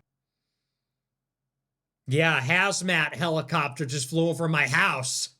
I bet they're carrying the Loch Ness Monster from Epstein Island. Wilhelm sent $20. Why don't you create a nationalist party and get other pro-white figures? For example, Orville, Thomas Rousseau to fallen behind you. It feels like we are too stratified to ever succeed. I'd like to see an X space with you guys debating/discussing this. Hilarious, hilarious. LFG Boys sent You're $20. funny. Trump is Sulla. Date is Pompey. Yeah, dude. Oh man, yeah. Maybe it's time to retire. Maybe it's just like, okay. Come on now. Yeah, okay. LFG Boys sure. sent $20. Trump is Sulla. Date is Pompey. Fuentes is Caesar. Clav is Octavian. Hail the first emperor clavicular. Okay. Huckleberry 999 sent $20. How much worse do you think society, government, economy, etc. will get before it gets better? CJ and Groyper sent $20. Okay. Pedophile Bacterometa Group have been trying to lure Clav into Teal's lair to butt. Slay3R8888 Gaming sent $100. You took zero news and cooked anyway. Great show. Also, the nightly prayer sessions in the AF Plus group chat have been the best thing for my life. You have some amazing people in there. Thank you for everything, man. We are with you all the way. Thank you for the big super chat. Oh, I'm glad you like the show. Yeah, you know, we gotta scrape the bottom of the barrel and feed the slop to the masses every day, as the schedule demands, as the schedule calls for. Shavery sent $20. Direct quote And from it is Clav. what it is. Nick's worst take is that red onions belong on burgers from the 213 to 214 stream at around the 7 hours to... Okay, this is just like not a funny run-on joke. Thank you, JD though. sent $100. Best content and show and no one else comes close. By the way, I have donated thousands before and for some reason my limit is 100. Entropy is the same limit cap there too. That's weird. Well, thank you for the big super chat Perspective Artisan anyway. sent $20. This brownish gray is a better color for you than the navy. I think your autumn palette, so darker or more muted warm tones like brown or olive green. Okay. Samba 10794 sent $50. Solidarity with Muslims is a bridge too far for Christians and Al-Anglas really. Okay. Aaron sent $20. I super chatted on Thursday and you didn't get to it. But you did it today. That's great. Thanks. Great. God bless. Nick sent Amazing. $500. I can send 100 max on entropy and 500 max with embedded from the UI. Whoa! Thank you for the huge super chat. Whoa! Massive super chat. Thanks a lot. Well, I don't know what that means. I'm not a tech guy. Leroy sent but $20. thank you very I'm much. getting about 3,000 plus messages on my Discord server about your Epstein shirt, and I'm a gangster, so you grow-uppers better not wear that shit IRL, or there will be trouble. You understand that, Nick? You're fucking with the mob over here. The sooner you grow-uppers understand who you're fucking with, the better. I'm not kidding. U.S. Army soldier. What happened? You weren't invited? Is that it? Ash sent $20. What's your official stance on the trans issue? I am anti-trans. That's my official stance. I don't think that men can become women. I don't think that women can become men. So they're just, it's not real. It's not a real phenomenon. Biggle4200 sent $45. No way. No more Muslims. Tell Sneeko to go back to Qatar. I'm so sick of this crap. How did people prevent this shit before? That's the thing, though. He's from America, but he's embracing this foreign religion, you know? Average John 93 sent $20. Watching you, watching me. Sweet Caroline bum bum ba. Fucking hate that JD song. sent $1,776. Yo! Okay, no, the bigger chat worked on entropy. Wow, thank you for the massive super chat. Hello. 07's in the chat for JD. Wow, that's a crazy amount. Thank you so much, man. Really appreciate the support and really no message. I mean, there is a message, but not a huge one. So thank you so much. God bless. This is why we love the rich. And this is why we do the show. We do the show for rich people. We gesture max for them. And they bless us. Our betters, our financial betters bless us. And this is why we do it. No, I'm kidding, of course. But thank you for the huge super chat. I appreciate it. 07's, thank you for all the support. Loaded. Sneeko sent $20. Clowns are literally white, not brown. Holy Kopi. Sneeko, just, you have to just, there's some acceptance that needs to happen here. Bro is pressed that we get to say brown clown and the other one. And he's like, what can I call white people? What can I say? Well, clowns are white. Okay. Well, you know, it's okay. Why are you like, bro is like, let's be a little, take it on the chin. You know, it's not that serious. It's not personal. We're all friends here. We're just hanging out. We're just chilling.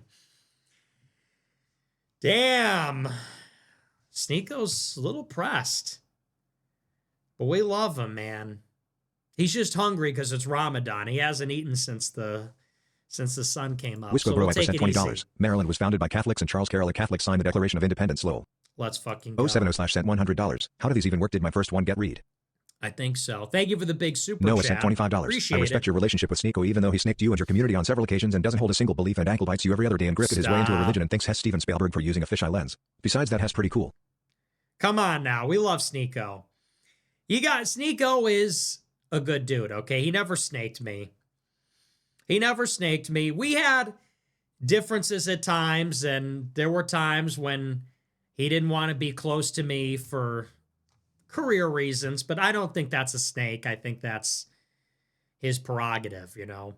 And I told him that. I told him, you know, full disclosure, I told him in private, I said, you should distance yourself from me.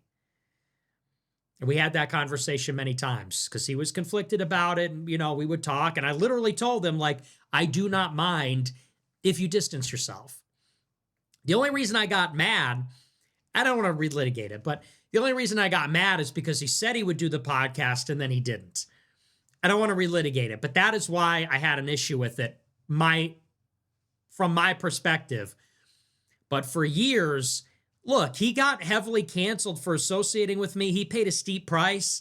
He didn't want to pay that price in perpetuity. I didn't blame him. I told him, I said, look, if you want to do lifestyle art content, then you should focus on that.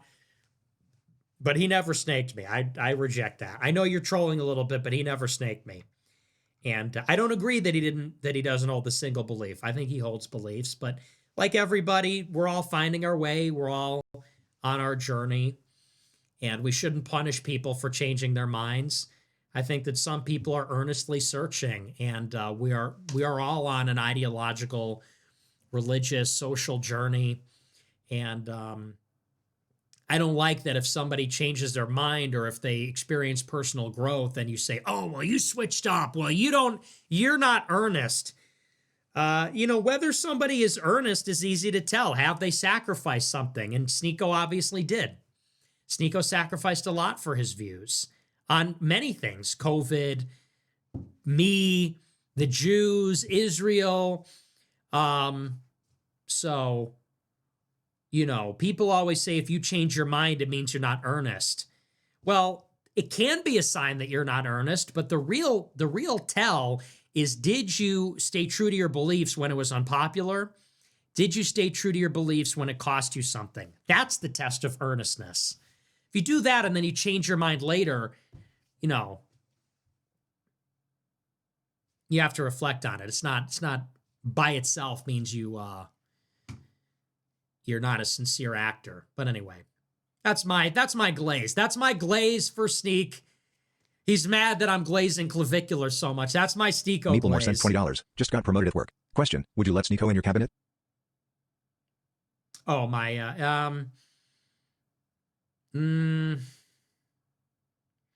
well, he's not Christian, so I don't know. He could be my ambassador to Afghanistan. He could be my ambassador to Saudi Arabia. He'll go there. He can, he can set up the consulate. Raymond there. 298 sent $20. God bless you. Thanks. Electrician Grow Iper sent $25. Hi Nick, big fan of the show from the UK here. I remember you said a while back now how Brits have a stupid nickname for everything, and it got me thinking how true that was, especially in the construction trades. An electrician is referred to as a sparky, a carpenter is a chippy, and the guy who steals your tools is Romanian. Okay, very good. Of course, it had to become a super lame joke. British people have no sense of humor. And a guy who steals your tools is a Romanian. Shut the fuck up. Shut up. Shut up, dude. Why are British people so cringe, man? It's a Sparky, carpenter is a chippy, and a guy who steals your tools is a Romanian. Shut up, dude. That is so bad. That song's so Romanian. Dude, shut the fuck up. Europeans are fucking cringe. No offense. I love my Euro brethren. They're my people and I love them, but they're fucking cringe. Americans are funny. Americans are funny. Americans have swagger because we have blacks. Blacks, not to be super racially cocked, but we do have that Negro swagger. As Evola wrote, as Evola said, we have that Negro swagger. We lean on shit, And, because of Italians also, Jews, because of, we're like a big, confident, swaggering, dick swinging country. And Europeans are just not funny. They're kind of risless, especially continental Europeans. The worst is British are the best of them. Not the best of Europeans, but they're the funniest, arguably. British are maybe the funniest. The continental Europeans are fucking brutal. Holy chud. Polish people, fucking chuds. Germans, chuds. The continental accent, chud.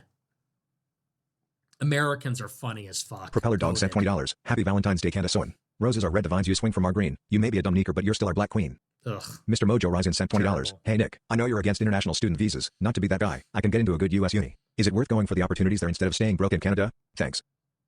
Oh, yeah. 8 for Snipper Kitty 43 sent $20. We could have the Groiper Grill serving hamburgers and fries. The house special on the menu would have to be the Edward meal, paying homage to our rabbit friend. Why would you say that? Why would you Shavery actually sent say $20. that? The left lane is for passing. I'm a left lane leader. I enjoy getting to the front of the pack and pacing the person to my right. I am the master and you are my slave. If you are behind me, seethe. That is true. Oh, wait, no, you're against that? No, I disagree. No, I disagree. That's kind of funny the way you said it, though. Pacing the person to the right is hilarious if you are the one doing it as a troll. I love being in the left lane, and if people try to pass me, I just speed up. I love being in the left lane, and it doesn't matter how fast the other I will just hit the gas. It's I take it personally. You're trying to pass me, what, I'm not going fast enough? So I love to I see someone coming up behind me, I just floor it. And if they catch up and try to pass me, I pace them. I'm with you on that. But people that are in the left lane and go slow are a pestilence. They're going to cause accidents. But yeah, I get serious road rage. People try to pass me and it's what are you trying to say? Francesco sent $100. Good. I didn't miss it. Gotta get my checks in. Hey, thank you for the big super chat. Appreciate the checks. W Sheck. TMX sent $20. It's anime. It's pornography. The Clav incident is staged. Just find the right one, bro. Simps will say anything to pretend woman or anything other than sex objects that make noises with their dick sucking holes to get men to do what they want. So true. You can't tell that's staged. It's not staged, pussy. That's real. And it happens every day. And your girl's going. 070/ sent $30. The mouse utopia is specifically in response to the concept of clav. Shilling Donald sent $20. I have been a firearms instructor on the side for 10 years. Thank you for the recent super chat where you told that guy to get guns and training. It's still very important to know. Great. Napalm on Vietnamese children sent $21. You got nervous when Maduro got plucked out because it's a win for Trump, and you want Trump to lose because it... As a duplicate, okay. We support Noom's Enjoyer sent $20. I feel like you're too black-pilled about the Jews buying all of the old media. Shouldn't this be seen as a sign of desperation? They're blowing billions, but no one under 60 gets their news there anyway. You rival their influence just through X and Instagram Reels. Oh, young man. One day you will understand. I've been around a long time, all right? I've been around a long time. But the people woke up. The people woke up and they've had enough. It don't work like that. Callie Groyper sent $100. Mossad is not trying to honeypot Sneeko. No one cares about Sneeko. Rape Sneeko. Okay, take it easy. Thank you for the big super chat. I appreciate it. JD sent $1,776. You deserve every bit of it. Cheers. Whoa, what the? Thank you for the massive super chat. What is this? Hey, man, I really appreciate all the support. Thank you very much. Holy smokes. 07's in the chat for JD. That's crazy. Thank you very much, buddy. Massive support tonight. And why? Monday, totally like uneventful show. But I really appreciate it. Thank you. God bless. Napalm on Vietnamese children sent $20. But how? You and Piers are liberals. I'm not liberal. He sent $20. I'm a reactionary. I'm illiberal. He sent $20. Make sure to mention my peptides next show. On it. Gemji sent $20. Hey Nick, HS sophomore here who just joined Model UN. Any tips? Oh, the old Model UN. Tips? Well, I'm not going to tell you anything your coach won't tell you. Parliamentary procedure. Okay, know the difference between a point of order, a point of inquiry, all that kind of stuff. Use the motions to your advantage. Always throw up a motion. Doesn't matter if it's redundant, okay? Moderated caucus, all that kind of stuff. Someone puts up a 10-minute moderated caucus, 1 minute speaking time. You put up a 10-minute, 30-second speaking time, different topic, because if you get the caucus, you get to be the first speaker. If your motion passes, you're the first speaker. Huge. Voting procedure, honeypot. Honeypot your enemies. Send the girl out in the hallway and bring your enemies with them. Close the door for voting procedure. Take quorum. These are some tricks. Uniting for peace. Little trick for the General Assembly. Look it up. Yeah, that's off the top of my head, but it's been a while. It's over for you sent $20. What do you think about the new Restore Britain party in the UK? You might not be following. Yeah, you asked that already. Josh J33 sent $20. Do you even have a fast enough car to do that, lil nigga? Yeah, I do.